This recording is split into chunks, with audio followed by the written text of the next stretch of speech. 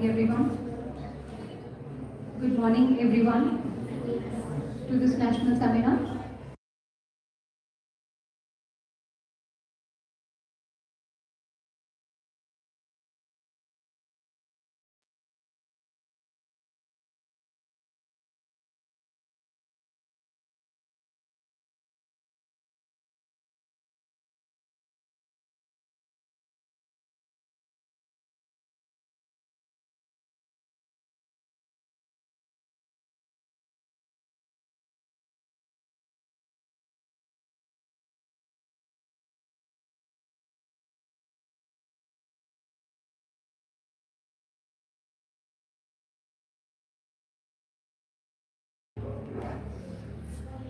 Good morning, everyone.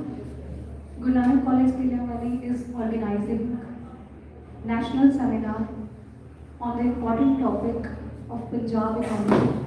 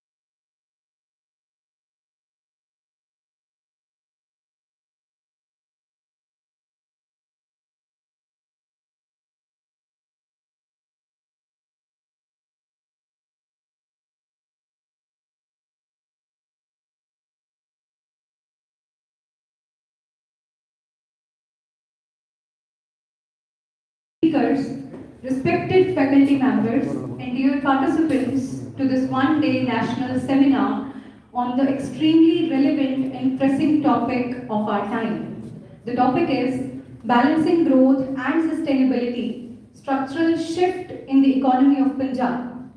Today, we are very much privileged to have with us experts from the various fields who will share their valuable insights and reflections on this significant theme. Their experiences and perspectives will certainly enlighten us and guide us toward meaningful solutions. So we are heading towards welcoming our chief guest and the keynote speaker and the resource persons.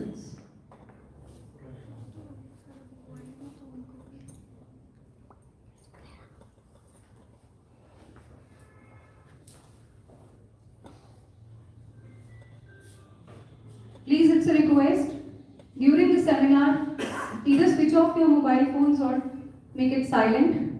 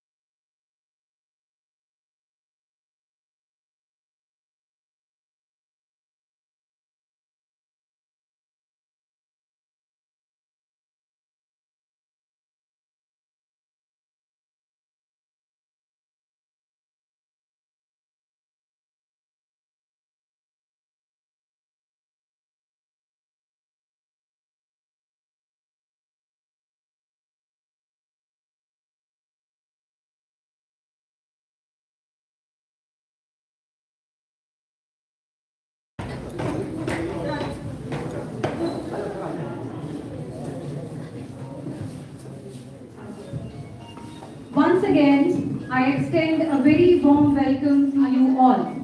Today, the Department of Economics, in collaboration with IQAC, has organized this national seminar through the sincere and dedicated efforts of the management, our respected principal, Dr. Surinder Singh Thakur, and the entire staff and the students. Their commitment to addressing such a crucial topic is truly commendable. Thank you all for gathering here for this national seminar. We are indeed delighted and deeply honored by your gracious presence on this significant day. Thank you so much.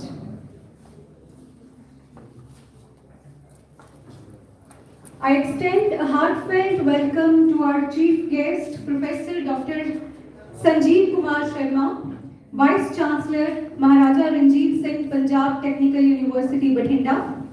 Keynote speaker, Dr. Jaspal Singh, Consultant Niti Aayog, and our resource persons, Dr. Neeraj Sharma, Head of Economics, Department of Evening Studies and Multidisciplinary Research Center, Panjab University, Chandigarh. She is not here with us, but she has sent the blessings to the department. Dr. Naresh Singla, Associate Professor, Department of Economic Studies, School of Social Sciences, Central University of Punjab, Bathinda. Dr. Baldev Singh Shergill, Assistant Professor Economics, Guru Kashi, Department of Social Sciences, Punjabi University Campus, Talwandi Sabo, Punjab. Dr. Pooja Sikka, Assistant Professor Economics, University Institute of Laws, Punjab University Regional Center, Ludhiana. We are grateful, sir, to you for sparing your valuable time with us today, as it has been our cherished Indian tradition, Atithi Devo Bhava. The guest is equivalent to God for us. We believe in expressing our gratitude with respect and warmth. Thank you so much for coming here for us for this national seminar.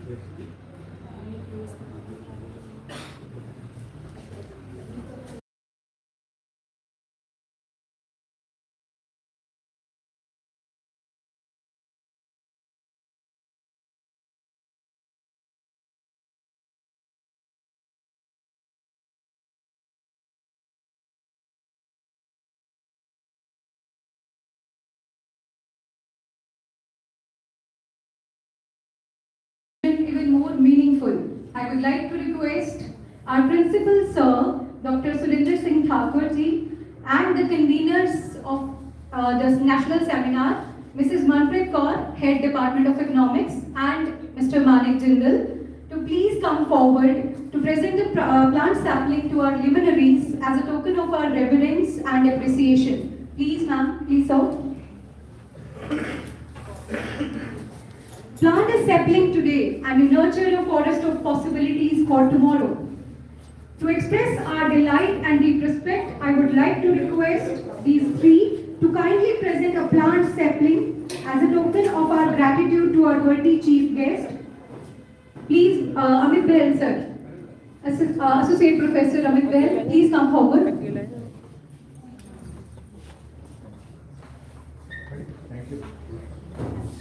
Thank you so much, Dr. Sanjeev Kumar Sharma. Now I earnestly request keynote speaker Dr. Jaspal Singh to kindly come forward and receive the plant sapling as a token of honor and esteem.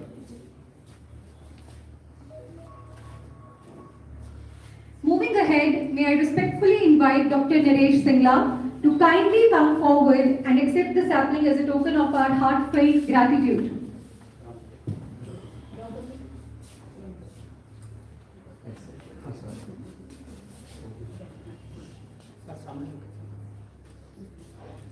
With great pleasure, I call upon Dr. Baldev Singh Shergill to accept this humble token of our esteem and thanks.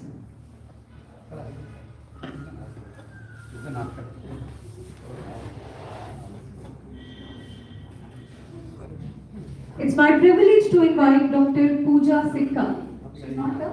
Okay, sorry. Please give all them a big round of applause as they are here from very far places for the seminar.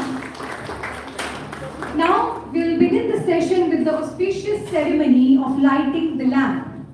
Keeping the rich culture and heritage of India alive, I kindly request all the dignitaries on the dais to please come forward and light the lamp. This sacred ritual is a symbol of wisdom and knowledge and an offering to Goddess Saraswati.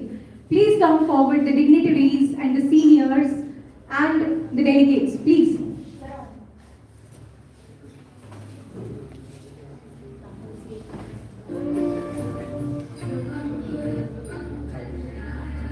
May I request the conveners, the dignitaries, to please light the lamp, to do the needful, to seek the blessings.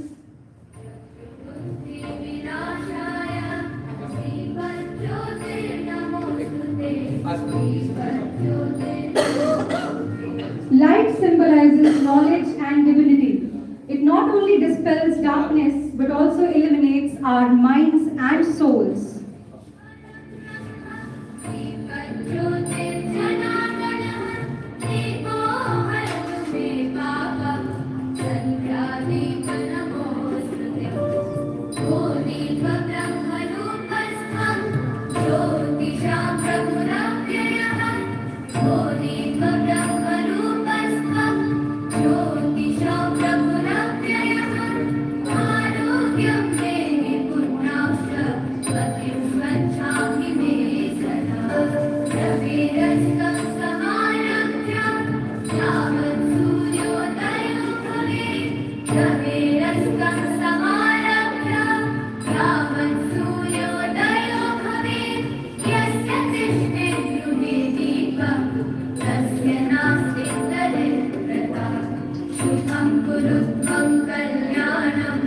आरोग्यं धनसम्पदं शुभं कुरुत्वं कल्याणम् आरोग्यं धनसम्पदं शत्रुबुद्धिविनाशाय दीपज्योतिर्नमोऽस्तुते दीपज्योतिर्नमोऽस्तुते शुभं कुरुत्वं कल्याणम्. As the lamp has been lit, may I request our dignitaries to kindly pose for the photograph with the auspicious lamp.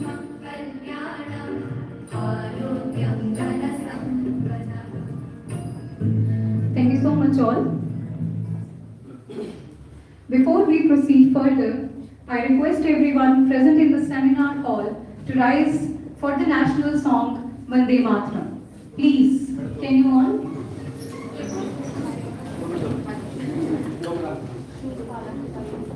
Take 1 minute, please.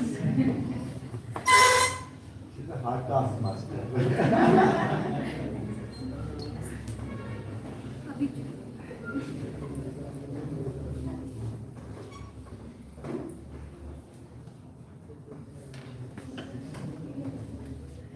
Okay.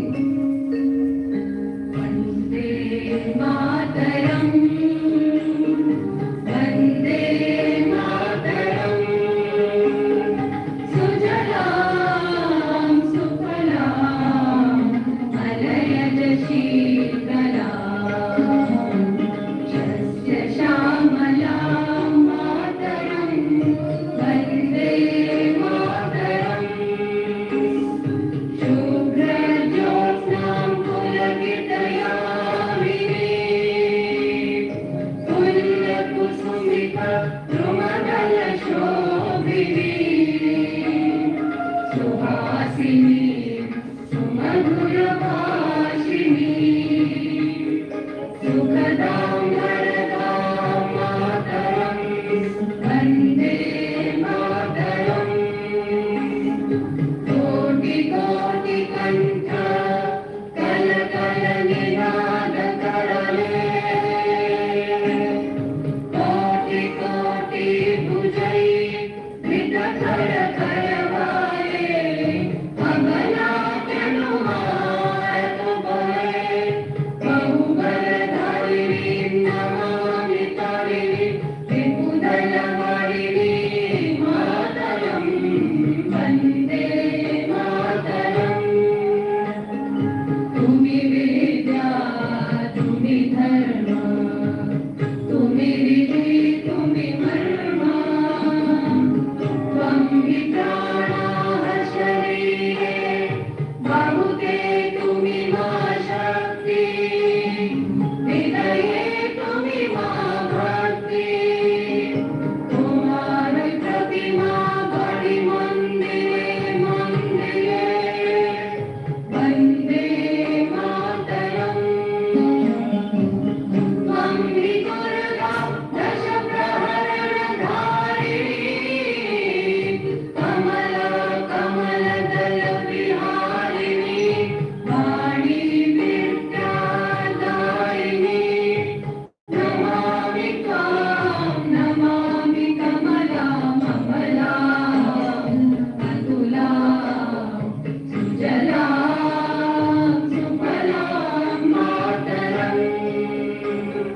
Vande Mataram. Shamalam, Saralam, Susmitam, Bhushitam, Dharamim, Dharamim, Mataram. Vande Mataram. Vande Mataram. Thank you all. You may please be seated. Thank you so much. Now I request our respected dignitaries to kindly take their honorable seats on the dais. Please, our dignitaries, you can take your seats. Please, Principal Sir.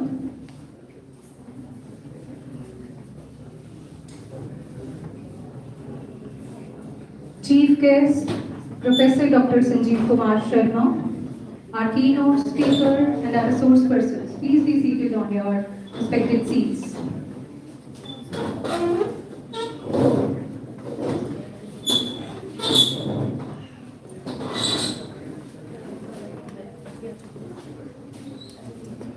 all the students take your seats behind.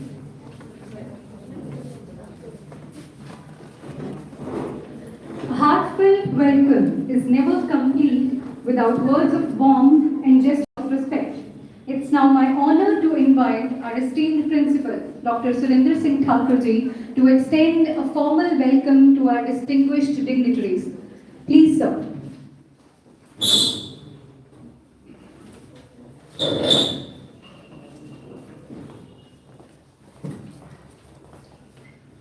Good morning, all of you. Good morning, sir. Honorable, today's our chief guest, Professor Sanjeev Kumar Sharma ji, Vice Chancellor, Maharaja Ranjit Singh, Panjab Technical University, Batinda. Respected keynote speaker, Dr. Jaspal Singh ji, resource persons, Dr. Naresh Shingla ji, Dr. Baldev Singh Sergil ji, and Dr. Pooja Sikka, member of the academic community, dignitaries, faculty members, research scholars, and dear students. A very good morning to everyone present here. It's given me immense pleasure and deep sense of honor to welcome you all to the DCD sponsored one-day national seminar, Balancing Growth and the Sustainability Structure Shift in the Economy of Punjab, being organized today by the Department of Economics in collaboration with the IQAC. Today we are privileged to have with us eminent academicians, researchers and policy experts whose valuable contributions to economic and public policies are widely recognized. Their presence will surely enrich our understanding and inspire both faculty members and students. First of all, I would like to extend my respectful welcome to our chief guest, Professor Sanjeev Sharma ji, Honorable Vice Chancellor of Maharaja Ranjit Singh Panjab Technical University, Batinda. Before assuming the chair of the Vice Chancellor, he served at Panjab University, Chandigarh in several important leadership roles. As Director of the Internal Quality Assurance Cell, he played a key role in securing prestigious A++ NAC accreditation during the fourth circle of the university. He has also served as Dean of the Faculty of Business Management and Commerce and as a founder director of University Institution of Applied Management and Science, transforming into one of the largest revenue generator department of the Panjab University.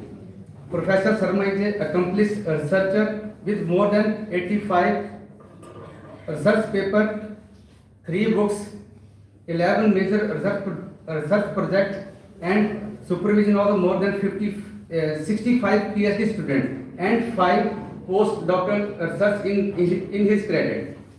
In addition to he has held several important academic and administrative positions, including the member Executive Council, State Quality Assurance Cell, Punjab NAC Coordination Committee for the State of Punjab, lead Knowledge Institution of Chandigarh Administration, and Institution Development Plan, Formulation and Implementation Committee, Punjab University, Coordinator Swami Vivekananda Center of Interdisciplinary Study, Punjab University, and Unnat Bharat Abhiyan for Punjab University.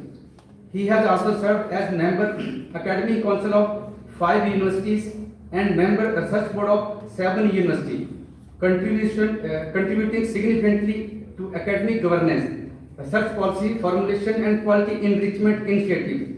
His international exposure through academic and leadership program in the UK, Japan, Singapore, and prestigious collaboration with IIM,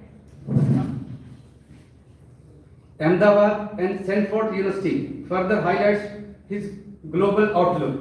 Sir, we are deeply honored by your presence and guidance. Now I would like to introduce our today's keynote speaker, Dr. Jaspal Singh ji. Dr. Jaspal Singh completed his master degree in economics from Panjab University, Patiala, and earned his MPhil and PhD from Barkatullah University, Bhopal.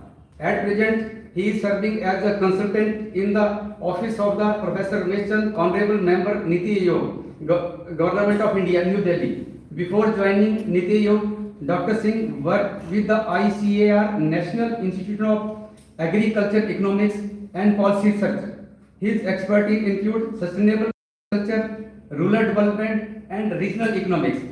His national policy experience will provide valuable insights into the challenges and opportunities related to the Punjab economic structure and sustainability. Sir, we are grateful to you for being with us here today. Now, I would like to introduce our today's resource person, Dr. Naresh Singla ji, Associate Professor, Department of Economic Studies, Central University of Punjab. Dr. Singla specialized in agriculture economics, rural development, agri-market and agriculture policy. He has worked with reputed institutions such as the Central University of Jammu, IIM, Ahmedabad and National Dairy Development Board. His research excellence has been recognized with the Outstanding Research Award for 2023 and 4 on 16th Foundation Day celebration at Central University, Punjab. Sir, we are welcome you. I also take opportunity to introduce our resource person, Dr. Baldev Singh Sergil ji, Assistant Professor of Economics, Punjab University Campus, Talwandi Soubon. He has previously worked at the University of Delhi and has published widely in reputed journals such as the Economic and Political Weekly. His research interests include rural economy, innovation system and development economics. We are pleased to have you with us today, sir. अभी sir madam आए नहीं है, फिर मैं उनको introduce कर देता हूँ. Now, Dr. Pooja Sikka, Assistant Professor Economics, Punjab University Regional Center, Ludhiana, with the rich teaching experience. Her research focuses on economic growth, poverty, inequality, and public policy. She has authored of several books with reputed publishers and has contributed significantly to research and the academic coordination. I also welcome to the ma'am. Madam, आएंगे भी. The theme of today's seminar, balancing growth and the sustainable structure shift in the economy of Punjab, is extremely relevant in present scenario. Punjab has long been known as the food of war of India and pioneer of agriculture growth. However, in the recent decades, the state has been facing serious challenges such as the stagnation in agriculture, environmental degradations, unemployment and structural imbalance in the economy. In this context, balancing economic growth with environmental sustainability has become crucial. Diversification of the rural economy, promotion of the sustainable farming practices and inclusive development are the need of the hour. This seminar provides an excellent platform to the deliberation upon these issues, exchange idea and explore policy options for the sustainable and balanced development in the Punjab. Dear student and research scholar, this seminar is a golden opportunity for you to learn more, learn from eminent experts, understand real-world economic challenges, and develop a rich-oriented mindset. I encourage you to actively participate and ask questions and engage in meaningful discussion. Before concluding, I would like to congratulate the organizing committee, faculty member of the Department of Economics, IQAC, and the students volunteering their sincere effort and dedication in making this seminar possible. Once again, I extend a warm welcome to all our respected guests and participants. I am confident that this one-day national seminar will lead a fruitful discussion and valuable recommendation for achieving balanced and sustainable growth in Punjab. I again welcome you to all. Thank you. Thank you, Principal Sir. Continuing with the seminar, I now invite Madam Manpreet Kaur, convener of the seminar and head Department of Economics, to introduce the main theme of today's seminar, that is balancing growth and sustainability.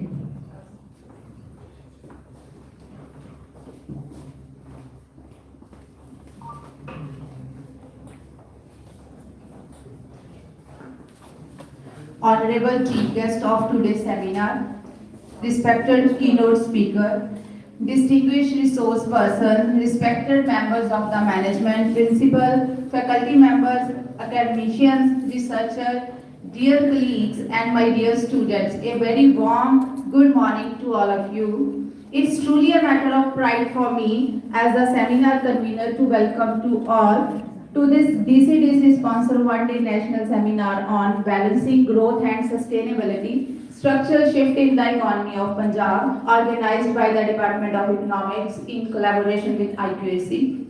Your presence here today shows a shared concern for the future of Punjab, and for that I sincerely thank each one of you. Punjab holds a unique place in India's economic history. After independence, when the nation faced food shortage, it was Punjab that stood up and delivered. The Green Revolution transferred our state into the football of India. High-yielding seeds, irrigation and hard work of our farmers brought prosperity not only to Punjab but to the entire country. For many years, Punjab enjoyed higher per capita income, better rural infrastructure, social mobility. Villages prospered, education expanded, and a strong middle class emerged. This success story is something we should always acknowledge with pride. However, every successful model needs timely change. Unfortunately, Punjab continued with the same agriculture-centric growth path for too long. Excessive dependence on wheat and paddy supported by assured procurement gradually created economic rigidity. Today, the challenges of Punjab faces are complex and interconnected. First, agriculture is under stress. Groundwater levels are falling alarmingly. In districts like Sangrur, Patiala, Mansa, water tables have gone down to dangerous level. Farmers are spending more on electricity, fertilizers and pesticides, but returns are uncertain. Climate change has further increased risk due to erratic rainfall and extreme temperatures. Secondly, industrial growth has slowed. Traditional industries such as textile in Ludhiana, bicycle manufacturing supports goods in Jalandhar, and small engineering units are facing stiff competition from other states and imports. Many micro, small and medium enterprises are struggling with outdated technology, shortage of skilled labor and limited access to finance. Third, employment generation has not matched expectations. Every year, thousands of graduates and postgraduates pass out from colleges and universities, but suitable jobs are limited. This gap between education and employment has created frustration among the youth. One visible outcome of this situation is a large-scale migration. We all know families where one or more members are preparing to go abroad. While global exposure is not wrong, migration driven by lack of local opportunity is a serious concern, which leads to brain drain and social imbalance. Economic slowdown has social consequences. Rising indebtedness, especially in rural areas, has affected social harmony. Issues related to mental health, substance abuse, and declining trust in institutions cannot be ignored.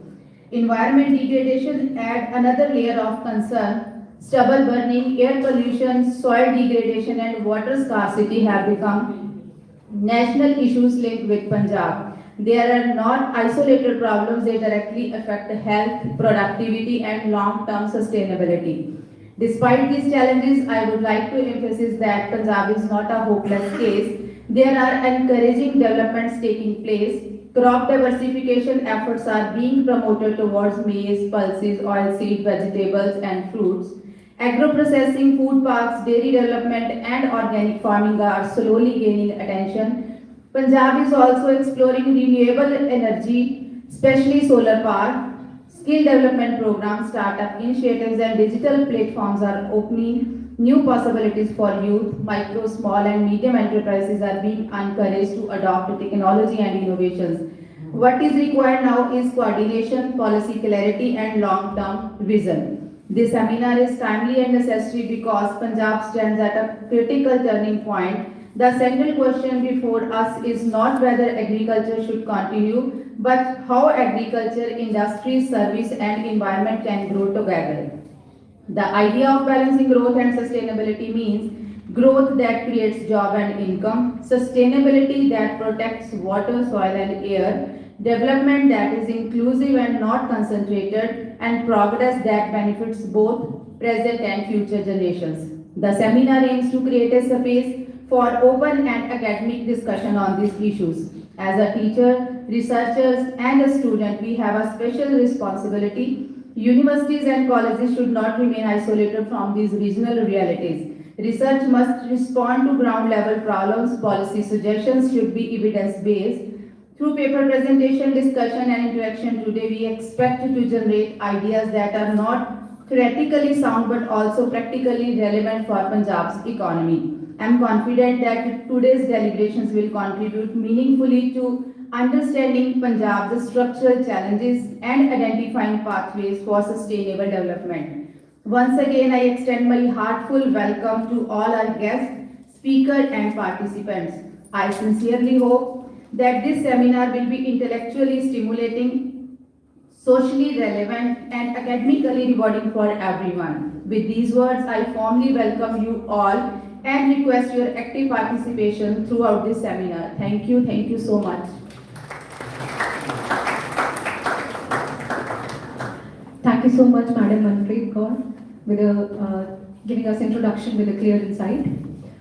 Now, it's my humble privilege to invite our Honorable Chief Guest, Professor Dr. Sanjeev Kumar Sharma ji, to address the delegates and inspire us with words of wisdom. Please, Sanjeev sir.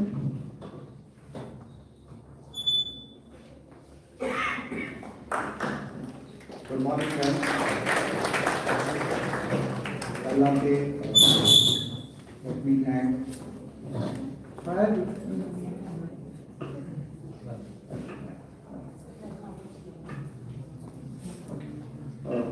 First and foremost, let me thank the college management, especially my dear friend Professor Thakur. I have been very fortunate to visit this college 5-6 times earlier also, and every time I come here, I'm pleasantly surprised. The anchor of the session is really Lexi here, right? If I'm not wrong, that's your name. Thank you. Friends, the convener of the seminar, Madam explained to you in detail what is the theme. और साथ में हमारे बुद्धिजीवी 3 experts हैं, right? Perhaps I am a misfit here because I belong to School of Management, right? My colleagues from Commerce are here. I will like to address for next 5-6 minutes to my youngsters, क्योंकि ray of hope तो वो हैं. I am on wrong side of 50, many of us are on wrong side of 40, right? Future belongs to you. जो भी discussion होगा या होना चाहिए, उसका जो पिवट हो रहा है ना, वो यंगस्टर्स होना चाहिए. कितनी दूर की सोची होगी सरदार प्रकाश सिंह जी बादल ने 1956 में, जब वो एमएलए भी नहीं थे, कि यहाँ एक कॉलेज होना चाहिए.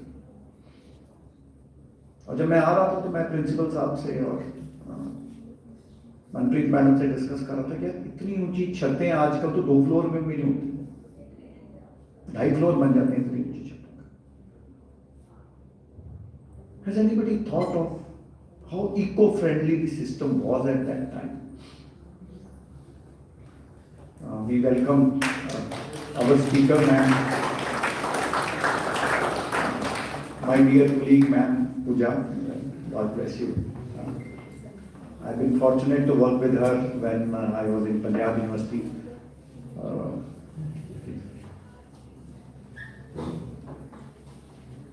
1956, 70 साल पुराना कॉलेज, और अभी भी मेरे को लग रहा है जब प्रिंसिपल साहब कहीं कहेंगे कि कील ठोको तो कील भी नहीं करती होगी, इतनी मजबूत है. What are these buildings? These are epitomes of the excellence which our forefathers built upon. जब मैं आ रहा था तो मैंने सोचा मैं क्या बात करूं, right? Then principal sir mentioned that this is predominantly students of economics and commerce. Just go through the data, you will be surprised.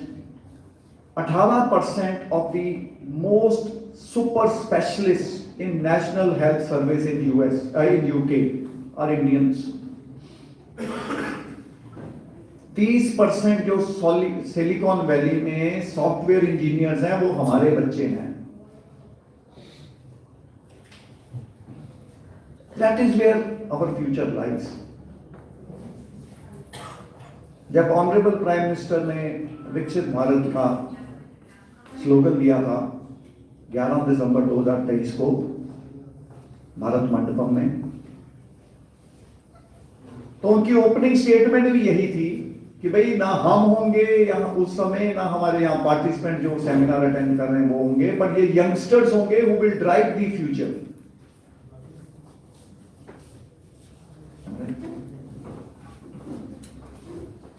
So, what is the role of colleges now? जब मैं class में जाता हूं तो अभी भी मैं एक, इसको कहते हैं ना कॉम्प्लेक्सिटी, एक दुविधा में होता हूं। Should I teach what I know or should I teach what my students should know? मुझे ये नहीं समझ आता कि मैं क्लास में वो पढ़ाऊं जो मुझे आता है या क्लास में वो पढ़ाऊं जो बच्चा जानना चाहता है। The real solutions to all environmental problems will lie in this youngster group. They are much more aware than us.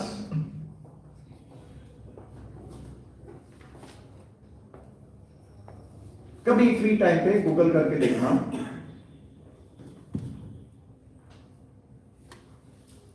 एक बड़ा अच्छा एक इकोनॉमिक टाइम्स में एक कलेक्शन आया था 30 बिलो 30, टॉप 30 बिलो 30, 30 साल से कम वो बच्चे टॉप 30 कौन से हैं। जेप्टो का नाम लो, ओयो का नाम लो,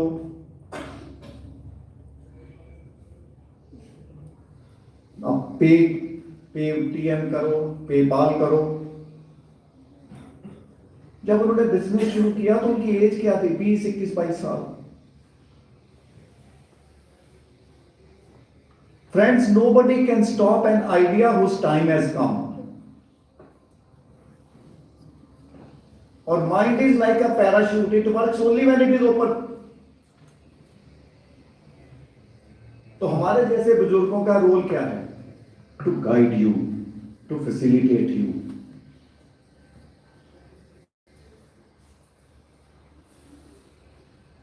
Small little changes in our daily life can contribute a lot to sustainability. अब अपने आप को प्रॉमिस करो भाई, मैं 5 रुपए वाले या 10 रुपए वाला चिप्स का पैकेट नहीं लूंगा, मैं 50 रुपए वाले चिप्स का पैकेट लूंगा। अब देखो 4 पैकेट्स आपने प्लास्टिक के बचा लिए, खाया वही chips.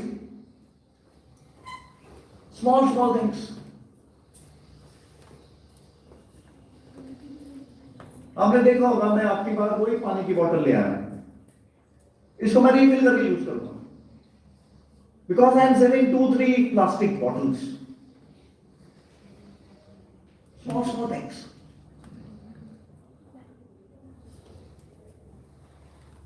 You don't have to be Sherlock Holmes to find solutions.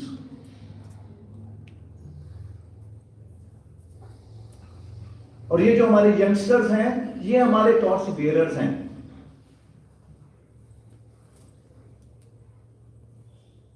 अब अभी इनको बोलिए सर कि अच्छी सी ऐप बना दें, आपको with in 2 hours they will prepare a wonderful app, और ये आइडेंटिफाई कर लेंगे कहां हम सीवरेज ब्लॉक है और उसको क्या सोल्यूशन हो सकता है। The only thing required is we should have confidence in them. Yes. And this is where I think we have failed as teachers, as elders.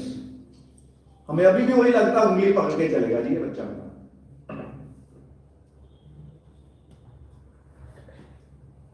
The environmental challenges which Manpreet absolutely fantastic she identified.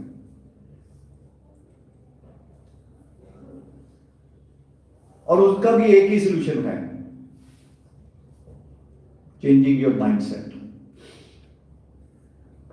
Gujarati कहावत है, मने सूचे, वो हमारा सबका lifestyle है। मने सूचे, मुझे क्या।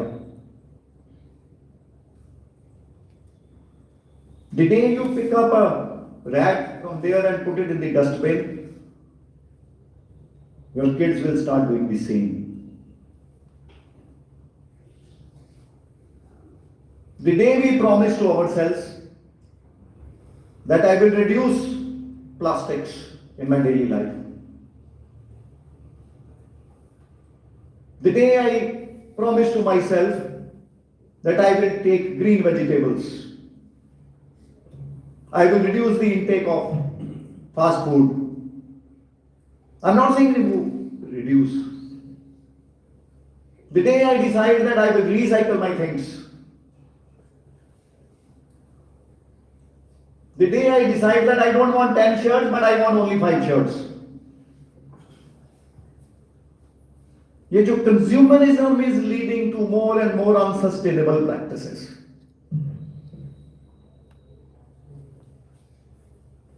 I'm thankful to the organizers.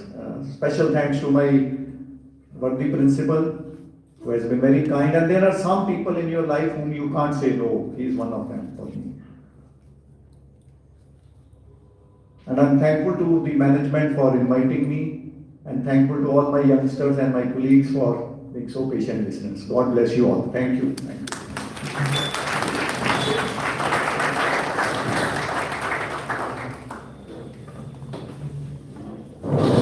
Thank you so much, Professor Dr. Sanjeev Kumar Sharma.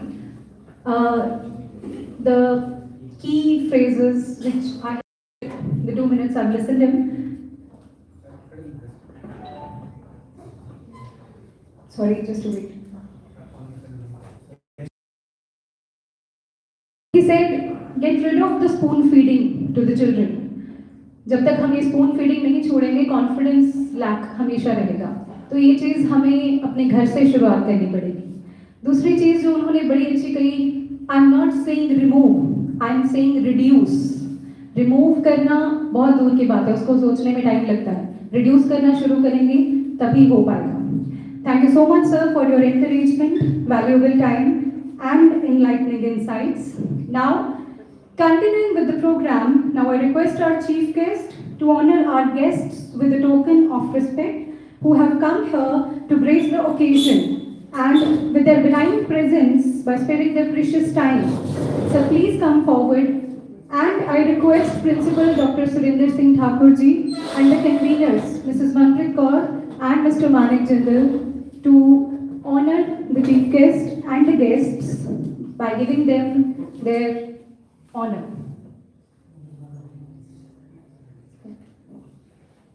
May I request Dr. Sanjeev Kumar Sharma ji to present a token of appreciation to our keynote speaker, Dr. Jaspal Singh ji. Please, keynote speaker ji.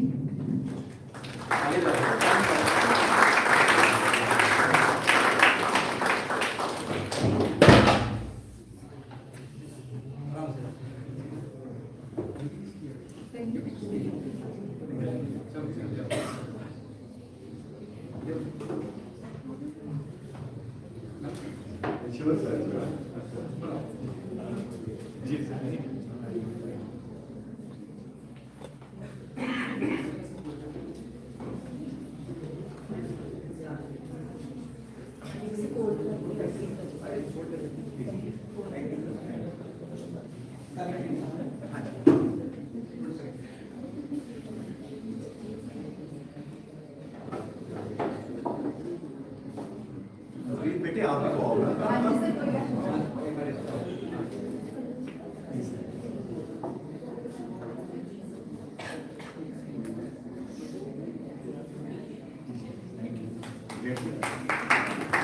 Thank you so much, sir. Now I invite our worthy resource person, Dr. Neeraj Singla ji, to receive the token of gratitude.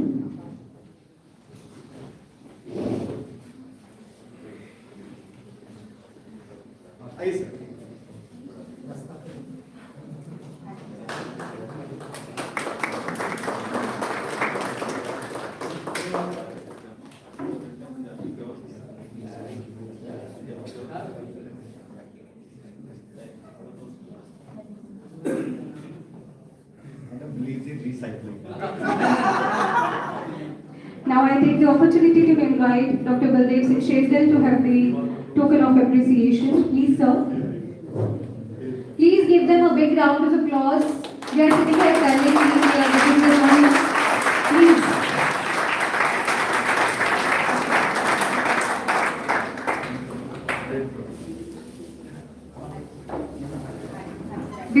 pleasure I invite Dr. Pooja Sikha to receive the token of esteem. Please, ma'am.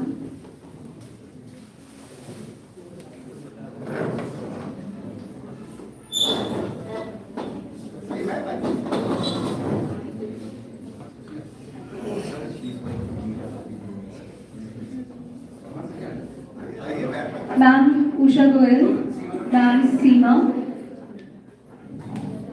please come forward.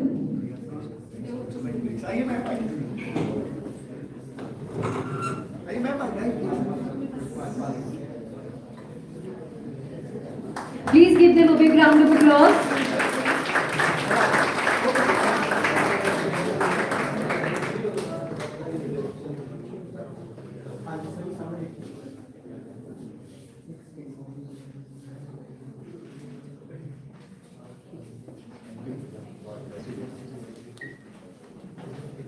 Now I humbly request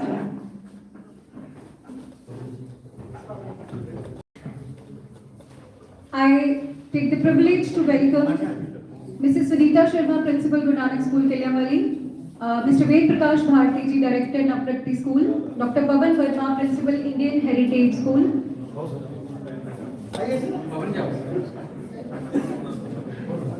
Ved Prakash ji, please come forward. Dr. Pavan Verma ji.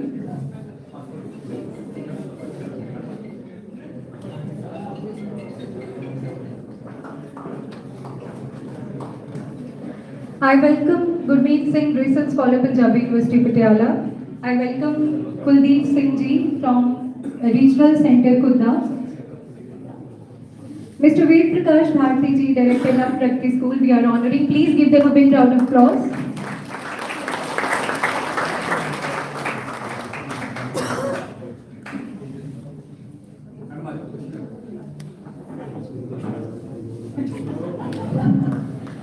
Mrs. Sunita Sharma, Principal, Nanak School, Killianwali. Please give her a big round of applause.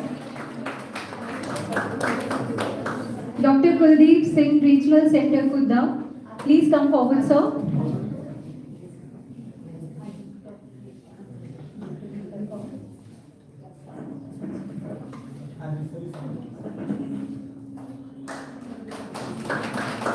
Dr. Deepal Kaur. Mr. Teja Singh ji, please come forward for the honoring.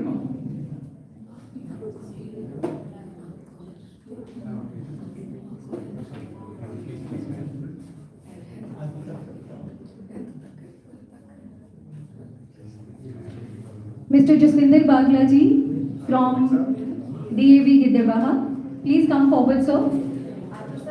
Please come on the dais for the honor, sir.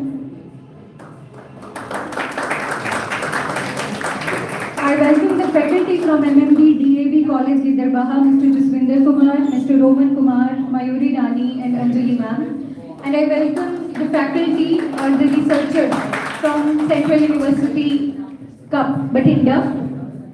And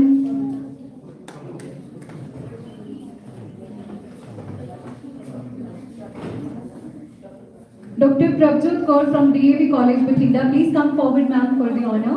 Please. And Mrs. Monica Kulla, please come forward. Mrs. Monica Kulla.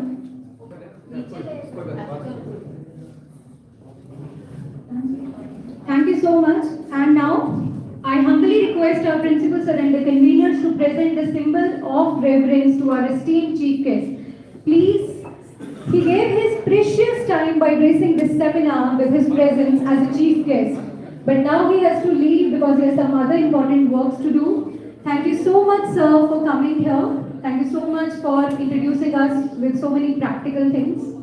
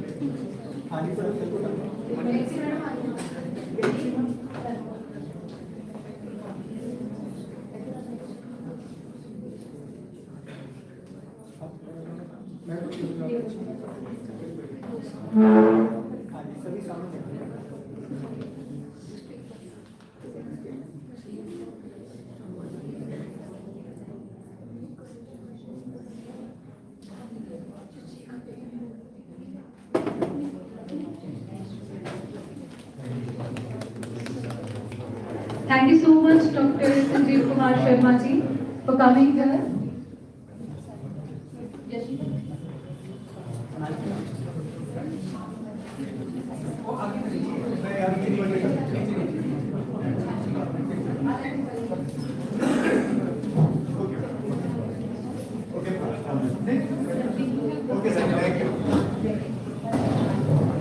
With that, we now have the pleasure of inviting our keynote speaker, Dr. Jaspal Singh ji.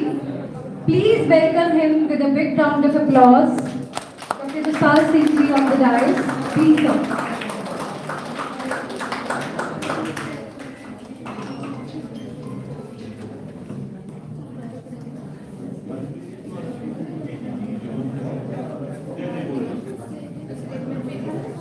ठीक है वैसे कोई नहीं बोलना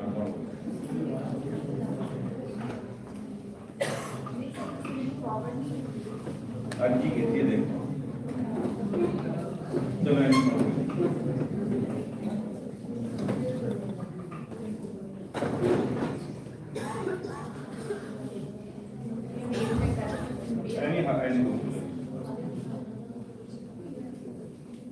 हाल में मौजूद सारे विद्यार्थी टीचर साहबान साढ़े वाइस प्रिंसीपल साहब वाइस चांसलर साहब जो कि कल उन्होंने काम के लिए जाना छड्डण दे विच चले गए खास तौर पर मैनेजमेंट कमेटी उन्होंने मैं बहुत धन्यवाद करता जिन्हों ने मैनू एक इहो ਜਿਹੇ ओकेजन से बुलाया तो एक बोलने का मौका और अज का जो विषय है जो चुनिया गया है पंजाब इकोनॉमी के structural shift balancing growth and sustainability का ये कुछ आस्पैक्ट्स से मैं तुहाडे नाल अपने विचार साझे करांगा कि जो अज तक की थोड़ी बहुत मैं रिसर्च करी हैगी उहदे विचों जो मैं पाया उहदे बारे में कुछ गल्लां करांगा। मैं हुणे थोड़े आंदे आंदे डिसाइड करिया कि आपां जिहड़े खित्ते 'च बैठे हैं ते जित्थों दे जन्म पाला मैनूं लगदा सानूं गल भी उसे भाषा दे विच करनी ज़्यादा शोभदी हैगी क्योंकि कई चीज़ां कई शब्द अजिहे हुंदे ने जिहड़ियां दूसरियां भाषावां दे विचों लैके असीं अपनी वो गल नहीं कह सकदे जिहड़ी असीं कहणी चाहुंदे हां। उस टाइम ना साडा गल अंदरों कुछ कहना चाहुंदा हुंदा है ते कुछ कहना चाहुंदा पर शब्द साडे कोले नहीं हुंदे भावें असीं किन्नी भी कोशिश कर लईए। पंजाब एक वो खित्ता सीगा जिथे मुੱਢਲੀ सभ्यतावां पैदा होईयां जदों दुनिया दे विच किते मनुख दे फलन फुलन ते बदल दे टाइम नहीं सीगा पंजाब उस समय एक इहो जिहा खित्ता सी जिथे इंसानियत पैदा हो सकी। अगर असीं साडीआं पुराणीआं सभ्यतावां नूं देखदे हैं तां देखदे हैं कि मुੱਢਲੀਆਂ सभ्यता विचों पंजाब वो धरती रही जिथे इंसानियत पैदा हुई थे फली हुई। पर अज की देख रहे हैं इथों तो लोग भज रहे हैं हरेक घर दे विचों बच्चे कह रहे नहीं जी मेरा इत्थे कुछ नहीं हो सकता मैं तो बाहर जाना है। जी हाँ क्यों एक बहुत बड़ा सवाल पैदा करता है साडे ढांचे ते साडे अज दी स्थिति ते ये स्थिति क्यों बनी थोड़ा जिहा इह ते गल करांगा कि की हो सकदा है इह ते गल करांगा। पंजाब जो कि सब तो ज़्यादा दुख भोगण वाला सूबा सीगा जदों देश आज़ाद होया। असीं अक्सर सारे विद्यार्थी ज़्यादा बैठे जां टीचर बैठे हैं असीं पढ़ाने जी उदों पार्टीशन हुई इंडस्ट्री इन्नी इधर चली गई इन्नी इधर रह गए एग्रीकल्चर इधर उधर वो जिहड़ा कुछ होया था होया। पर सब तो बड़ा दुख असीं ने की भोगिया उस टाइम बैक टू बैक 2 लड़ाइयां का।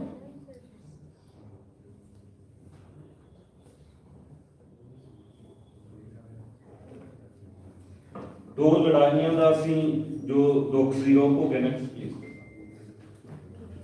ਉਹਦਾ ਨਤੀਜਾ ਇਹ ਹੋਇਆ ਕਿ ਦੇਸ਼ ਦੇ ਵਿੱਚ ਖਾਦ ਦੀ ਸਮੱਸਿਆ ਪੈਦਾ ਹੋ ਗਈ। ਸਾਡੇ ਕੋਲੇ ਅਨਾਜ ਦੇ ਭੰਡਾਰ ਖਤਮ ਹੋ ਗਏ।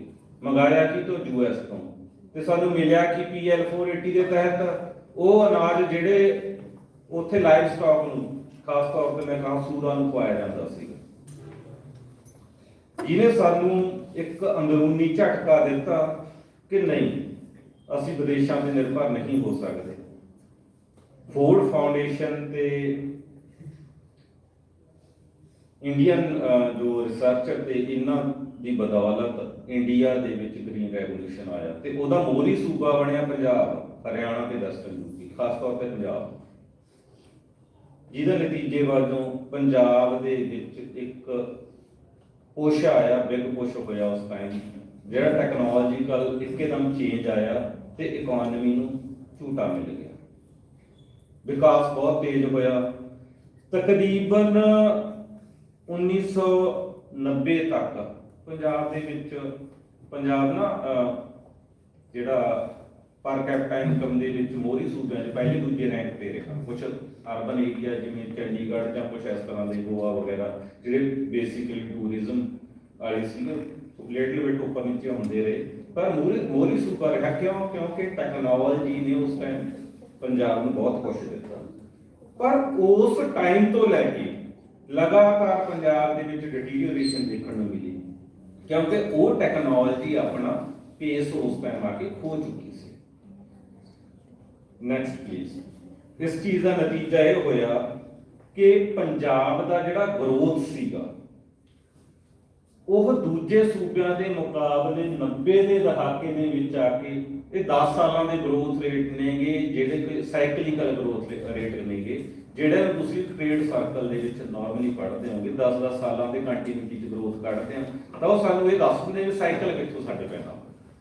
ਠੀਕ ਹੈ, ਇਹ ਸਾਈਕਲ 90 ਤੋਂ ਸ਼ੁਰੂ ਹੋਇਆ, 2005-6 ਤੱਕ ਚੱਲਦਾ ਰਿਹਾ। 2005-6 ਦੇ ਵਿੱਚ ਆ ਕੇ ਪੰਜਾਬ ਨੇ ਥੋੜਾ ਜਿਹਾ ਆਪਣਾ ਅਪਵਰਡ ਨੂੰ ਹੋਣਾ ਸ਼ੁਰੂ ਕੀਤਾ। ਉਹਦਾ ਮੇਨ ਕਾਰਨ ਇਹ ਸੀਗਾ ਕਿ ਉਸ ਟਾਈਮ ਇੰਡਸਟਰੀ ਤੇ ਸਰਵਿਸ ਸੈਕਟਰ ਨੇ ਥੋੜਾ ਜਿਹਾ ਪੇਸ ਆਪਣਾ ਔਨ ਕਰਿਆ ਸੀਗਾ। ਜੋ ਇੰਟਰਨੈਸ਼ਨਲ ਸਿਚੁਏਸ਼ਨਸ ਸੀਗੀਆਂ ਉਹ ਤੇ ਨੈਸ਼ਨਲ ਸਿਚੁਏਸ਼ਨਸ ਸੀਗੀਆਂ, ਉਹਨਾਂ ਦੇ ਅਕੋਰਡਿੰਗਲੀ ਸਾਡੇ ਸਟੇਟ ਨੇ ਵੀ ਥੋੜਾ ਇੰਪਰੂਵ ਕਰਿਆ। Next please. ਪਰ ਇਹਦੇ ਨਾਲ ਜੋ ਹੁੰਦਾ ਗਿਆ, ਇਕਨੋਮੀ ਦੀ ਜੋ ਟ੍ਰਾਂਸਫਰਮੇਸ਼ਨ ਸੀ, ਅਸੀਂ ਲੂਇਸ ਲਾਅ ਪੜ੍ਹਦੇ ਹਾਂ, ਕੋਜਨੇਟ ਦੀ ਹਾਈਪੋਥੀਸਿਸ ਪੜ੍ਹਦੇ ਹਾਂ ਕਿ ਟ੍ਰਾਂਸਫਰਮੇਸ਼ਨ ਹੋਣੀ ਚਾਹੀਦੀ ਹੈ ਐਗਰੀ ਤੋਂ ਇੰਡਸਟਰੀ, ਇੰਡਸਟਰੀ ਤੋਂ ਸਰਵਿਸ। ਇਹ ਹੋਈ, ਬਟ ਕਿੰਨੀ ਹੋਈ?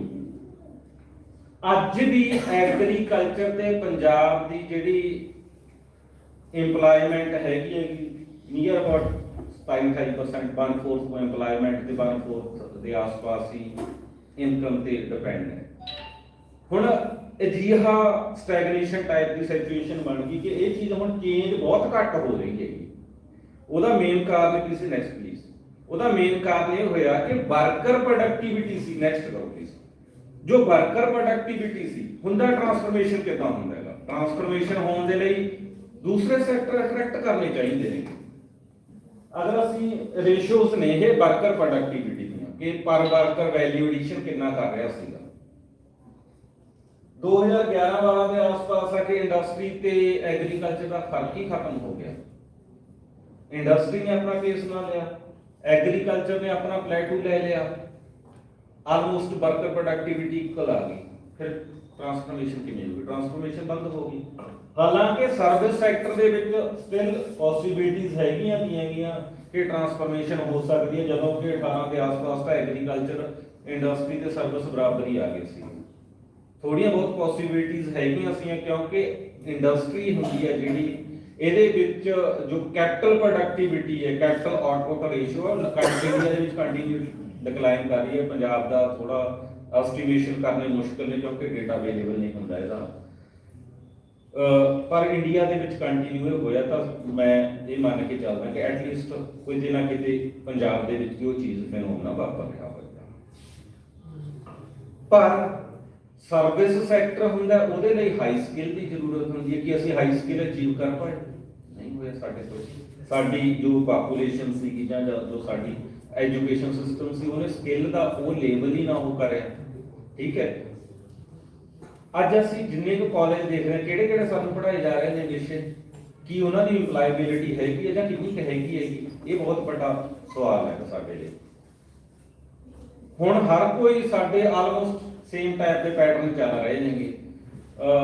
ਪਿੱਛੇ ਜੇ ਇੱਕ ਬੂਮ ਆਇਆ ਸੀਗਾ ਪੰਜਾਬ ਇਕਨੋਮੀ ਦੇ ਵਿੱਚ, ਸਰਵਿਸ ਸੈਕਟਰ ਦੀ ਗੱਲ ਕਰ ਰਿਹਾ ਉਹਦੇ ਵਿੱਚ ਮੈਂ, ਉਹ ਆਇਆ ਸੀਗਾ ਟੀਚਿੰਗ ਦੇ ਵਿੱਚ। ਬੀਐਡ ਕਾਲਜ ਜਦੋਂ ਮੈਂ ਮਾਸਟਰਸ ਲੈਵਲ ਕਰ ਰਿਹਾ ਸੀਗਾ ਉਸ ਟਾਈਮ ਇਹ ਹੁੰਦਾ ਸੀ ਬੀਐਡ ਕਰੋ ਤੇ ਮਾਸਟਰ ਬਣ ਜਾਓ, ਖਤਮ ਹੋ ਗਿਆ ਸਰਵਿਸ ਸੈਕਟਰ। ਪਰ ਕਾਲਜ ਅੱਜ ਵੀ 175 200 ਕਾਲਜ ਹੈ ਪੰਜਾਬ ਦੇ ਵਿੱਚ, ਵਿਚਾਰੇ ਵਿਹਲੇ ਬੈਠੇ ਨੇਗੇ। ਸਾਨੂੰ ਉਹ ਚੀਜ਼ ਨੂੰ ਸੋਚਣਾ ਪਏਗਾ ਕਿ ਅਸੀਂ ਜੋ ਸਕਿੱਲ ਡਿਵੈਲਪ ਕਰ ਰਹੇ ਹਾਂ ਕਿ ਉਹਦੀ ਡਿਮਾਂਡ ਹੈ ਮਾਰਕੀਟ ਦੇ ਵਿੱਚ ਜਾਂ ਨਹੀਂ ਹੈ। ਠੀਕ ਹੈ, ਇਹ ਇੱਕ ਬਹੁਤ ਵੱਡਾ ਨੈਕਸਟ ਕਰੋ ਪਲੀਜ਼ ਕਿ ਉਹ ਹੈ ਸੀ ਜਾਂ ਨਹੀਂ ਸੀ। ਇਹ ਕੁਝ ਗਰੋਥ ਰੇਟ ਨੇ ਕਿ ਕਿਵੇਂ ਰੀਸੈਂਟਲੀ ਜੋ ਐਗਰੀ ਅਸਲ ਦੇ ਵਿੱਚ ਟਰਾਂਸਫਰਮੇਸ਼ਨ ਦੇ ਨਾਲ ਇਹ ਗੱਲ ਵੀ ਹੈ ਕਿ ਹੁਣ ਜੋ ਸਾਡੀ ਇਨਕਮ ਜਨਰੇਟ ਹੋ ਰਹੀ ਹੈਗੀ ਕਿਸੇ ਸੈਕਟਰ ਤੋਂ ਉਹ ਕਿਵੇਂ ਗਰੋ ਕਰ ਰਹੀ ਹੈ। ਓਵਰਆਲ ਇਕਨੋਮੀ ਦੀ ਅਗਰ ਮੈਂ 17-18 ਤੋਂ ਪਿਛਲੇ ਇੱਕ ਉਸ ਦੇ ਵਿੱਚ ਇਨਕਮ ਦੇਖਦਾ ਤਾਂ ਗਰੋ ਹੀ ਨਹੀਂ ਹੋ ਰਹੀ, ਸਟੈਗਨੇਟ ਹੈ। Actual income negative growth rate ਆ ਜਾਏਗਾ ਅਗਰ ਜਿਹਾ ਹੋਇਆ। ਇਹਦਾ ਮਤਲਬ ਕੋਵਿਡ ਦਾ ਸ਼ੌਕ ਅਸੀਂ ਝੱਲ ਨਹੀਂ ਸਕੇ, ਇਹਦਾ ਮਤਲਬ ਤੇ ਕੋਵਿਡ ਦਾ ਸ਼ੌਕ ਨਹੀਂ ਅਸੀਂ ਝੱਲ ਸਕੇ। ਇੰਡਸਟਰੀ ਨੇ ਥੋੜਾ ਬਹੁਤਾ ਸਰਵਾਈਵ ਕਰਿਆ, ਸਰਵਿਸ ਸੈਕਟਰ ਨੇ, ਐਗਰੀਕਲਚਰ ਦਾ ਬਹੁਤ ਲੂਜ਼ ਕਰੇਗਾ। ਮੇਰੀ ਸਪੈਸ਼ਲਾਈਜੇਸ਼ਨ ਨੈਕਸਟ ਪਲੀਜ਼ ਐਗਰੀਕਲਚਰ ਹੋਣ ਕਰਕੇ ਮੇਰਾ ਜ਼ਿਆਦਾ ਫੋਕਸ ਨੈਕਸਟ ਜਿਹੜਾ ਹੈਗਾ ਐਗਰੀਕਲਚਰ ਰਹੇਗਾ। ਅਗਰ ਮੈਂ ਦੇਖਾਂ ਕਿ ਪੰਜਾਬ ਦਾ ਜੋ ਗਰੋਥ ਰੇਟਸ ਹੈਗੇ ਨੇ ਸਾਰੇ ਸੈਕਟਰਾਂ ਦੇ ਐਕਸੈਪਟ ਇੰਡਸਟਰੀ ਛੱਡ ਕੇ ਬਾਕੀ ਸਾਰਿਆਂ ਦੇ ਵਿੱਚ ਨੈਸ਼ਨਲ ਲੈਵਲ ਤੋਂ ਥੱਲੇ ਚਲਾ ਗਿਆ। ਅਗਰ ਇੱਕ ਮੋਰੀ ਸੂਬਾ ਜਿਹੜਾ ਸਾਰਿਆਂ ਤੋਂ ਪਹਿਲਾਂ ਡਿਵੈਲਪ ਹੋਇਆ ਉਹਦਾ ਗਰੋਥ ਰੇਟ ਨੈਸ਼ਨਲ ਲੈਵਲ ਤੋਂ ਥੱਲੇ ਚਲਾ ਗਿਆ। ਕਨਵਰਜੈਂਸ ਥਿਉਰੀ ਅਸੀਂ ਸਾਰੇ ਪੜ੍ਹਦੇ ਹਾਂ, ਕਨਵਰਜੈਂਸ ਦੀ ਗੱਲ ਕਰਦੇ ਹਾਂ, ਕਨਵਰਜੈਂਸ ਹੋਣੀ ਹੈ, ਦੂਜਿਆਂ ਦੀ ਗਰੋਥ ਜ਼ਿਆਦਾ ਹੋਣਗੇ, that's okay. But at the same time ਸਾਨੂੰ ਇਹ ਚੀਜ਼ ਵੀ ਸੋਚਣ ਦੀ ਜ਼ਰੂਰਤ ਪਏਗੀ ਕਿ ਅਸੀਂ ਉਹ ਲੈਵਲ ਅਚੀਵ ਕਰ ਲਿਆ ਸਟੱਡੀ ਸਟੇਟ ਗਰੋਥ ਤੇ ਅਸੀਂ ਚਲੇ ਗਏ ਜਾਂ ਨਾ ਚਲੇ ਗਏ। ਅਗਰ ਉਹ ਕਰਿਆ ਹੁੰਦਾ ਤਾਂ ਸਾਨੂੰ ਇਹ ਅੱਗੇ ਰੌਲਾ ਪਾਉਣ ਦੀ ਜ਼ਰੂਰਤ ਹੈ ਨਹੀਂ ਸੀਗੀ। ਫਿਰ ਤਾਂ ਸਾਨੂੰ ਇਹ ਕੁਐਸਚਨ ਹੀ ਕਰਨ ਦੀ ਜ਼ਰੂਰਤ ਨਹੀਂ ਕਿ ਸਟੇਟ ਹੈਗਾ ਜੀ ਸਾਡਾ ਅੱਜ ਆਹ ਪ੍ਰੋਬਲਮਾਂ ਫੇਸ ਕਰ ਰਹੇ, ਨਹੀਂ ਕਰ ਪਾ ਰਹੇ ਸੀ, ਉਹ ਤੋਂ ਬਹੁਤ ਪਿੱਛੇ ਹੈਗੇ ਅਸੀਂ ਫਿਲਹਾਲ। ਨੈਕਸਟ, ਜਦੋਂ ਅਸੀਂ ਸੈਕਟੋਰਲ ਗਰੋਥ ਦੇ ਟ੍ਰੈਂਡਸ ਨੂੰ ਦੇਖਦੇ ਆਂਗੇ ਤਾਂ ਐਗਰੀਕਲਚਰ ਕੰਟੀਨਿਊਸਲੀ ਡਿਕਲਾਈਨ ਕਰਦਾ ਰਿਹਾ। ਅਗਰ ਦੇਖਾਂਗੇ ਤਾਂ ਓਵਰਆਲ ਇਕਨੋਮੀ ਦਾ ਗਰੋਥ ਵੀ 6% ਦੇ ਆਸ-ਪਾਸ ਰਿਹਾ, ਜੋ ਕਿ ਬਹੁਤ ਵਧੀਆ ਨਹੀਂ ਹੈਗਾ। ਇਸੇ ਡਿਊਰੇਸ਼ਨ ਦੇ ਵਿੱਚ ਐਗਰੀਕਲਚਰ ਦਾ ਗਰੋਥ ਜਿਹੜਾ ਹੈਗਾ ਪੰਜਾਬ ਦੇ ਵਿੱਚ 1.5% 2%, ਨੈਸ਼ਨਲ ਲੈਵਲ ਤੇ 4% ਅਚੀਵ ਕਰ ਰਿਹਾ। ਪਿਛਲੇ ਡੇਢ ਡੈਕੇਡ ਦਾ 4% ਦੇ ਆਸ-ਪਾਸ ਚੱਲ ਰਿਹਾ ਹੈਗਾ, ਜਿਹਦਾ ਕਰਕੇ ਅੱਜ ਅਸੀਂ ਇਹ ਕਲੇਮ ਕਰ ਰਹੇ ਹਾਂ ਕਿ ਅਸੀਂ ਬਹੁਤ ਜਲਦੀ ਫੂਡ ਦੇ ਵਿੱਚ ਵਰਲਡ ਪਾਵਰ ਬਣ ਜਾਵਾਂਗੇ। ਇਹਦਾ ਕਾਰਨ ਇਹ ਹੈਗਾ ਕਿ ਰਾਈਸ ਵਗੈਰਾ ਦੇ ਵਿੱਚ ਸਾਡਾ ਐਕਸਪੋਰਟ ਇੰਨਾ ਜ਼ਿਆਦਾ ਹੋ ਗਿਆ ਹੈਗਾ ਕਿ ਜਿਹੜਾ 40% ਐਕਸਪੋਰਟ ਅਸੀਂ ਰਾਈਸ ਦਾ ਕੱਲੀ ਕੰਟਰੀ ਕਰ ਰਹੀ ਹੈ। ਇੱਕ ਇੱਥੇ ਹੋਰ ਬੜੀ ਸਰਪ੍ਰਾਈਜ਼ਿੰਗ ਕਹਾਣੀ ਸੀਗੀ, ਉਹ ਇਹ ਸੀਗੀ ਕਿ ਐਗਰੀਕਲਚਰ ਦਾ ਸ਼ੇਅਰ ਨੈਸ਼ਨਲ ਇਨਕਮ ਦੇ ਵਿੱਚ ਇਨਕਮ ਤੇ ਇੰਪਲਾਇਮੈਂਟ ਦਾ ਆਲਮੋਸਟ ਬਰਾਬਰ ਹੋ ਗਿਆ। ਟ੍ਰਾਂਸਫਰਮੇਸ਼ਨ ਕਿੱਥੋਂ ਹੋ ਗਈ? ਉਹਦੇ ਲਈ ਕਿਸੇ ਤਰ੍ਹਾਂ ਨੈਕਸਟ ਕੋਈ ਕਿਸੇ ਤਰ੍ਹਾਂ ਦਾ ਐਸਪੀਰੇਸ਼ਨ ਨਾ ਰਿਹਾ, ਕਿਸੇ ਤਰ੍ਹਾਂ ਦਾ ਕੋਈ ਨੈਕਸਟ ਕਿਸੇ ਤਰ੍ਹਾਂ ਦਾ ਉਹਨਾਂ ਲਈ ਕੋਈ ਉਹ ਨਾ ਹੋਇਆ। ਫਿਰ ਅਸੀਂ ਦੂਸਰੀ ਗੱਲ ਕਰ ਦਿਆਂਗੇ ਕਿ ਨਹੀਂ ਜੀ ਅਸੀਂ ਤਾਂ ਪਲੇਟੂ ਤੇ ਪਹੁੰਚ ਗਏ, ਹੋਰ ਇਸ ਟੈਕਨੋਲੋਜੀ ਦੇ ਵਿੱਚ ਪੋਸੀਬਿਲਿਟੀ ਨਹੀਂ ਹੈਗੀ। ਇਹ ਗੱਲ ਇਹ ਹਾਈਪੋਥੀਸਿਸ ਵੀ ਅੱਜ ਦੇ ਟਾਈਮ ਦੇ ਵਿੱਚ ਸਹੀ ਨਹੀਂ ਹੈਗਾ। ਪ੍ਰੋਡਕਟਿਵਿਟੀ ਦਾ ਲੈਵਲ ਕਈ ਸੂਬਿਆਂ ਦੇ ਵਿੱਚ ਸਭ ਤੋਂ ਜ਼ਿਆਦਾ ਹੈ ਤੇ ਸਾਡੇ ਨਾਲੋਂ ਗਰੋਥ ਵੀ ਜ਼ਿਆਦਾ ਹੈ। ਸਾਡੇ ਲਈ ਇੱਕ ਵੱਡਾ ਕੁਐਸਚਨ ਹੈ, ਅਸੀਂ ਮਾਰ ਕਿੱਥੇ ਖਾਧੀ ਹੈ ਇਸ ਸਪੇਸ। ਠੀਕ ਹੈ, ਅਗਰ ਅਸੀਂ ਮੇਨ ਕਾਰਨ ਕੀ ਹੋ ਰਿਹਾ ਇਹ ਚੀਜ਼ ਦਾ, ਅਸੀਂ ਮੋਨੋਕ੍ਰੋਪਿੰਗ ਤੇ ਆ ਗਏ। ਜਾਂ ਤਾਂ ਖੇਤਾਂ ਦੇ ਵਿੱਚ ਕੀ ਦੇਖਦੇ ਹਾਂ ਝੋਨਾ ਲਗਾਉਣਾ ਹੈਗਾ ਜਾਂ ਫਿਰ ਸਾਡੇ ਕੋਲ ਕਣਕ ਹੋਏਗੀ। ਇਹ ਸਾਰਾ ਏਰੀਆ ਅਸੀਂ ਮੈਂ ਜਾਣਦੇ ਹੋਏ ਦੇਖ ਰਿਹਾ ਸੀਗਾ, ਇਹਦੇ ਵਿੱਚ ਤੁਸੀਂ ਵੀ ਦੇਖਿਆ ਹੋਵੇਗਾ ਜ਼ਿਆਦਾਤਰ ਫਰੂਟਸ ਹੁੰਦੇ ਸੀ। ਕਿੱਥੇ ਗਏ ਉਹ ਤੇ ਕਿਉਂ ਚਲੇ ਗਏ? ਮੈਂ ਅਕਸਰ ਜਦੋਂ ਕਿਤੇ ਹੋਰ ਸਟੇਟਾਂ ਜਾਂ ਕਿਤੇ ਹੋਰ ਬੋਲਦਾ ਤਾਂ ਇੱਕ ਗੱਲ ਕਰਦਾ ਹੁੰਦਾ ਕਿ ਸਾਡੇ ਏਰੀਏ ਦੇ ਵਿੱਚ किन्नू का रोड शो होंगे, ठीक है। वो क्यों? एक सातों चेन डिवेलप नहीं हो सकी, असं वो इंडस्ट्री नहीं लिया सके। ये कौन फेल है? असं फेल होए, साडियां पॉलिसियां फेल होईयां ने, ठीक है। साडा सिस्टम अज जो सानू चाहिए सी वो तो गल ही नहीं कर रहे। असं गल कर रहे हैं सानू तो जी बिजली फ्री दे दो, बसां फ्री दे दो, आधार कार्ड वाले सारे मतलब उस चीज़ के पिछे पै गए। इन्हां ने सोशल अनरेस्ट पैदा कर दिता। इस तरह का जिहड़े साडे समाजिक संबंध थे वो सारे तोड़ते। पहला समाजिक संबंध बने हुए सीगे साडे, अज तुसीं बुरा ना मन्निओ, फीमेल्स बैठियां जो कदे बस स्टैंड खड़े होंगे ना, दूजियां देखते होंगे कि यार खड़ियां हुण तो नहीं मैं चढ़ सकदा। ये फिनोमेना बन गया। आटे दाल की स्कीमां ने, फ्री इलैक्ट्रिसिटी ने पंजाब का बेड़ा गर्क करता। मैं साफ ही गल कहना, मैं एक फार्मर है, मैं भी इन्हां चीज़ों को वेट करता सी, इन्हां दा फायदा मैनूं भी होया, पर की ये फायदा साडी इकोनॉमी दे लई सही है कि असीं अज भी इस चीज़ तो नहीं जाग रहे? सानूं भी सोचने की जरूरत है, बहुत डूंघे तरीके नाल जरूरत है इस चीज़। पंजाब दा अगर मैं इन्हां स्कीम, इन्हां पॉलिसियां दा नतीजा ये होवे, ये जो पहला मैप का पैनल है ये 1998 के 8 का ते लास्ट वाला 18 का प्री मानसून ते पोस्ट मानसून का है। अगर पूरा पंजाब देखे, पंजाब 5 दरियावां की धरती कहते थे, सारी ग्रीन थी, ग्रीन तो रैड हो गई। वो हुई क्यों? क्योंकि फ्री इलैक्ट्रिसिटी मिली खेत वाली, 95% पानी तो असीं खेतों च वरत देंगे, पीने वाला पानी भी नहीं बचा। पहला जदों छोटे होंदे सीगे वो साडे कुत्ते नाल के आउंदे सी, शायद सारे जानते हो, हुण शायद पिछले बच्चों का ना पता होवे कंसैप्ट, ठीक है। वो इन्ना क नलका हुंदा सी, पैप तां ही बस जिवें कहंदे हुंदे ने पैप गड्ढदे नहीं, हत्थ नूं पानी पी लैंदा सी बंदा। हुण इह संभव है? किहने करिया है? किसी ने दोष नहीं देना, सानू अपने आप को करना। वाइस चांसलर साहब बोल के गए ने, असीं किसी दे लई की कहने हैं वो गल्लां छड्डो, सरकारां ने की कीता वो छड्डो, पहला ये जवाब दिओ कि असीं की कीता है। अगर मैं अज ये चीज़ नूं पॉइंट आउट नहीं करता तो इहदे लई जिम्मेवार मैं अपने आप को मनूंगा।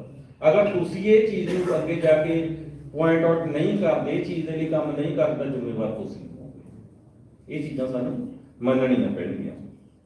हुण कणक झोना असीं ला लिया, क्यों इन्हें स्टेटां तो पिछे रह गए असीं? अगर इहदी रीयल इनकम की मैं गल करां, रीयल इनकम 11-12 प्राइस ते रीयल इनकम हैगी राइस ते बीट तो आने वाली 1000-1500 रुपये पर हैक्टेयर के हिसाब नाल वध रही है। ਉਹਦੇ ਨਾਲ ਸਾਡੀ ਆਮਦਨ ਕਿੱਥੋਂ ਵੱਧ ਜਾਏਗੀ? नहीं बढ़ सकती। ते सारा एरिया नेक्स्ट 85% एरिया रबी का ते बीट का इन्हां फसलों के विच ही आ जाए।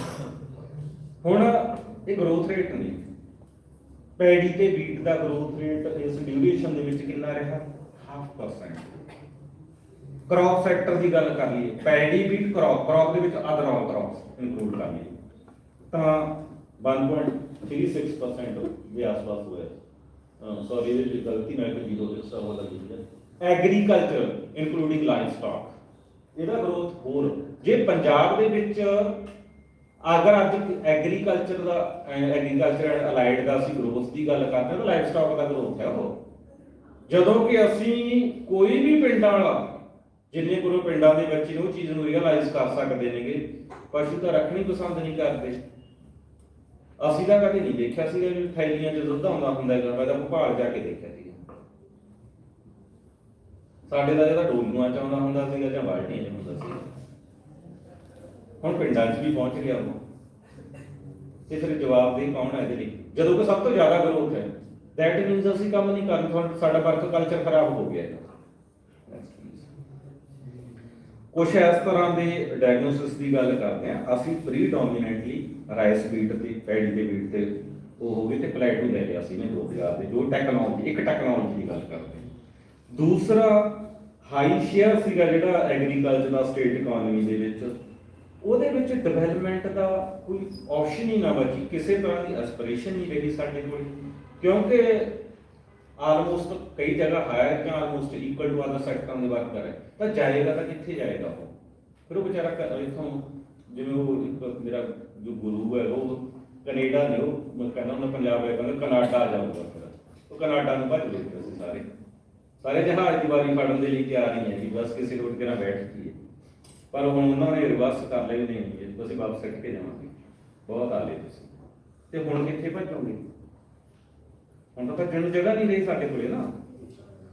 ਇਹ ਉਹੀ ਸਥਿਤੀਆਂ ਬਣੀਆਂ ਹੋਈਆਂ ਨੇ ਜਿਹੜੀਆਂ 60 ਦੇ ਦੌਰ 'ਚ ਬਣੀਆਂ ਤੀਆਂ, ਜਦੋਂ ਸਾਨੂੰ ਉਹ ਅਨਾਜ ਮਿਲਿਆ ਤੇ ਜਿਹੜਾ ਨੂੰ ਉੱਥੋਂ ਦੇ ਲਾਈਵ ਸਟਾਕ ਖਾਂਦੇ ਸੀਗੇ। ਠੀਕ ਹੈ, ਸਾਡੇ ਕੋਲੇ ਜੋ ਇੰਡਸਟਰੀ ਸੀ, ਇੰਡਸਟਰੀ ਦੇ ਵਿੱਚ ਵੀ ਕਿਸੇ ਤਰ੍ਹਾਂ ਦਾ ਸਾਡਾ ਨਹੀਂ ਹੈਗਾ, ਇੰਡਸਟਰੀ ਉੱਥੇ ਦਾ ਉੱਥੇ ਖੜਾ, ਨੈਕਸਟ ਪਲੇਸ। ਕੁਝ ਹੋਰ ਇਹੋ ਜਿਹੇ ਫੈਕਟ ਹੈਗੇ ਨੇਗੇ ਜਿਹੜਿਆਂ ਬਾਰੇ ਗੱਲ ਕਦੇ ਚਰਚਾ ਨਹੀਂ ਹੁੰਦੀ। ਪੰਜਾਬ ਦੇ ਵਿੱਚ ਵੈਲਥ ਦੇ ਮੁਕਾਬਲੇ 'ਚ ਪਿੱਛੇ ਨਹੀਂ ਹੈਗਾ ਪੰਜਾਬ, ਸਾਡੇ ਕੋਲ ਠੀਕ ਠਾਕ ਵੈਲਥ ਹੈ। ਮੈਂ ਇੱਕ ਸਟੱਡੀ ਕਰ ਰਿਹਾ ਸੀਗਾ ਹੁਣ ਕੁਝ, ਪੰਜਾਬ ਦੇ ਵਿੱਚ near about 60% of the house hold having tractor, 60% farmer ਕੋਲ ਟਰੈਕਟਰ ਹੈ, ਜਿਹਦੇ ਵਿੱਚੋਂ ਸਮਾਲ ਤੇ ਮਾਰਜਨਲ ਫਾਰਮਰ ਵੀ 13-14% ਇਹ ਜਿਹੜੇ ਕੋਲ ਟਰੈਕਟਰ ਹੈ। ਇੱਕ ਟਰੈਕਟਰ ਖਰੀਦ ਲੈਣਾ ਤੇ ਉਹਦਾ ਯੂਟਿਲਾਈਜੇਸ਼ਨ, ਇਹ ਬੜਾ ਸਵਾਲ ਹੈ। ਟੈਕਨੋਲੋਜੀ ਅਸੀਂ ਧੜ ਨਹੀਂ ਜੀ, ਇਹਦੇ ਕੋਲ ਵੱਡੇ ਟਾਇਰਾਂ ਵਾਲਾ ਟਰੈਕਟਰ ਮੈਂ 2 ਵੱਡਿਆਂ ਵਾਲਾ ਲਿਆਉਂਗਾ, ਇਹਦੇ ਕੋਲ ਇਹਨੇ ਇੱਕ ਗੋਫਰ ਲਾਇਆ ਹੋਇਆ, ਮੈਂ 2 ਲਾਵਾਂਗਾ, ਸਾਰਾ ਕੁਝ ਅਸੀਂ ਕਰ ਲਿਆ। ਪੰਜਾਬ ਦੀ ਸਥਿਤੀ ਉਹ ਬਣੀ ਹੋਈ ਹੈ ਜਿਵੇਂ ਪਹਿਲਾਂ ਕਿਹਾ ਜਾਂਦਾ ਹੁੰਦਾ ਸੀ ਕਿ ਜੱਟਾਂ ਤੇਰੀ ਅਕਲ ਕਿੱਥੇ ਗਈ, ਮੈਂ ਵੇਚ ਕੇ ਘੋੜੀ ਲਈ, ਦੁੱਧ ਪੀਣੋ ਗਿਆ ਤੇ ਲਿੱਤ ਚੱਕਣੀ। ਠੀਕ ਹੈ, ਅਸੀਂ ਖਰਚੇ ਦੇ ਸਾਰੇ ਸਾਧਨ ਪੈਦਾ ਕਰ ਲਏ ਪਰ ਆਮਦਨ ਦਾ ਨਹੀਂ ਕਰਿਆ। ਹੋ ਕੀ ਰਹੇਗਾ? ਉਹ ਇਹ ਰਹੇਗਾ ਵੀ ਸਾਡੇ ਕੋਲੇ ਵੈਲਥ ਹੈਗੀ ਹੈ, ਕਿਉਂਕਿ ਪੁਰਾਣੀ ਵੈਲਥ ਸਾਡੀ ਅਕਮੂਲੇਟ ਹੋਈ ਹੈ। ਐਕਸਪੈਂਡੀਚਰ ਦੇ ਤੌਰ ਤੇ ਅਸੀਂ ਪਹਿਲੇ ਦੂਜੇ ਸਟੇਟ 'ਚ ਆਉਣੇ, ਤੇ ਆਮਦਨ ਦੇ 22 ਦੇ ਵਿੱਚੋਂ ਅਸੀਂ 24 ਸਟੇਟਾਂ ਦੇ ਵਿੱਚੋਂ ਅਸੀਂ 12ਵੇਂ ਨੰਬਰ, 22 ਸਟੇਟਾਂ ਦੇ ਵਿੱਚੋਂ ਜੋ ਮੇਜਰ 22 ਸਟੇਟ ਨੇ ਉਹਨਾਂ ਦੇ ਵਿੱਚ 12ਵੇਂ ਨੰਬਰ ਤੇ ਆਉਂਦੇ ਹਾਂ। ਆਮਦਨ ਸਾਡੀ 12ਵੇਂ ਲੈਵਲ ਤੇ ਖੜੀ ਹੈ ਤੇ ਖਰਚੇ ਅਸੀਂ ਪਹਿਲੇ ਦੂਜੇ 'ਚ ਆਉਂਦੇ ਹਾਂ।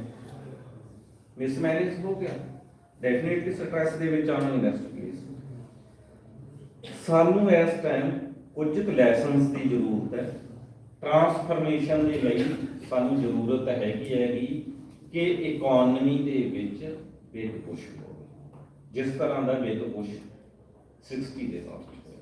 ਇਹ ਬਿਗ ਪੁਸ਼ ਕਿੱਥੇ ਕਿੱਥੇ ਪੋਸੀਬਲ ਹੋ ਸਕਦਾ ਹੈਗਾ, ਨੈਕਸਟ ਪਲੀਜ਼, ਤੇ ਕਿੰਨਾ ਚੀਜ਼ਾਂ ਦੇ ਵਿੱਚ ਕੀਤਾ ਜਾ ਸਕਦਾ ਹੈਗਾ ਜਿਹੜੀਆਂ ਸਾਡੀਆਂ ਇਕਨੋਮਿਕ ਥਿਊਰੀਜ਼ ਦੀਆਂ ਪੰਜਾਬ ਤੇ, ਅਗਰ ਅਸੀਂ ਉਹਨਾਂ ਥਿਊਰੀਜ਼ ਦੇ ਉੱਤੇ ਪੰਜਾਬ ਨੂੰ ਦੇਖਦੇ ਹਾਂ, ਆਲਮੋਸਟ ਫੇਲੂਅਰ ਪਾਇਆ ਜਾਂਦਾ ਹੈ। ਨਾ ਹੀ ਅਸੀਂ ਗ੍ਰੈਜੂਅਲੀ ਐਗਰੀ ਇੰਡਸਟਰੀ ਦੇ ਸਰਵਿਸ ਸ਼ਿਫਟ ਕਰ ਪਾਏ, ਨਾ ਹੀ ਅਸੀਂ ਵੈਲਥ ਕਮੂਲੇਟ ਕਰ ਲਈ ਪਰ ਉਸ ਵੈਲਥ ਨੂੰ ਪ੍ਰੋਡਕਟਿਵ ਨਾ ਲਗਾ ਪਾਏ, ਅਸੀਂ ਕੰਜ਼ੰਪਸ਼ਨ ਐਂਗਲ ਤੇ ਚਲੇ ਗਏ। ਆਂਦੇ ਮੈਂ ਦੇਖਦਾ ਆ ਰਿਹਾ ਸੀਗਾ, ਇੱਧਰ ਕਿਤੇ ਵੀ ਮੈਨੂੰ ਇਸ ਤਰ੍ਹਾਂ ਨਹੀਂ ਦੇਖਿਆ ਕਿ ਕੋਲਡ ਸਟੋਰ ਬਣਿਆ ਹੋਵੇ ਜਾਂ ਕੁਝ ਥੋੜੇ ਜਿਹੇ ਬਠਿੰਡੇ ਦੇ ਆਸ-ਪਾਸ ਤਾਂ ਪਬਲਿਕ ਹਾਊਸ ਮੈਨੂੰ ਮਿਲੇ। ਹਾਂ, ਮੈਰਿਜ ਪੈਲਸ ਧੜਾ ਤੇ ਗਏ, ਵੱਡੇ ਤੋਂ ਵੱਡਾ, ਜਾਵਾਂਗੇ ਕਿੱਥੇ? ਇਹ ਸਵਾਲ ਤੁਹਾਡੇ ਲਈ ਨੇ, ਮੈਂ ਤਾਂ ਇਹ ਸਵਾਲ ਸੁਣਦਾ ਕਰਦਾ ਦੇਖਦਾ ਰਹਿਣਾ ਤੇ ਕਰਦਾ ਹਾਂ। ਸਾਨੂੰ ਇੰਡਸਟਰੀ ਦੇ ਵਿੱਚ ਰਿਗ ਪੁਸ਼ ਦੀ ਜ਼ਰੂਰਤ ਹੈ, ਪਰ ਕਨਵੈਨਸ਼ਨਲ ਇੰਡਸਟਰੀ ਨਾ ਹੋਵੇ। ਕਨਵੈਨਸ਼ਨਲ ਇੰਡਸਟਰੀ ਸਾਡਾ ਕੰਮ ਸੋਲਵ ਨਹੀਂ ਕਰ ਸਕਦੀ। ਸਟੇਟ ਲੈਡ ਹੋਵੇ, ਕੋਆਪਰੇਟਿਵ ਟਾਈਪ ਦੀ ਹੋਵੇ, ਇਹਨਾਂ ਕਾਰਪੋਰੇਟ ਤੋਂ ਸਾਨੂੰ ਬਚਣ ਦੀ ਜ਼ਰੂਰਤ ਹੈ। ਅੱਜ ਵੀ ਮੈਂ ਇਸ ਚੀਜ਼ ਨੂੰ ਐਗਰੀ ਕਰਦਾ ਹਾਂ। ਸਕਿੱਲ ਬੇਸ ਹੋਣੀ ਚਾਹੀਦੀ ਹੈ। ਸਾਡੇ ਹਰੇਕ ਡਿਸਟ੍ਰਿਕਟ ਦੇ ਵਿੱਚ IIT ਬਣੀ ਹੋਈ ਸੀ, ਕੀ ਅਸੀਂ ਉਹਨੂੰ ਯੂਜ਼ ਕਰੇ? ਕੋਈ ਟਾਈਮ ਹੀ ਜਾਂਦਾ ਸੀਗਾ। ਉਹ ਉਹੀ IIT ਵਾਲੇ ਨੇ ਜਿਹੜਾ ਅੱਜ ਇੰਜੀਨੀਅਰ ਕਹਿੰਦੇ ਹੁੰਦੇ ਨੇਗੇ। ਸਾਡੇ ਨਾ ਇੱਕ ਮਿਸਕਨਸੈਪਚੁਅਲਾਈਜੇਸ਼ਨ ਹੋਈ ਹੈ। ਇੰਜੀਨੀਅਰ ਵਰਡ ਸਾਨੂੰ ਬੜਾ ਵਧੀਆ ਲੱਗਦਾ ਹੈ, ਜੇ ਉਹ ਪਿੰਡ ਦੇ ਵਿੱਚ ਮਿਸਤਰੀ ਕਹੇ ਜੀ ਉਹ ਫਿਰ ਦੁੱਖ ਲੱਗਦਾ ਹੁੰਦਾ, ਉਹ ਵੀ ਉਹੀ ਨੇ। ਠੀਕ ਹੈ, ਉਹ ਅਸੀਂ ਨੇ ਇਹਨਾਂ ਚੀਜ਼ਾਂ ਦੀ ਇੰਟਰਪ੍ਰੀਟੇਸ਼ਨ ਗਲਤ ਕਰਤੀ, ਤੇ ਉਹਦੇ ਲਈ ਸਭ ਤੋਂ ਵੱਡਾ ਮੈਂ ਜ਼ਿੰਮੇਵਾਰ ਜਿਹੜੀ ਆਪਾਂ ਮੂਹਰੇ ਬੈਠੀ ਹੋਈ ਕਲਾਸ ਹੈ ਇਹ ਇਨਕਲੂਡਿੰਗ ਦੀ ਟੀਚਿੰਗ, ਸਭ ਤੋਂ ਵੱਡਾ ਜ਼ਿੰਮੇਵਾਰ ਅਸੀਂ। ਪਹਿਲਾਂ ਸਾਨੂੰ ਆਪਣਾ ਪੱਲਾ ਦੇਖਣ ਦੀ ਜ਼ਰੂਰਤ ਹੈ ਕਿ ਅਸੀਂ ਕਲਾਸ 'ਚ ਖੜੇ ਹੋ ਕੇ ਕੀ ਪੜ੍ਹਾ ਰਹੇ ਹਾਂ। ਅਸੀਂ ਇਹ ਪੜ੍ਹਾ ਰਹੇ ਹਾਂ ਜਾਂ ਕੀ ਕਰੋਗੇ, ਉਹਦੇ ਤਾਂ ਕੁਛ ਨਹੀਂ ਬਣਦਾ, ਭਗਜਨ ਬਾਰੇ ਆਦੇਸ਼ ਬੁਲਾ ਜਾਏਗਾ। ਇਹ ਸਿੱਖਿਆ ਹੋ ਗਈ ਹੈ ਸਾਡੀ, ਕੀ ਇਹ ਸਹੀ ਹੈ ਤੇ ਕਿੰਨੀ ਕੁ ਸਹੀ ਹੈ, ਸਾਨੂੰ ਸੋਚਣ ਦੀ ਜ਼ਰੂਰਤ ਹੈ। ਬਹੁਤ ਸਾਰੀਆਂ ਇਹੋ ਜਿਹੀਆਂ ਟੈਕਨੋਲੋਜੀਆਂ ਆ ਚੁੱਕੀਆਂ ਨੇ, ਅੱਜ ਸਰਵਿਸ ਸੈਕਟਰ ਨੂੰ ਪ੍ਰਮੋਟ ਕਰਨ ਦੀ ਜ਼ਰੂਰਤ ਹੈ। ਕਈ ਇਹੋ ਜਿਹੀਆਂ ਟੈਕਨੋਲੋਜੀਆਂ ਆ ਗਈਆਂ ਜਿਹੜੀਆਂ ਦੇ ਵਿੱਚ ਅੱਜ ਬਹੁਤ ਕੁਝ ਹੋ ਸਕਦਾ ਹੈ। ਐਥਨੋਲ ਨਾਲ ਚਲੋ ਬਠਿੰਡੇ ਹੁਣ ਇੱਕ ਪ੍ਰੋਜੈਕਟ ਆਏਗਾ, ਬਹੁਤ ਅੱਛੀ ਗੱਲ ਹੈਗੀ, ਇਹਦੇ ਲਈ ਕੰਮ ਕੀਤਾ ਜਾ ਸਕਦਾ ਹੈ। ਸਾਡੇ ਕੋਲ ਤਾਂ ਇੰਨੀ ਵੇਸਟ ਹੈਗੀ, ਇੰਨੀ ਟੈਕਨੋਲੋਜੀ, ਹੈਵੀ ਮਸ਼ੀਨਰੀ ਐਗਰੀਕਲਚਰ 'ਚ ਇਸ ਲਈ ਆਈ ਕਿਉਂਕਿ ਸਾਨੂੰ ਵੇਸਟ ਮੈਨੇਜ ਕਰਨਾ ਸੀਗਾ। ਅਸੀਂ ਨੇ ਐਗਰੀਕਲਚਰ ਵੇਸਟ ਹੀ ਵੇਸਟ ਸੀਗਾ ਸਾਡੇ ਕੋਲ, ਇਹਨੂੰ ਮੈਨੇਜ ਕਰਨਾ ਸੀਗਾ, ਉਹਦੇ ਲਈ ਤਾਂ ਹੈਵੀ ਮਸ਼ੀਨਰੀ ਦੀ ਜ਼ਰੂਰਤ ਸੀ।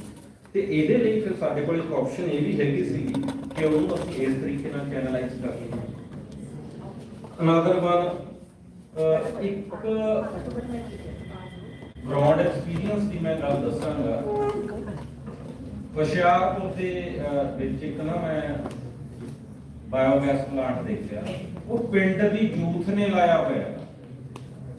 20-25 ਬੱਚਿਆਂ ਨੇ ਇਕੱਠੇ ਹੋ ਕੇ ਬਾਇਓਗੈਸ, ਉਹ ਸਾਰਾ ਪਿੰਡ ਦਾ ਜਿੰਨਾ ਵੇਸਟ ਹੈ ਉਹ ਇਕੱਠਾ ਕਰਦੇ, ਸਾਰੇ ਪਿੰਡ ਦੇ ਵਿੱਚ ਗੈਸ ਸਪਲਾਈ ਕਰਦੇ ਤੇ ਆਪ ਦੇ ਪਲਾਂਟ ਦੇ ਲਈ ਇਲੈਕਟ੍ਰਿਸਿਟੀ ਵੀ ਪੈਦਾ ਕਰ ਰਹੇ ਨੇ।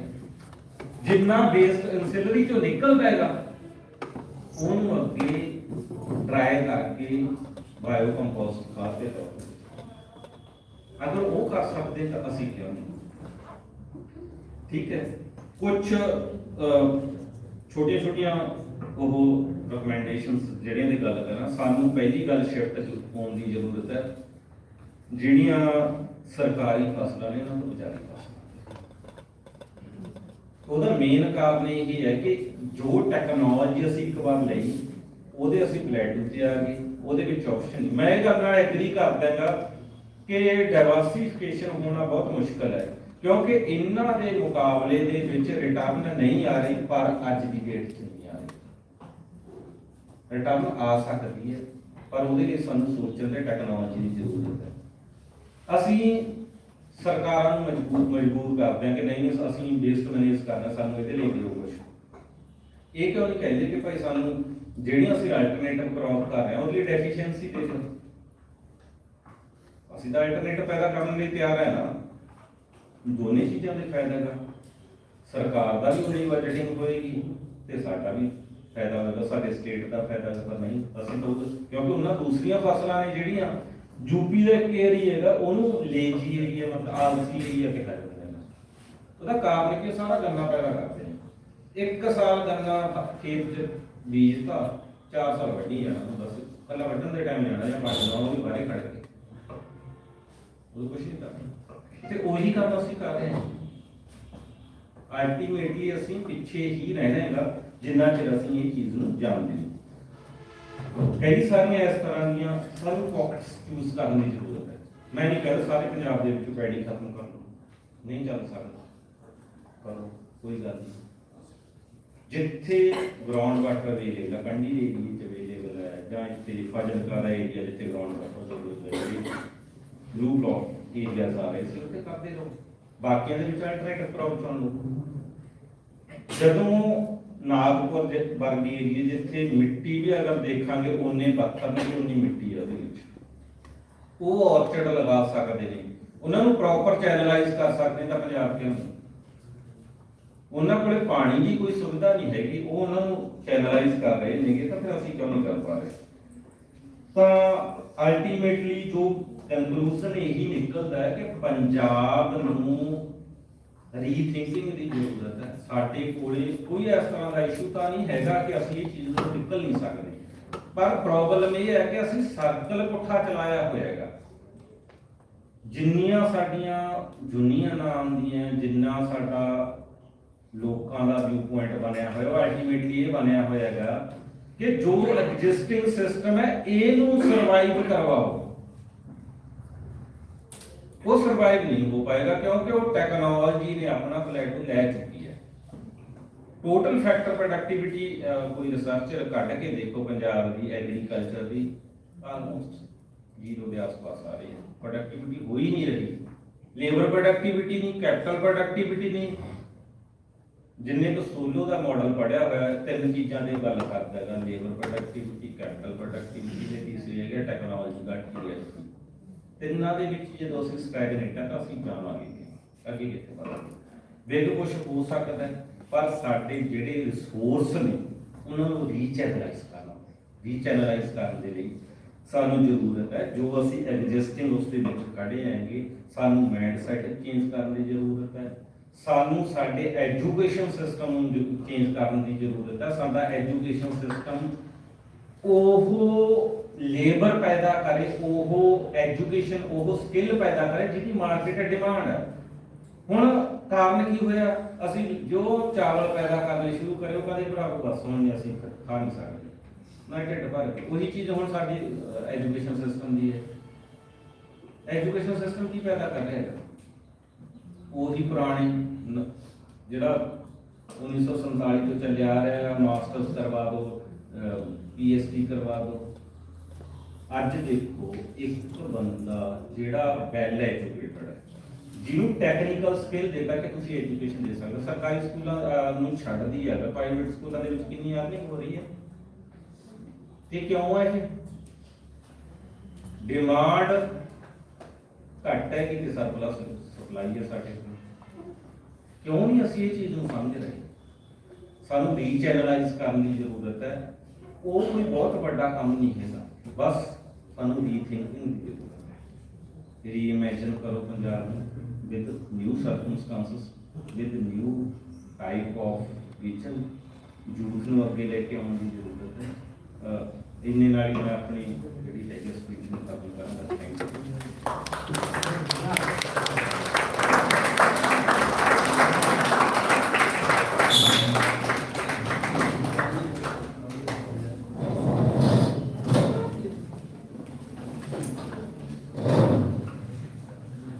Thank you so much, sir. Thank you so much for your introduction to the topic. The key things which we have taken from the PPT or the things he has said, is it workable and acceptable innovation? We need the workable and acceptable innovation in us. ਜੇ ਅਸੀਂ ਮੈਂ ਕਿਉਂ ਕਹਾਂਗੇ ਤਾਂ together ਅਸੀਂ ਕਿਉਂ ਹੋ ਜਾਊਗਾ। ਤੇ ਇਸ ਕਰਕੇ ਆਪਾਂ ਪੰਜਾਬੀ ਜਾਣੇ ਜਾਂਦੇ ਹਾਂ ਕਿ ਅਸੀਂ ਕੰਮ ਨਹੀਂ ਕਰਨਾ ਚਾਹੁੰਦੇ, ਅਸੀਂ ਬਾਹਰ ਜਾਣਾ ਚਾਹੁੰਦੇ ਹਾਂ, ਸਿਰਫ ਪੈਸਾ ਕਮਾਣਾ ਚਾਹੁੰਦੇ ਹਾਂ।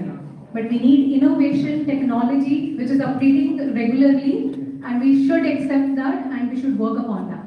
Thank you so much, sir.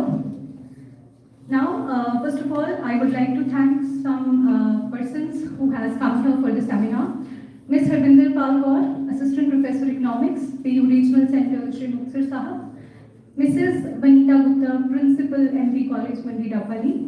Mrs. Anju Bala, Assistant Professor Hindi, MP College, Associate Professor, MP College, Mandirappalli.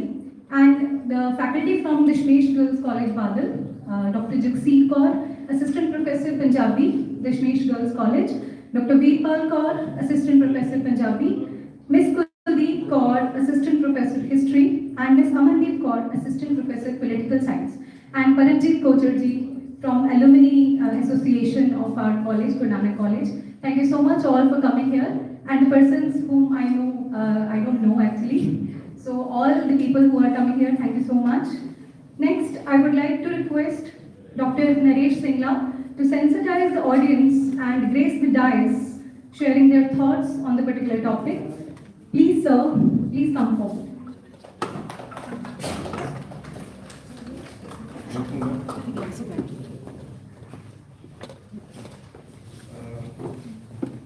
So at the outset, I'm really grateful to the principal of this college, Manpreet, and all others for extending the invitation for this particular seminar.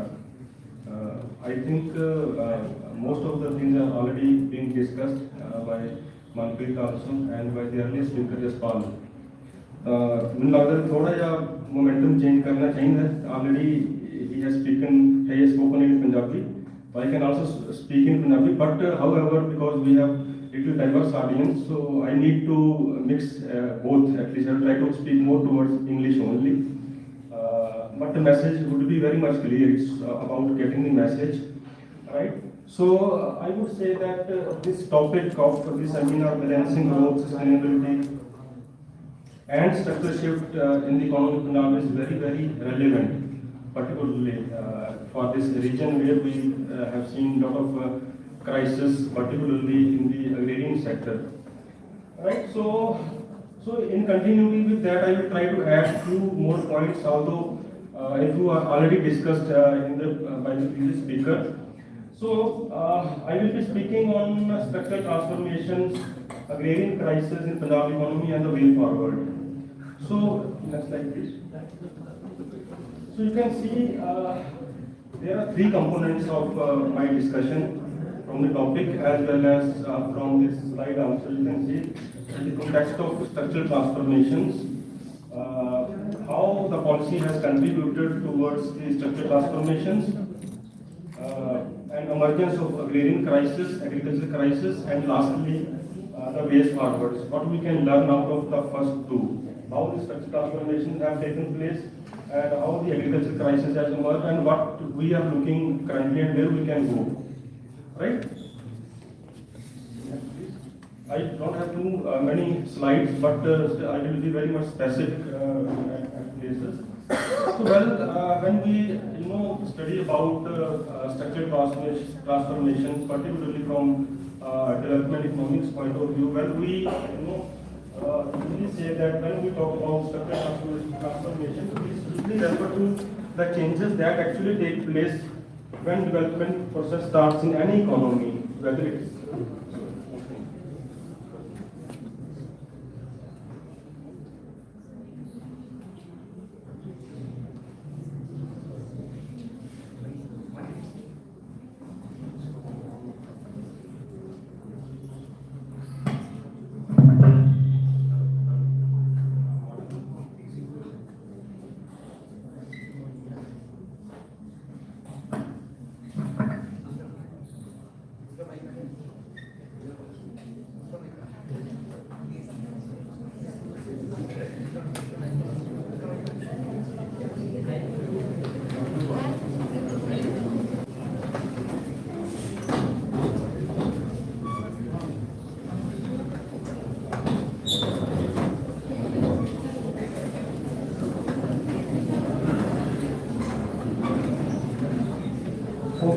thank you.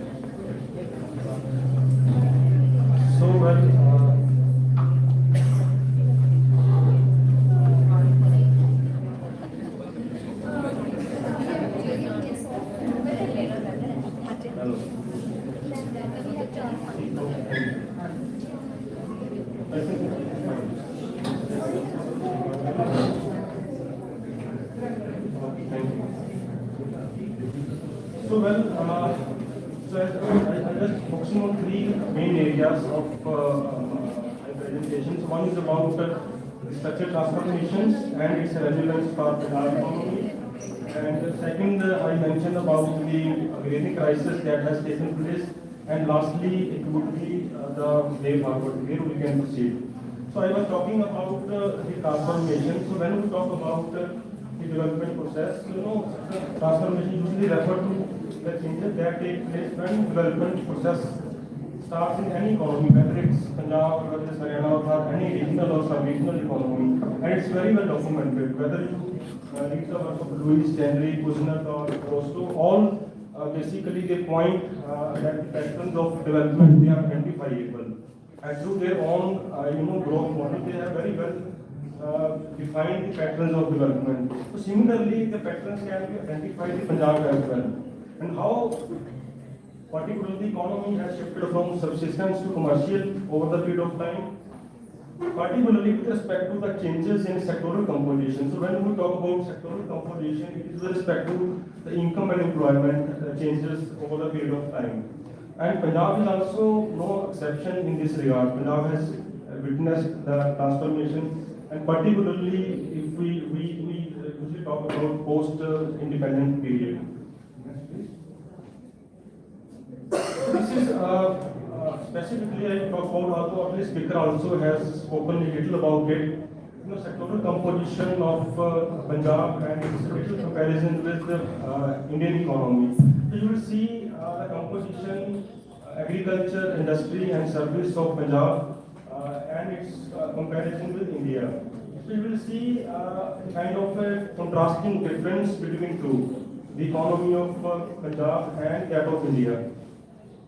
So you will find that Punjab's economy is little sectoral wise, employment and its share in GDP is it's a little evenly distributed as compared to India. Say for example, if I talk about agriculture, you will find that in Punjab, agriculture and light activities, they contribute in GVA roughly around 25% share, while in employment it's 27%. So it's more or less very evenly distributed share. And similarly, it is not again two-sided with respect to industry as well as services for Punjab. And when you compare it with India, you will find a very contrasting difference, kind of a paradox. You will find that agriculture and light activities in India employ 46% of the population engaged in agricultural activities, but share in GDP is only 17%. So this clearly indicates that population in agriculture is overly populated, particularly at India level, but this is not the case with respect to Punjab. And also, if you go a little more into the depth of this one, you compare about little productivity comparison for Punjab and India, it's smaller in size. I would at the bottom of this slide, again you will find that productivity in agriculture is very much on the higher side, 0.9 output worker ratio, you can call it as compared to India. However, the other sectors which I will not be largely going into that, industry and services, you will find that at India level the productivity with respect to these two sectors is higher as compared to that of Punjab. So I would say that Punjab still has a relatively better advantage from agriculture point of view, where the population and its contribution in GV is evenly balanced. So again, adding to that, another surprising thing which you will find over here is that from this NABARD data and subsequently parliamentary disclosures, you will find that the average monthly income of agricultural households in Punjab is ranked at 1 in India. 31,000 this average monthly income has ranking 1. But also another paradox along with the higher income is that the state is also having the one of the highest average debt per household. Agriculture debt per household is also one of the highest. It's nearly 2 lakh per household in Punjab. So this means that despite having the one of the highest average monthly income agricultural households, the incidence of debt is also very high. So that means something has really gone wrong in the Punjab economy over the period of time, which actually requires a little more exploration.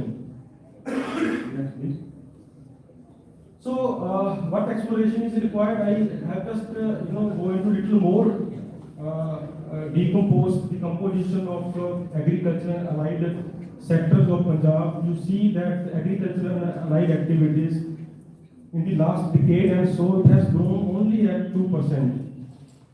Dr. Jaspal pointed out that nationally it is nearly 4%. So it's only 2% for Punjab, and its contribution I already mentioned about in GVA is 24%. Now the composition of the agriculture and allied sectors. What are the other allied sectors? One is crop sector, livestock, forestry, logging, and fishing. So you will find that out of all these allied activities, livestock sector is one of the major contributors. Livestock, which include dairy, poultry sectors, so it has a major contribution. So nearly 9% of the crop sector still has one of the highest, 13.6% share in agriculture and allied sectors. But given the fact that that kind of investments have not come in livestock sector as compared to the crop sector, so this contribution is quite significant. So there. Okay, so this requires what and where something has really gone in the Punjab economy. So you will briefly, I have looked over here decade-wise. So when you see the role of policy in the pattern of agricultural development in Punjab, so initially after independence, the focus was on two major areas across all the decades. One was on land reform and irrigation reform, which continued till in the decade of 1960s and even 70s. Okay, and along with that, cooperative credit system was the major thrust. However, it is the 1960s decade which we can consider as a landmark decade for agricultural development, not only for Punjab but for India as a whole. Because of the activities like green revolution was initiated in the mid-60s. So I will not go into detail of that. Nationalization of the banks, it is also very well documented. Apart from that, another policy which was introduced was the agricultural price policy. It was introduced in the 1965, and on the basis of that, the minimum support price for agricultural commodities was started, and these prices are announced by the CACP, Commission for Agriculture Cost and Prices, before the sowing season of the crops. And along with that, the dedicated procurement of the food grains also started, and particularly it was particularly in the context of Punjab, it was largely remained focused towards wheat and paddy procurement. And this is how actually the system has of food grain procurement and distribution has actually developed over the period of time. In case of Punjab, nationally also it is relevant. Procurement, storage and distribution, this entire operation is done by the state procurement agencies along with the Food Corporation of India. For food procurement like food grains are procured from farmers at MSP, then these are procurement is done by the FCA and state agencies, and then subsequently these are used for the purpose of public distribution system through distribution like fair price shops and maintaining the stock of the food grains for emergency. So this was entirely, it was slowly developed over the period of time. Can say that a dedicated this procurement, storage and distribution system was initiated as a part of this agricultural price policy. This is a very important component and which has actually contributed towards the more food production of food grains, particularly for wheat and rice in India. So what was the impact of this system? It has a huge impact on increasing the food grain production in not only for Punjab but at India overall, in terms of increasing food grain production, and productivity per unit production also started to increase. So by the decade of 1970s, when we reached largely all the imports with respect to food grains, they were removed, and we start becoming more food surplus. So this largely was due to the increase in the area under cultivation because of you can say irrigation reform, agricultural price policy and nationalization of banks. All these factors contributed towards bringing the area, increasing the area under cultivation and increasing the productivity of the food grains. So okay, so this was the system which starts slowly developed and still continuing.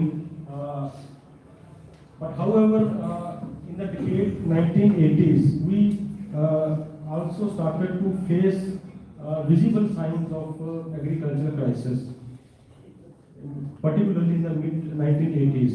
So a few of them I have listed over here, particularly excessive monoculture of crops, wheat and paddy, because of just I explained that how a dedicated procurement system was initiated. So it shifted the entire area from other crops towards wheat and paddy.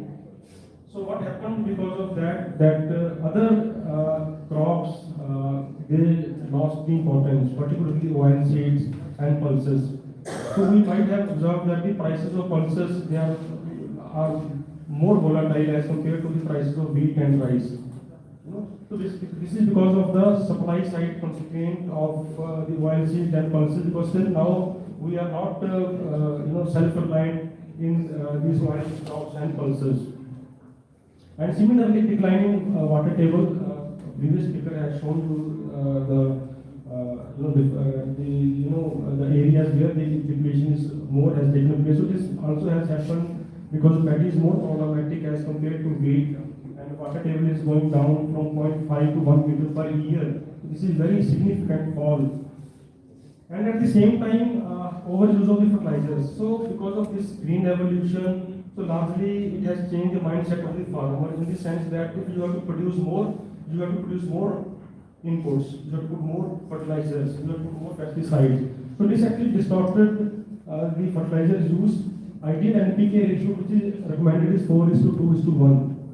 Okay, and average national is 11 ratio is to 4.42:1. However, in the Panjab, actually it is nearly 23:5.4:1. So you can see how distorted it is against ideal ratio of 4:1. So this is excessive overuse of the fertilizer, which is also has caused a huge role in agrarian crisis. So all these factors actually contributed to increasing the cost of production and declining from profitability of the farmers. Apart from that, overcapitalization of agriculture, huge investments on tractors, combined farm machinery, this is also very much well documented. Another issue which emerged out of this entire framework was environmental issue with respect to petty straw burning. You see at the time of harvesting, all the huge smoke and the straw burning has emerged as a big environmental issue for the case of Panjab and neighboring states as well.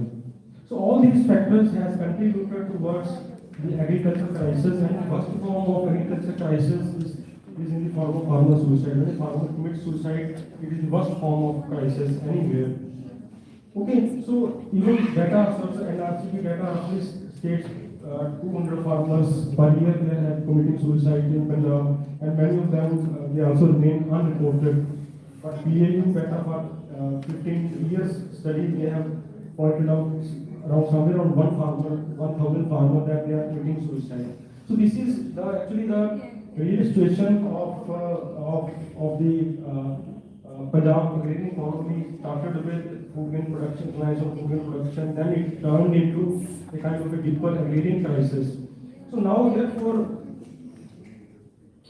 where we can go, the last part of this is where we can go, the ways forward, what should be done actually.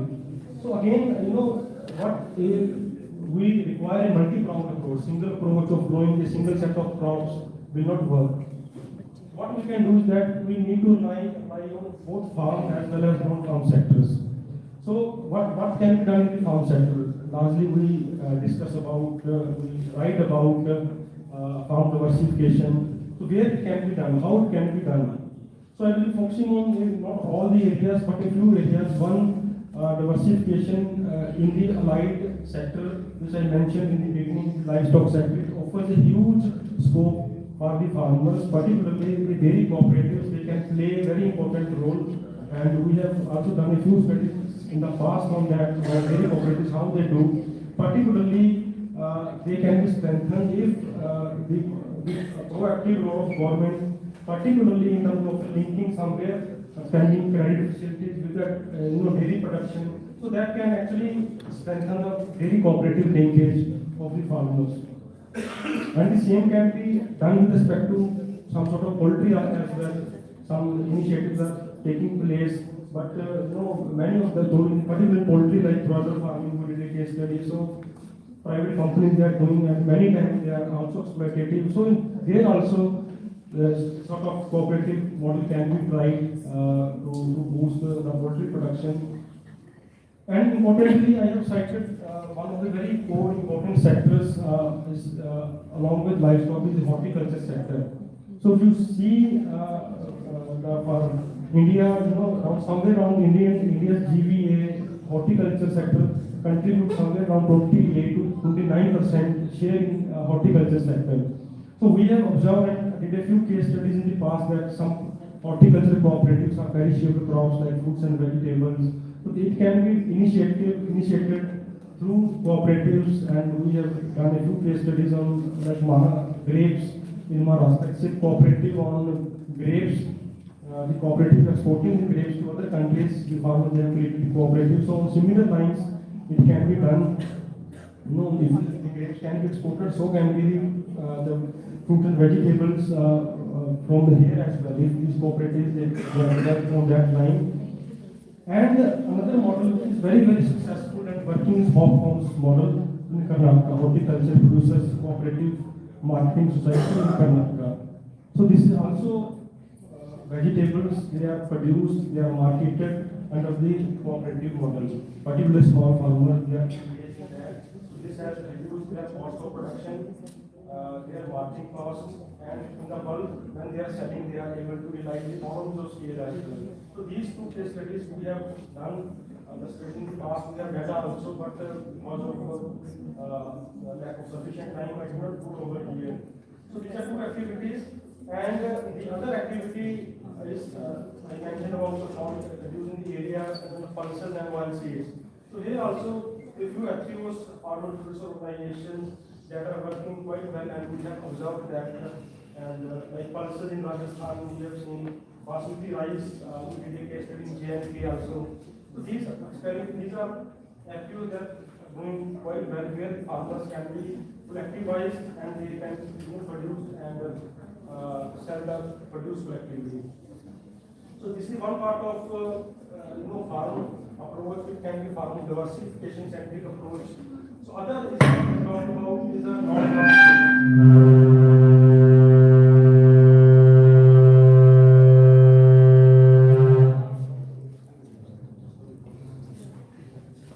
Last part of this is the farm sector I already mentioned about is the non-farm sector. So rural industrialization is also need of the hour, particularly developing linkage of agriculture with the other sectors of the economy, particularly rural areas. So this is required, and recently the government of India has also initiated one district, one product approach, where the farmers they can be linked, like particularly Panjab, the honey has been identified as one district, one product. So those kind of initiatives or experiments they can be initiated. I think if few of these activities they can be can be initiated, the farming I still believe it can be made much more prosperous in the time to come. Thank you so much.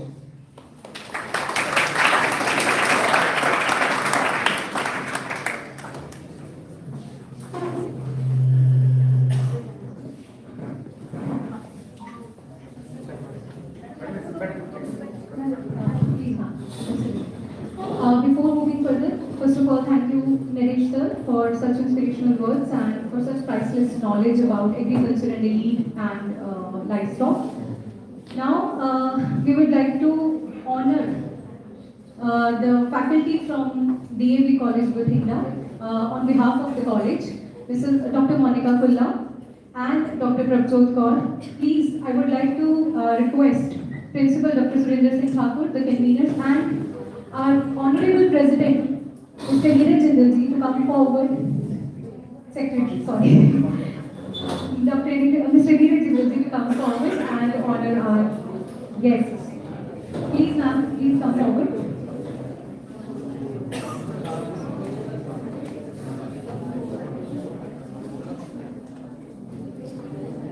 Please give them a big round of applause, please.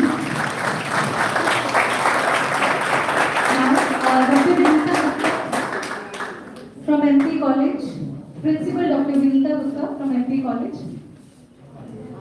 and Mrs. Anju Gupta.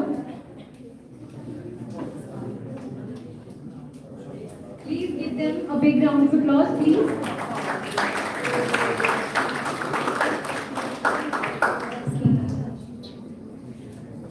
Thank you so much, all. Thank you, sir. Thank you. You may please be seated. Now it's my pleasure to invite our next resource person, Dr. Baldev Singh Shergan, on the stage for his intellectual words on the topic. Please, sir.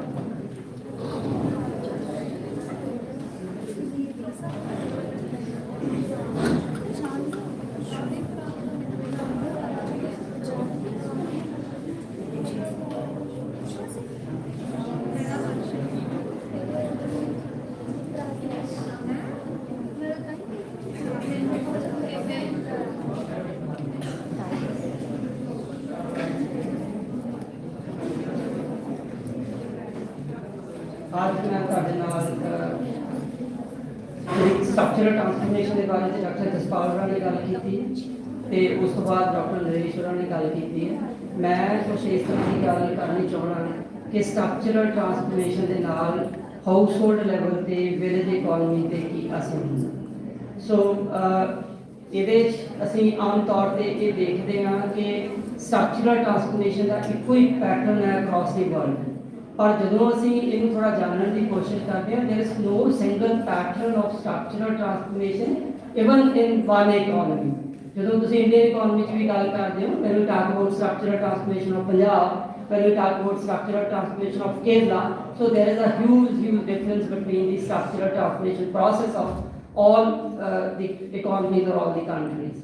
So ਇੱਕ ਤੇ ਜਿਹੜਾ ਅਸੀਂ ਆਮ ਤੌਰ ਤੇ standard theories ਪੜ੍ਹਦੇ ਹਾਂ, ਪਰ ਉਹਦੇ ਇੰਪੀਰੀਕਲ ਐਵੀਡੈਂਸ ਬਿਲਕੁਲ ਡਿਫਰੈਂਟ ਕਿਸਮ ਦੇ ਸਾਨੂੰ ਨਜ਼ਰ ਆਉਂਦੇ ਨੇ। ਦੂਸਰਾ, ਜਦੋਂ ਅਸੀਂ ਸਟਰਕਚਰਲ ਟਰਾਂਸਫਰਮੇਸ਼ਨ ਪੜ੍ਹਦੇ ਹਾਂ, ਸਾਨੂੰ ਹਮੇਸ਼ਾ ਇਹ ਲੱਗਦਾ ਹੈ ਕਿ ਇਹ ਵੀ ਬਿਲਕੁਲ ਇੱਕ ਪੋਜ਼ਿਟਿਵ ਸਾਈਡ ਹੈ ਕਿ ਇਸੇ ਤਰ੍ਹਾਂ ਹੀ ਹੋਣਾ ਚਾਹੀਦਾ। People will shift from agriculture to industry, then service sector, ultimately progress would happen.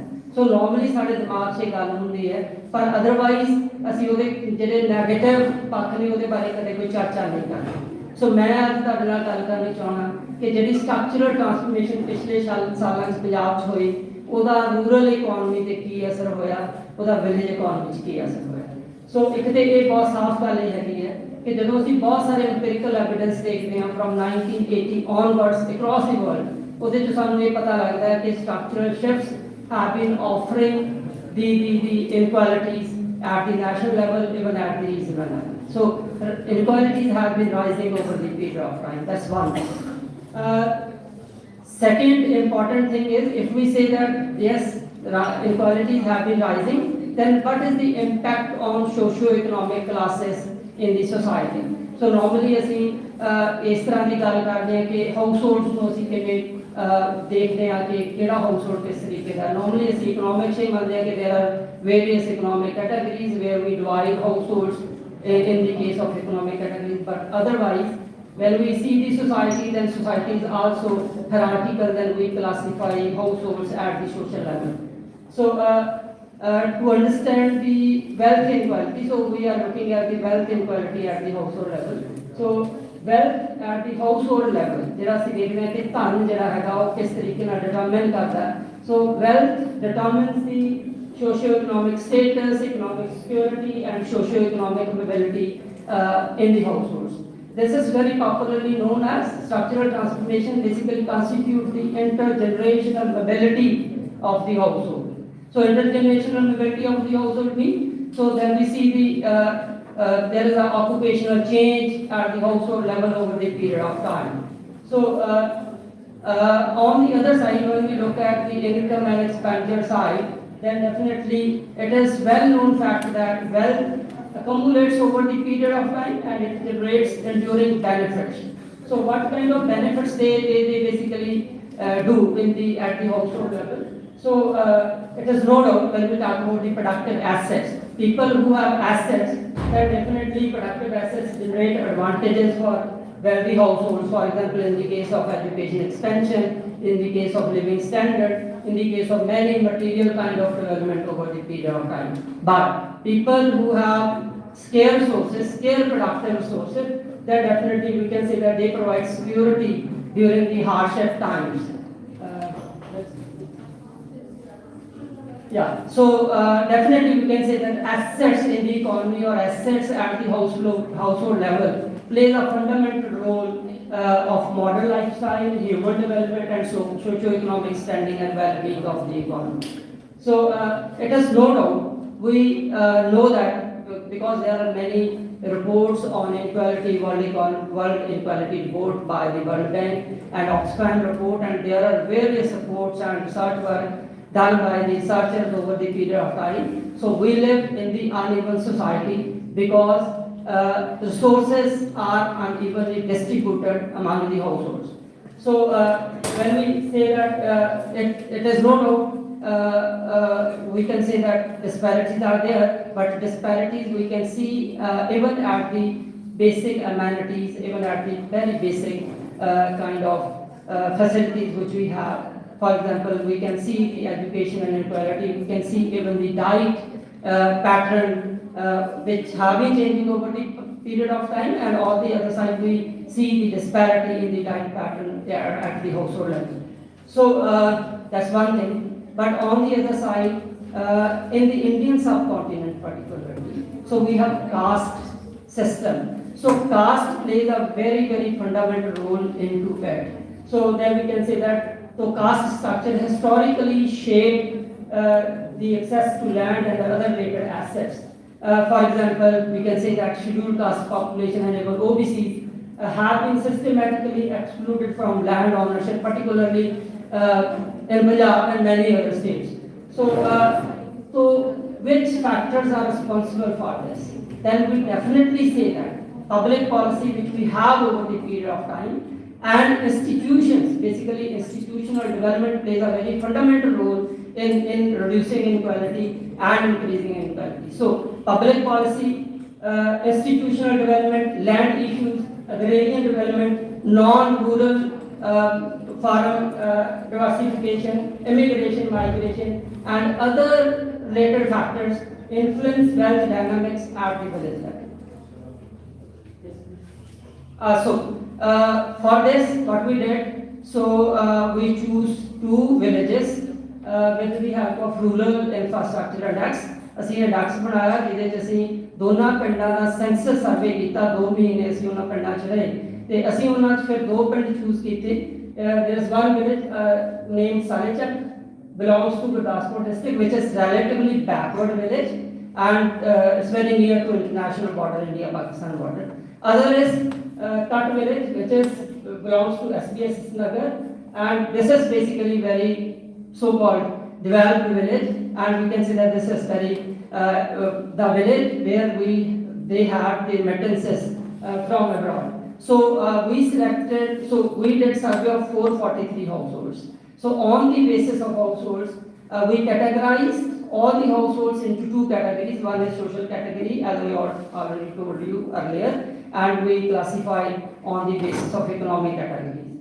So the study covers the period of 16 years. So we can see the structural transformation over the period of time at the village level.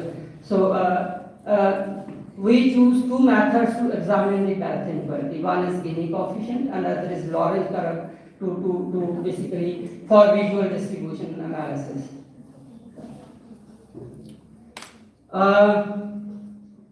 Otherwise, it's very difficult to measure wealth inequality. So what we did is, we basically categorized asset into multiple categories. For example, we made one category household assets and another category housing ownership and third category is farming equipment and fourth category is livestock ownership and last category is land ownership. So on the basis of all 5 ownership categories, so we calculated wealth inequality at the household level. So when we see the village economy over the period of time, ਜਦੋਂ ਅਸੀਂ ਪਿੰਡ ਦੀ economy ਨੂੰ ਲੰਬੇ ਸਮੇਂ ਤੋਂ ਦੇਖਦੇ ਹਾਂ ਉਹਦੇ ਵਿੱਚ 2 ਮੇਜਰ ਚੇਂਜਸ ਨੇ ਇੱਕ ਤੇ ਸਟਰਕਚਰਲ ਟ੍ਰਾਂਸਫਰਮੇਸ਼ਨ ਤੇ ਪਹਿਲਾਂ ਮੈਕਰੋ ਡਾਟਾ ਦੀ ਗੱਲ ਕੀਤੀ ਹੈ when we look at the village economy then we can see the dependence on agriculture has been reducing over the period of time. That's one fundamental change which has happening at the village economy, at the household level. And it is no doubt there has been increasing informal non-farm employment over the period of time. So this is there. So in the Punjab, it is no doubt non-farm sector employment has been increasing. It happens in the industry or in the service sector, but it's totally informed, and you can say that there's no social security available in the informal sector. So majority of the population in Punjab who are involved in the informal non-farm sector, so they are basically socially insecure because the whole sector is informal. And there is a high land concentration among forward castes due to inheritance laws, and there are many other things. There's no need to discuss. So when we look at household asset inequality, so it's very difficult to measure it otherwise. ਜਦੋਂ ਅਸੀਂ ਇਹਨੂੰ ਦੇਖ ਰਹੇ ਹਾਂ ਤਾਂ household assets ਬਹੁਤ ਸਾਰੇ composition 'ਚ ਡਿਫਰੈਂਸਿਸ ਨੇ। ਘਰਾਂ 'ਚ ਜਦੋਂ ਤੁਸੀਂ ਜਾਂਦੇ ਆ ਤਾਂ ਬਹੁਤ ਸਾਰੇ ਲੋਕ ਸੈਕੰਡ ਹੈਂਡ ਐਸੈਟਸ ਵੀ ਖਰੀਦਦੇ ਨੇ, ਬਹੁਤ ਸਾਰੇ ਐਸੈਟਸ ਦੌਰੀ ਦੇ ਵੀ ਹੁੰਦੇ ਨੇ, ਬਹੁਤ ਸਾਰੇ ਐਸੈਟਸ ਜਿਹੜੇ ਨੇ ਉਹ high quality versus poor quality ਵੀ ਹੁੰਦੇ ਨੇ। So basically what we talk as we talk the current value of the household assets which they have.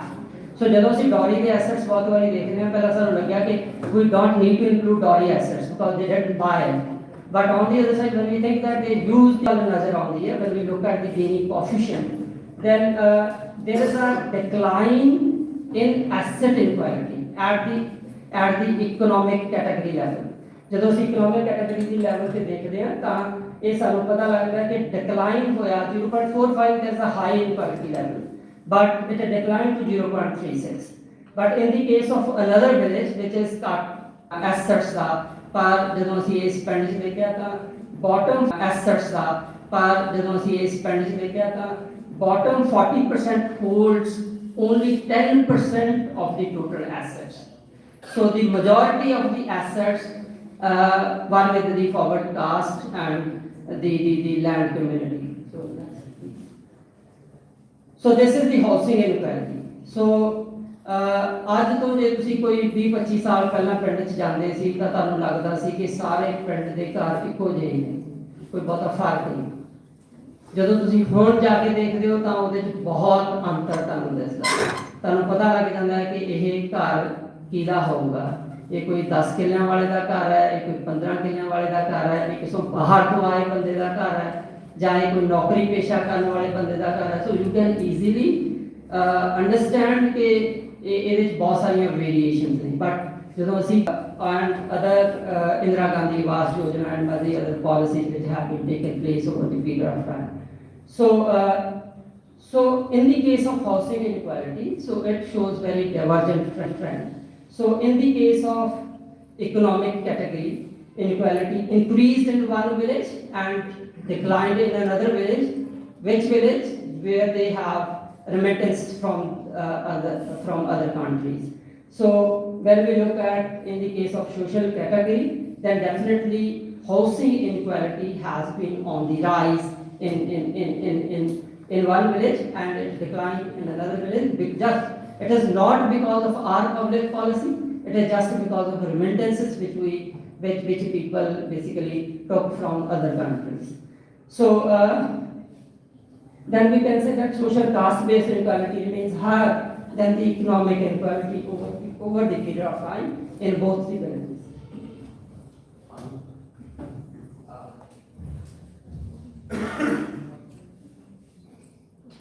Now, third asset inequality is in the case of farming equipment or farming asset inequality. It is no doubt who have land, then definitely they have all kind of farming assets. So, but in the case of economic category, there is a high inequality level. Even in the households, they are basically landowners. So in the case of one village, inequality was 0.78. There is a slight decline. In 2016, it was 0.75. So the same level of inequality is another village. But when we look at the social category, then definitely inequality is very, very high. But there is a slight increase in the inequality over the period of time.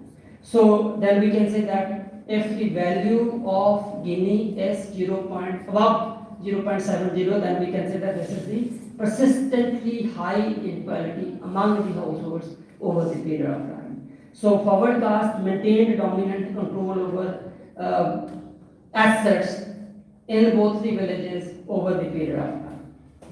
Yes. So livestock assets, so definitely here is the same case. Who has land, then definitely they have livestock. So there is a positive correlation between the land ownership and livestock ownership. So it shows the contradictory trend. So economic category inequality slightly improved over the period of time, but in the case of social category, social inequality increased. So you can see the value. The value is more than 0.60 in both the cases, and it declined to 0.57, or it increased in another village from 0.58 to 0.64. then definitely we can say that it also indicated persistently high inequality among the houses in both the villages. So this is the data about land inequality. So when we look at, so land is the core source of rural wealth and power. Power may be political, power may be social, power may be cultural.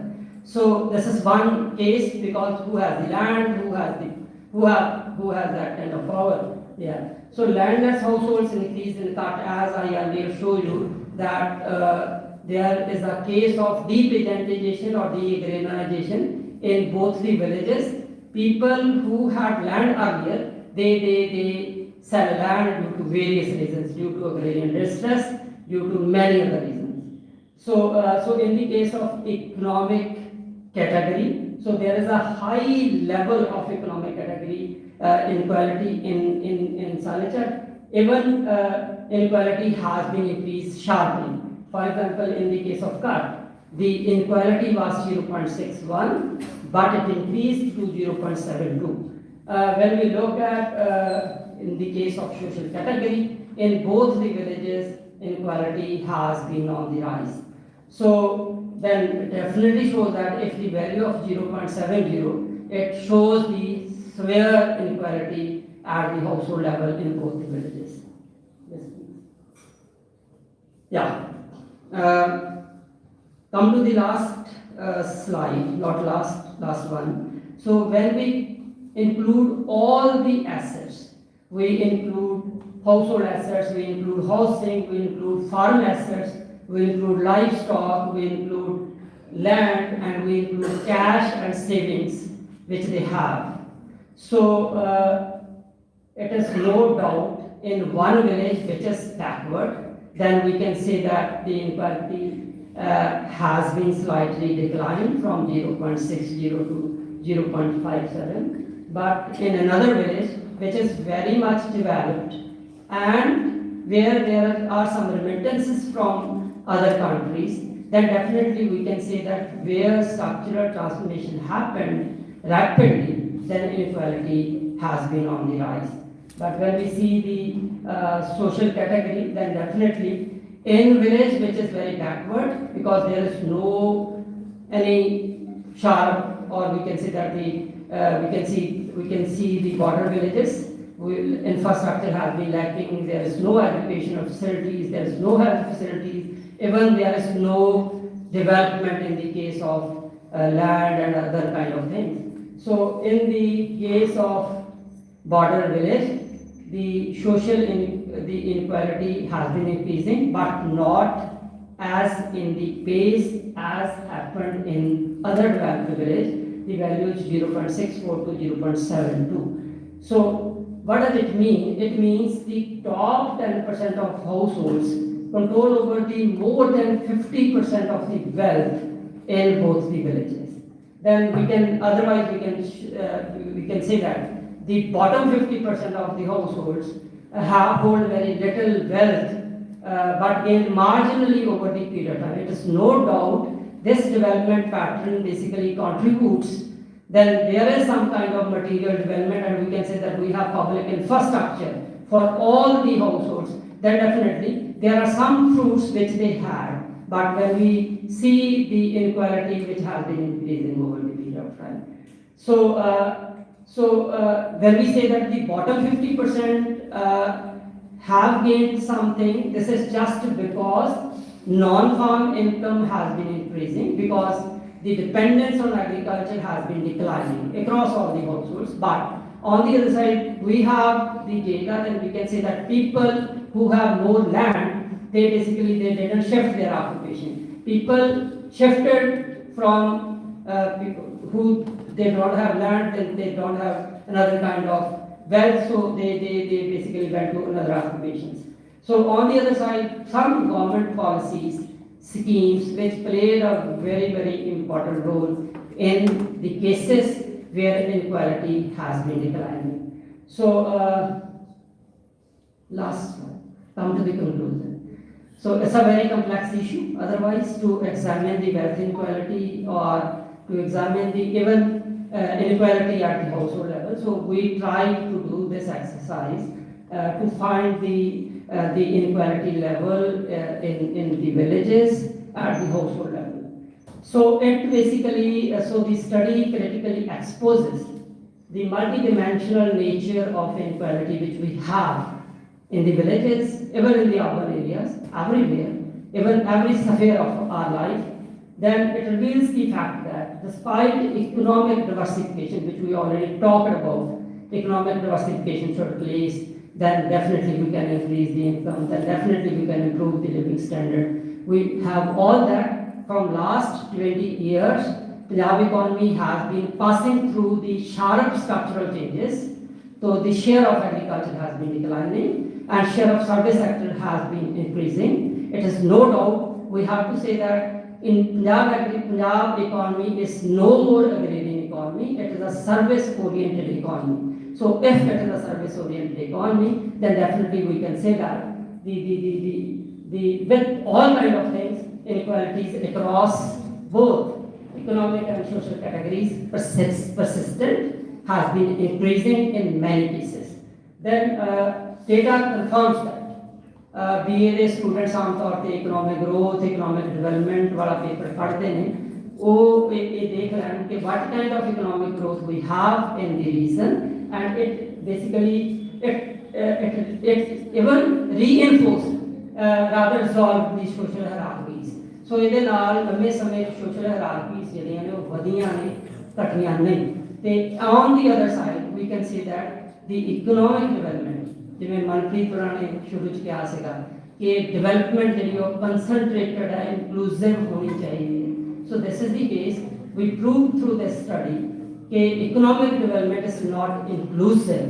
It is concentrated among those who have all kind of assets earlier. So then definitely we can say that asset ownership improved over the period of time. It's no doubt, but the benefits are very skewed towards to medium and large farmers, even salaried households at the household level. So scheduled caste population and landless population, which have very small land, you can say that the marginal farmers and small farmers as well, still remain at the bottom of wealth distribution.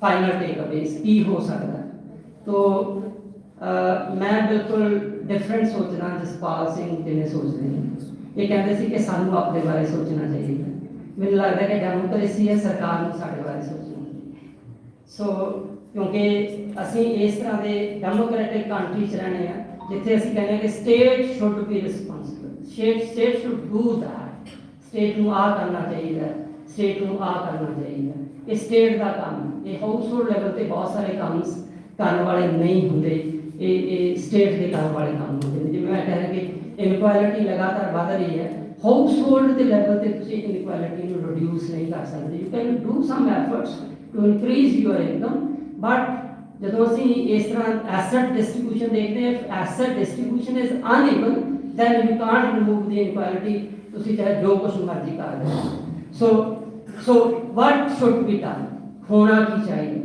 redistributive reforms should be done there should be some policies which should be inclusive asset building policies ਜਿਵੇਂ ਨਰੇਗਾ ਬੜੀਆਂ ਸਾਰੀਆਂ ਸੂਬਿਆਂ 'ਚ ਹੋਇਆ ਕਿ ਉਹਨਾਂ ਨੇ ਆਪਣੀਆਂ ਸੜਕਾਂ ਬਣਾਈਆਂ ਉਹਨਾਂ ਨੇ ਖੇਤਾਂ 'ਚ ਆਪਣੇ ਟਿਊਬਵੈੱਲ ਲਾਏ ਉਹ ਪੰਜਾਬ 'ਚ ਨਹੀਂ ਹੋਇਆ ਪੰਜਾਬ 'ਚ ਐਸੈਟ ਬਿਲਡਿੰਗ ਜਿਹੜੀ ਹੈ ਨਰੇਗਾ ਦੇ ਥਰੂ ਹੋ ਸਕਦੀ ਸੀ ਬਟ ਵੀ ਡਿਡਨਟ ਡੂ ਅਸੀਂ ਨਹੀਂ ਕੀਤਾ ਉਹਦੇ ਵਿੱਚ ਬਹੁਤ ਸਾਰੇ ਕਾਰਨ ਨੇ ਪੰਚਾਇਤਾਂ ਬਹੁਤ ਫਿਰ ਸਾਡੇ ਕੋਲ ਆਈਡੀਆ ਹੀ ਨਹੀਂ ਜਿਵੇਂ ਜਸਪਾਲ ਸਿੰਘ ਉਹਨਾਂ ਨੇ ਕਿਹਾ ਸਾਨੂੰ ਆਈਡੀਆਜ਼ 'ਤੇ ਗੱਲ ਕਰਨੀ ਚਾਹੀਦੀ ਅਸੀਂ ਕੰਮ ਕਿੱਥੇ ਕਰੀਏ ਜਦੋਂ ਵੀ ਤੁਸੀਂ ਨਰੇਗਾ ਦੇ ਕੰਮ ਦੇਖਦੇ ਹੋ ਤਾਂ ਪੰਜਾਬ 'ਤੇ ਇਹ ਲੱਗਦਾ ਕਿ ਸਾਨੂੰ ਤਾਂ ਪਤਾ ਹੀ ਨਹੀਂ ਅਸੀਂ ਕੀ ਕਰਨਾ ਸੋ ਜਦੋਂ ਪਰ ਇਹ ਐਸੈਟ ਬਿਲਡਿੰਗ ਜਿਹੜੀ ਹੈ ਉਹ ਪਬਲਿਕ ਪਾਲਿਸੀ ਦੇ ਥਰੂ ਹੀ ਹੋ ਸਕਦੀ ਹੈ ਹੋਰ ਕੋਈ ਮੈਕੈਨਿਜ਼ਮ ਨਹੀਂ ਦੁਨੀਆ 'ਤੇ ਹਾਂ ਠੀਕ ਹੈ ਦੇयर ਸ਼ੁੱਡ ਬੀ ਸਮ ਕੋਆਪਰੇਟਿਵਸ ਪਰ ਕੋਆਪਰੇਟਿਵ ਜਿਹੜੇ ਨੇ ਉਹ ਸਟੇਟ ਸਪੋਰਟਡ ਕੋਆਪਰੇਟਿਵਸ ਹੋਣ ਜਿੰਨੀਆਂ ਵੀ ਅਸੀਂ ਦੁਨੀਆ ਦੇ ਕੋਆਪਰੇਟਿਵ ਦੀਆਂ ਐਗਜ਼ਾਮਪਲਸ ਦੇਖ ਰਹੇ ਹਾਂ ਵਿਚ ਆਰ ਵੈਰੀ ਸਕਸੈਸਫੁਲ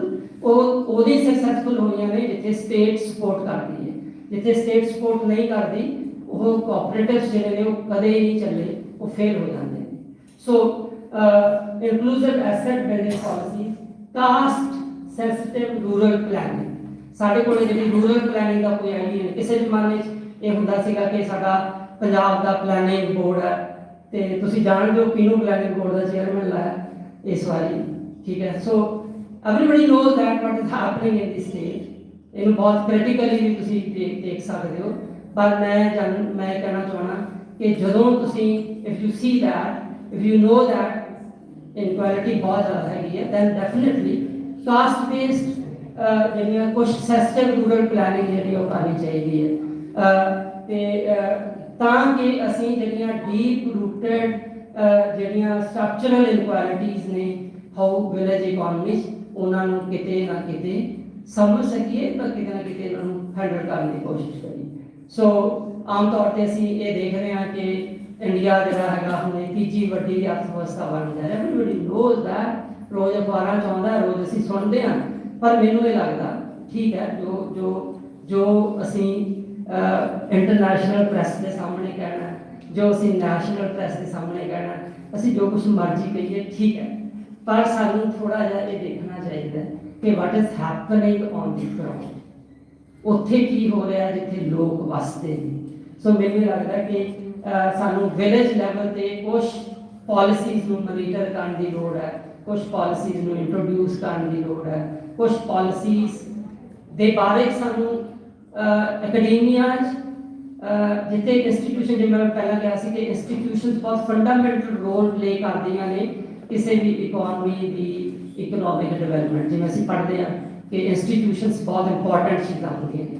ਸੋ ਜਿਵੇਂ ਤੁਸੀਂ ਅੱਜ ਦਾ ਇਹ ਪ੍ਰੋਗਰਾਮ ਇੱਥੇ ਕਰਾਇਆ, ਇਹ ਮੈਨੂੰ ਲੱਗਦਾ ਹੈ ਕਿ ਇਹ ਇੱਕ ਗੱਲ ਹੈ, ਇਹ ਹੋਣੀ ਚਾਹੀਦੀ ਹੈ। ਇਸ ਤਰ੍ਹਾਂ ਦੀਆਂ ਬਹੁਤ ਲਗਾਤਾਰ ਐਕਸਰਸਾਈਜ਼ ਹੋਣੀਆਂ ਚਾਹੀਦੀਆਂ ਨੇ ਜਿੱਥੇ ਲੋਕ ਕੋਈ ਗੱਲ ਸੁਣਨ, ਜਿੱਥੇ ਲੋਕ ਕੁਝ ਬੋਲਣ। ਸੋ ਮੈਨੂੰ ਲੱਗਦਾ ਕਿ ਇਹ ਅਕੈਡਮੀਆ ਦੀ ਰਿਸਪੌਂਸਿਬਿਲਿਟੀ ਹੈ। ਜੇ ਅਕੈਡਮੀਆ ਇਸ ਤਰ੍ਹਾਂ ਦੇ ਸਵਾਲ ਨਹੀਂ ਕਰੂਗਾ ਤਾਂ ਪਾਲਿਸੀ ਮੇਕਿੰਗ 'ਚ ਕਦੇ ਨਹੀਂ ਹੋਣਗੇ। ਸੋ ਇੰਨੀ ਗੱਲ ਦੇ ਨਾਲ ਮੈਂ ਤੁਹਾਡਾ ਸਾਥ ਨਹੀਂ ਕਰਦਾ।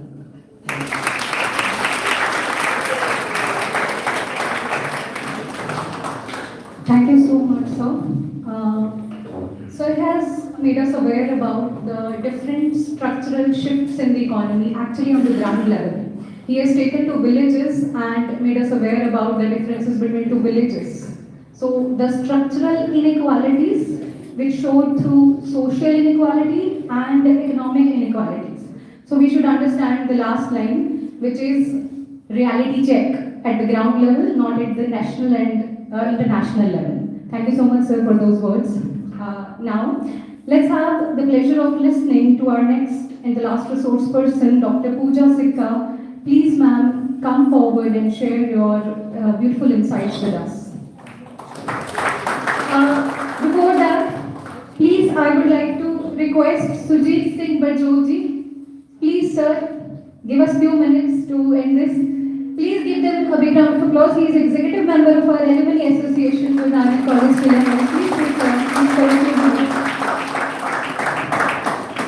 Please, Pooja Sikka, ma'am, please come forward.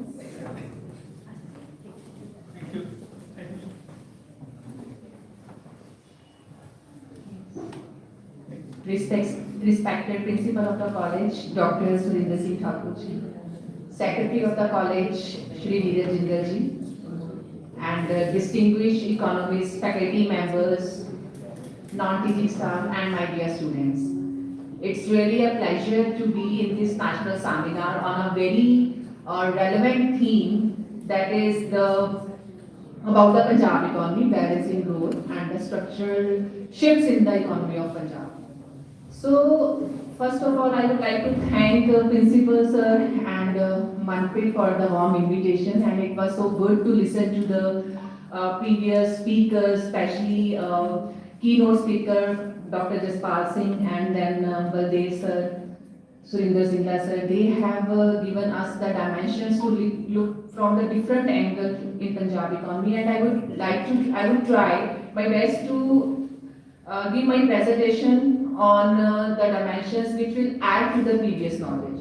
So the title of my presentation is Punjab Beyond Numbers, Growth, Slowdown and Challenges. So when we talk about Punjab economy, so which are the things that come in mind? Punjab is serving as a football of the nation. So agriculture here is the main backbone of this economy. Apart from this, what are the other things when we discuss Punjab that comes automatically in our mind? That are the growing debts, isn't it? The fiscal stress, agrarian distress, farmer suicides, and what else? Our consumption patterns and the modal economy of Punjab, that is seva, langar, and community. So when we talk about Punjab economy, we need to look at the Punjab economy from all these angles, so that we can understand how the structural shift has actually happened in the economy of Punjab.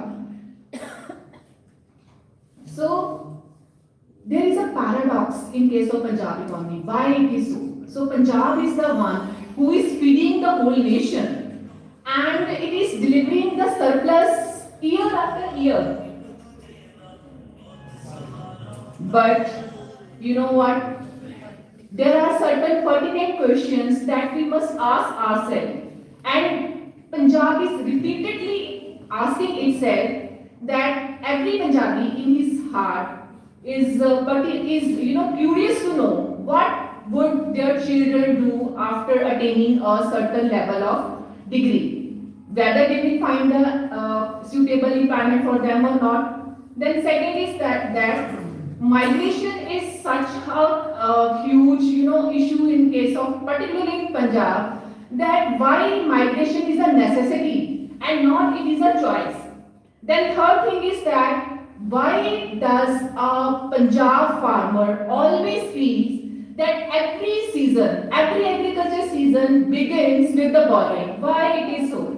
So the paradox is that on the cover page of it, like Punjab is growing, like people are rich, and no doubt Balesar pointed that inequality is increasing, but we the Punjabi are known for a rich culture and the consumption patterns are very high. If we are having income, it doesn't mean that we save a lot. We spend also a lot.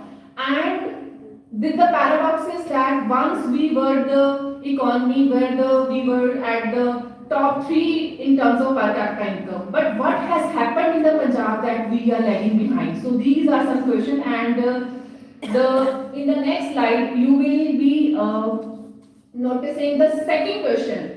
That is, in case of Punjab economy, can our economy be a fragile economy and a productive economy at the same time? So this question is very central to the paradox of the Punjab's political economy. Why it is so? Because no doubt it is productive, right? But at the same time, the issues that the Punjab economy is facing today, it is making the Punjab economy a fragile economy. And why it is so? Because the Punjab is actually experiences the issues. In the next slide, like Punjab is feeding the nation, but the farming community doesn't know their actual future, right? And then when we talk about the growth of Punjab economy, it is stagnating. Once there was a time that the growth of the Punjab economy was much more than the national average, but now other nations has taken the charge and Punjab is lagging behind. And then there is a youth mismatch. What is happening that the youth in the Punjab is educated, right? But they don't want to stay in Punjab. They want to go to the advanced nation. Why it is so? Because there are no employment opportunities as per their own expectation. So when we see this situation of Punjab in the theoretical perspective, then it reminds me of the classical theory. Next slide, please. So according to the classical theory, it associates the productivity of any state with the stability. Stability comes first, then there is capital accumulation, and the growth is sustained growth. So there is no break, and the economy is moving on the growth path without much effort. But this is not the case with the Punjab economy. What is happening? It is Punjab is challenging this framework. How it is challenging? Because the high farm output that the Punjab is experiencing is strong, but the reliance from where this output is coming is the few crops. Again, that wheat paddy cycle, and we have overused our materials. Overusage of the materials have made the economy fragile. Next, when we talk about the from historical success to the structure shift, then long way back when we achieved the Green Revolution, then we all know that there was a tremendous increase in the productivity and the farms were using more machinery than before and the procurement mechanism was improved. It led to the increase in the rural income. When the rural income were increased, then it helped in the growth of Punjab. But that time when this transition took place, late back in 1980s, but there was some lag that this transition couldn't help the Punjab to achieve a status that it should have. What happened? This economic transition has remained unfinished. Why it was unfinished? Because there was a lack of the institutional reform that didn't take place simultaneously. So it means that Punjab did not fail to grow. What it happened? Punjab has failed to re-transform in the light of the challenges that we are facing in the economy. So agriculture no doubt remained at the center stage. But the value addition could not cope up with the more productivity. Next, so this was the gap that why Punjab economy couldn't move on a sustained growth path. And the second transition, the first transition was we achieved in the phases of Green Revolution, and the second transition that was from the grain to value and from the production to processing. This has never happened, and this unfinished transition of Punjab helps us to understand that why Punjab is facing the current challenges that I have already mentioned. Next is when we talk about the back slide, please. Yeah, next slide. The logic of monoculture. Why the second transition has not taken place? Because the farmers in the Punjab are still stuck with the monoculture. It means that they know that it is not out of ignorance. They know that when they can be given the opportunity, they are going for the cash crops. But still they are stick to this monoculture. What are the reasons? The reasons are these are the guaranteed markets. The government buys these commodities and the other crops don't have any guarantee, and then the rising cost, the input cost, the fertilizer cost, the other costs are rising day by day. But what about the cost of the actual product, the wheat and the rice? Are they growing in the same pace as the inputs are growing? It is not so. That is why the farmers don't want to take the risk, and the borrowing cycle is that each cycle the farmers are borrowing for the next season. It means that debt is always with them. They are not able to reduce their debt. They are not able to eliminate their debt. Next, the returning debt. So here Punjab farmers, the debt trap, in case of particularly in Punjab, debt trap is actually a death trap, and this is very true. There are not many research that are happened in the Punjab that has highlighted the issue of farmer suicide. And why does this debt keep returning? Because the system has not changed. No doubt the paperwork, the government policies may have changed, but actually the system has not changed. And even now the safety matters more than the experiments that we can introduce in the economy. So this was about the paradox of Punjab. Now let's move to the growth trends and the economic slowdown. The first picture is about the Punjab growth rate versus the national growth rate. Once there were times when we outplaced the national averages, but this is the picture of the last few years when the actual growth rate of GSDP of Punjab was significantly lower than the national average. You can see when the national average is 6.37, the Punjab remains at 5.95, and then when it was 8.15, then the Punjab experienced only 6.19. Why it is so? This is the question that we ask ourselves. Next.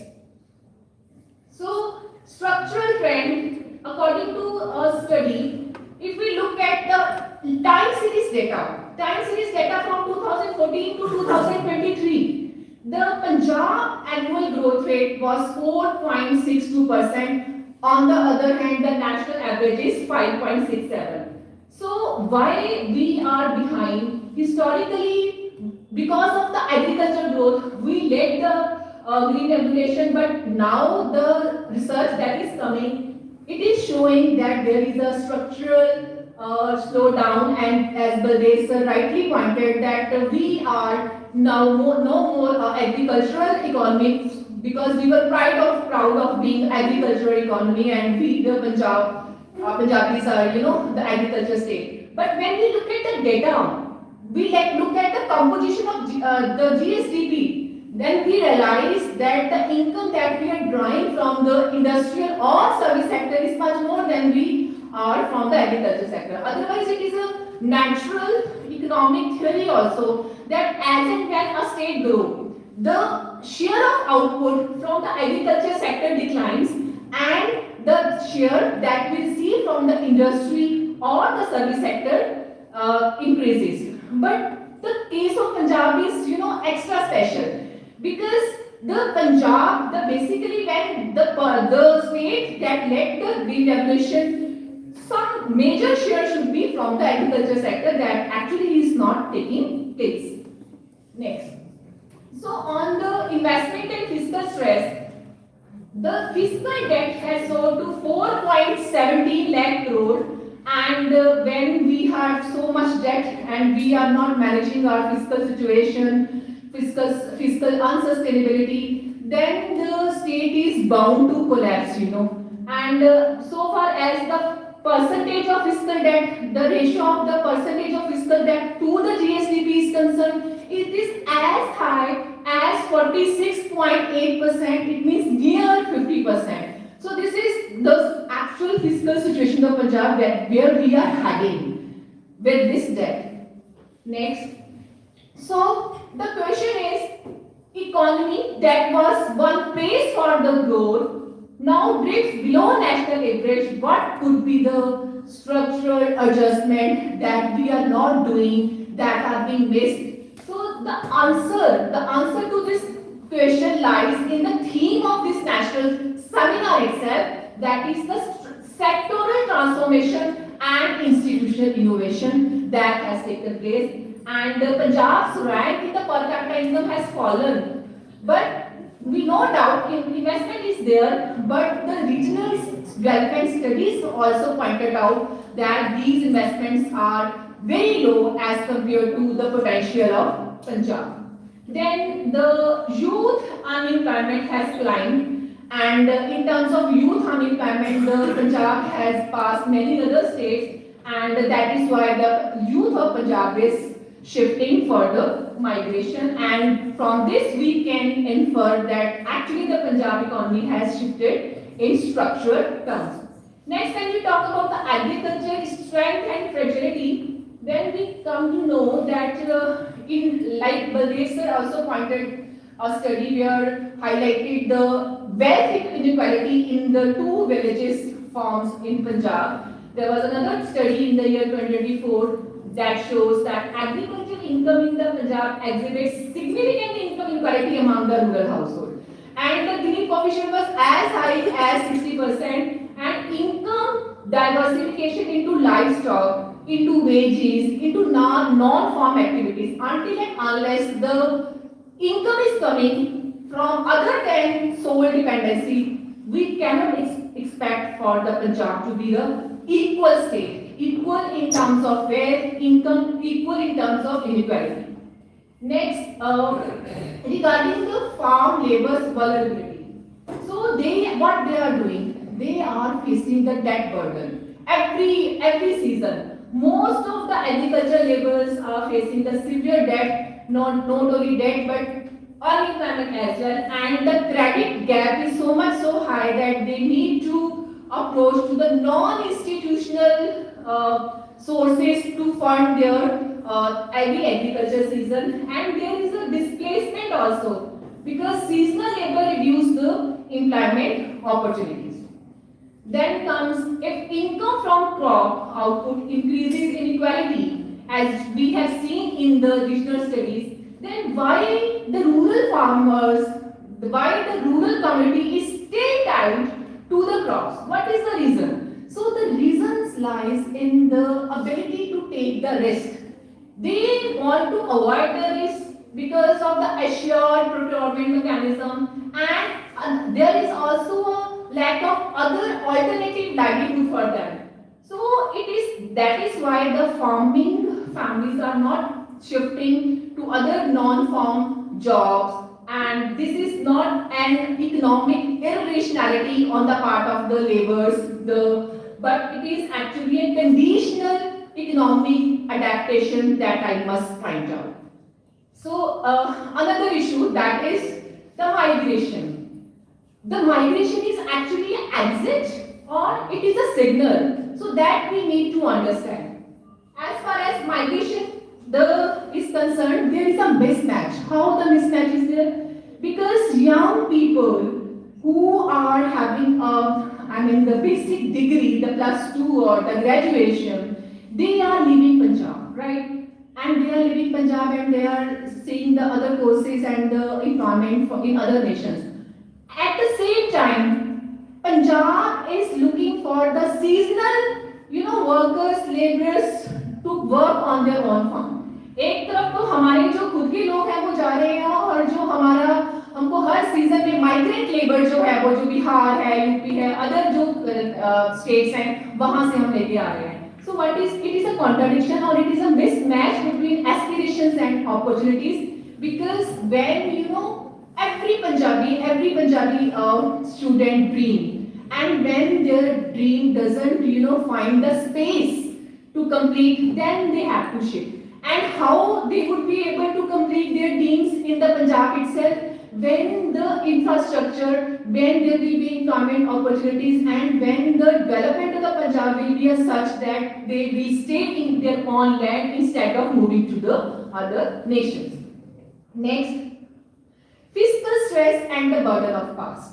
So this was another issue. So as per the latest report of NITI Aayog in the year 2025, that is Fiscal Health Index, then according to this report, the major states, all the states were assessed as per the 5 criteria: the quality of expenditure, revenue mobilization, fiscal prudence, debt index, and debt sustainability. And the Punjab was ranked, the Fiscal Health Index of NITI Aayog for the year 2022-2023 ranked 18 states, and Punjab was ranked 18th among all the assessed states. And the report has observed that the Punjab has witnessed growing debt burden, and there is a need to fix it. So that, because in the subsequent slide also I will show the quantum of the debt that we are undergoing. Next. So burden of fiscal debt, as far as March 2026, the next month is approaching, the projected debt is 4.15 lakh crore, and Punjab stands as the second most indebted state in India. And by March 2025 only, the debt had already crossed 3.78 lakh crore. So this is the figure, and we need to think on that. That is next slide, please. So it is not that we are taking debts to finance our development projects or to generate the employment opportunities, but where this debt is going, that is the point to be noted. Most of the debt, nearly 60% of the revenue, pre-committed to salaries and pensions, and interest only costs 24,000 crore annually. See at this figure, and 85 out of, if the borrowing is 100%, then 85 to 86% of the new borrowings are used to repay the old debt only. So if we are borrowing 100 rupees, and out of 100 rupees, 85 rupees going to pay the debt, old debt only, then how much money we are left with to finance the development projects? Only 15. So where, how we can accept that Punjab will grow? Next. So the problem is, the issue is, debt in itself is not the problem. So it is important to emphasize that debt can derive the growth if it is utilized properly, and it helps in extending the production capacity of the nation, but it actually is not taking place. So it means that Punjab problem is not the debt problem alone, it is debt without transformation. An economy, whenever an economy is using its future revenues, the revenues that it has not generated so far, and utilizing its future revenue to maintain its present consumption. So this economy is then bound to lag behind, like we are lagging behind, and we are here to discuss these issues. Next. So another issue that we are facing in Punjab is the climate and the ecological stress. How? Back slide. Yes. Next slide. So on the ecological stress, we know that the groundwater depletion and the soil quality, the soil deterioration, these are the things that we are facing in the Punjab economy now. So climate vulnerability is the another thing. Why? With the severe, the flooding events that we experienced recently also, they are devastating the crops, and who is going to bear the price? So what happens when the natural capital supporting crop is undermined? So the economy lost its foundation, because the agriculture is not just a production, it is a rural employment. Agriculture in case of Punjab is, there is a evidence that most of the people, the significant amount of proportion of people is still employed in agriculture, and resilience cannot be built when we are extracting the things and when we know that these resources are limited. So now Punjab extracts the groundwater, then it can recharge naturally. We know that according to the Central Groundwater Board, we are using 1.5 times the water that nature put back every year. So it means that the amount of water that we are drawing is much more than then there is a natural process that water comes back. So when we are extracting more, then how can we expect the future generations to use those resources? Then Punjab can safely recharge 17 to 18 billion cubic meter of groundwater annually. Right? This is the fact, this is the figure. But actual extraction is close to the figure 26 to 27 billion cubic meter. So this gap has not arisen out of blue. This gap persists from the long periods. Next. So Punjab's groundwater extraction level is about 150%, 160%, and we are, maintaining the today's output by consuming the tomorrow's resources. And whenever our economy do so, then we can't expect that this economy can achieve a decent level of growth. The falling water table. So we know that when the wells in India that once worked at a shallow depth, जब पानी निकालना है तो थोड़ी सी भी निकल आता था, but अब we need to go 30 to 40 meters deep, and when we are going deep to extract the water, we know that naturally the cost will be high and also the risk will be high. So this groundwater depletion is not only an environmental issue, it is an economic one now, and Punjab is maintaining today's output by consuming the tomorrow's resources, and we know that no growth model can survive when its natural base is steadily running out. So sustainability in this context is not an idealistic choice. So it is an economic necessity, and we should realize that it is high time. So after discussing this issue, what are the pathways for renewal of Punjab economy? What we should do? So the things that we can go for, one is the diversification. So the time has come when we need to move from the paddy wheat into the horticulture, dairy and other high value crops. Then second thing is that we should now shift to the agri-entrepreneurship and the agri-processing complexes just to provide our rural areas more income than before. Then on the front of human capital, we need to align the human capital as per the requirement of the new education policy. The courses should be aligned with the skill development so that the youth that are migrating should work in Punjab itself and can contribute to the development of Punjab. Next, fiscal rationalization. So there is a high time to rationalize on fiscal because we have seen that the debt to GSDP ratio is as high as 46.8. So how to manage this fiscal stress, the fiscal management that we need to ponder.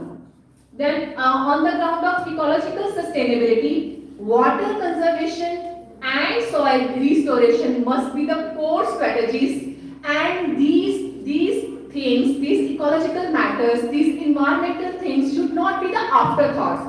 They should be the very much part and parcel of the policy first, and we know that even when our natural resources are depleting, how can we expect the Punjab to grow? So whatever the things that I have listed in the future pathways for the renewal of Punjab economy, this is not a policy wish list. Actually, it is the integrated strategy for survival. So we know that we, the Punjabis, don't lack the potential to grow fast. हमें potential है. We, the Punjabis, do not shirk hard work and effort. We are the moral economy of Sarbat da Phala, and we do not lack the aspirations also. So if we have made the history way back in 1980, so the time has come to redefine the Punjab once again. So with these thanks, I thank you all of you for patiently.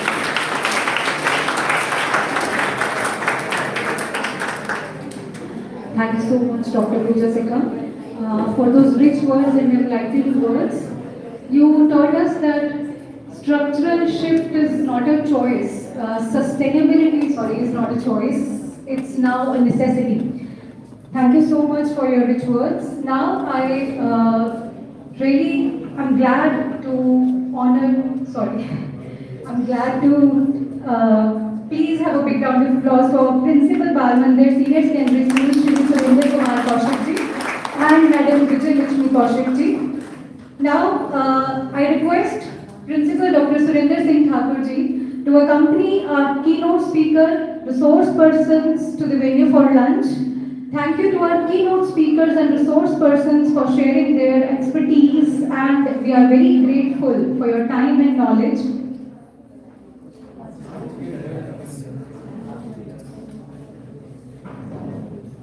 Okay, we are heading towards the technical section. Before that, we want to honor Principal Balmandir Senior Secondary School. Please, Principal Sir, and please, keynote speaker and the resource persons and the conveners, Dr. Manik Jindal and Mrs. Manpreet Kaur, to honor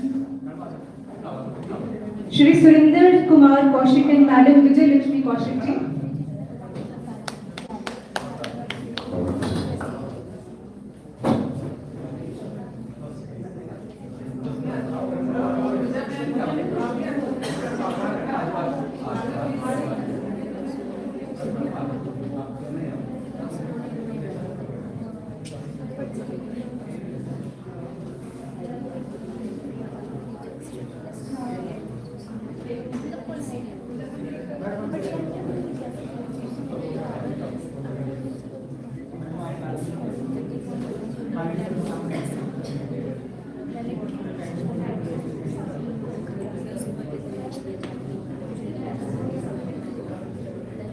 Thank you so much, Principal Sir.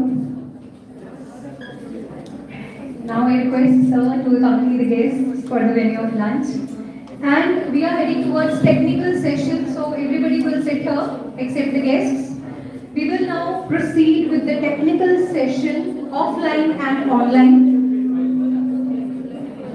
Continuing with that, I request all the delegates to present their papers. First of all, to give us names who has not given still. I have a list of 5 members who want to present the papers, except that if there is somebody who still want to give or their name to present the paper, can give to me. We have 5 minutes to start the technical session.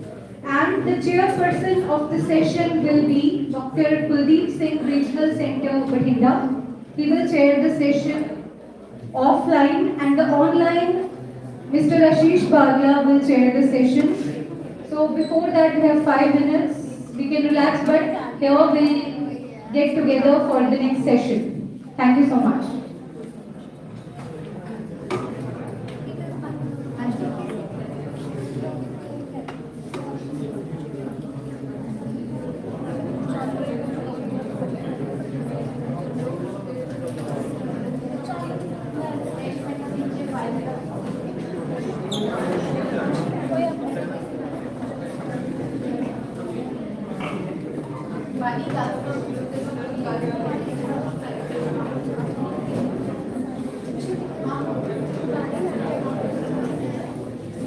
Sir, Dr. Kuldeep Singh ji, if you're comfortable there, can you sit here?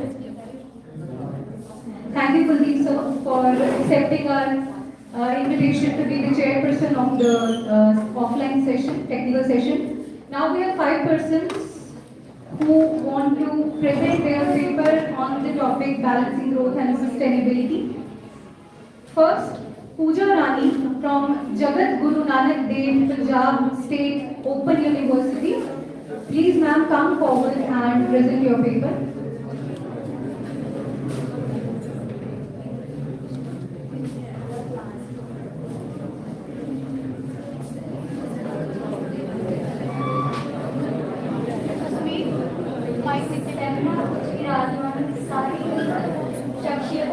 मेरे ਵੱਲੋਂ ਪਿਆਰ ਭਰੀ ਸਤਿ ਸ਼੍ਰੀ ਅਕਾਲ। ਮੈਂ ਸ਼ੁਕਰਗੁਜ਼ਾਰ ਹਾਂ ਮੈਨੂੰ ਇੱਥੇ ਬੋਲਣ ਦਾ ਮੌਕਾ ਦਿੱਤਾ। ਮੇਰੇ ਅੱਜ ਬੋਲਣ ਦਾ ਵਿਸ਼ਾ ਹੈ ਪੰਜਾਬ ਦੇ ਵਿਕਾਸ ਦੀ ਨੀਂਹ ਖੇਤੀਬਾੜੀ। ਖੇਤੀਬਾੜੀ ਦਾ ਧੰਦਾ ਪੰਜਾਬ ਦੇ ਉਦਯੋਗਿਕ ਵਿਕਾਸ ਦੀ ਖੇਤੀਬਾੜੀ ਦਾ ਧੰਦਾ ਪੰਜਾਬ ਦੇ ਉਦਯੋਗਿਕ ਵਿਕਾਸ ਦੀ ਨੀਂਹ ਹੈ। ਗੱਲ ਭਾਵੇਂ ਭੂਤਕਾਲ ਦੀ ਹੋਵੇ, ਭਾਵੇਂ ਵਰਤਮਾਨ ਕਾਲ ਦੀ ਤੇ ਭਾਵੇਂ ਭਵਿੱਖ ਕਾਲ ਦੀ, ਖੇਤੀਬਾੜੀ ਦੇਸ਼ ਦੀ ਆਰਥਿਕਤਾ ਦੀ ਰੀੜ੍ਹ ਦੀ ਹੱਡੀ ਹੀ ਰਹੇਗੀ। ਵੈਸੇ ਤਾਂ ਖੇਤੀਬਾੜੀ ਭਾਰਤ ਦਾ ਹੀ ਮੁੱਖ ਧੰਦਾ ਹੈ, ਪਰੰਤੂ ਪੰਜਾਬ ਪ੍ਰਦੇਸ਼ ਇਸ ਧੰਦੇ ਵਿੱਚ ਮੋਹਰੀ ਸਥਾਨ ਤੇ ਆਉਂਦਾ ਹੈ।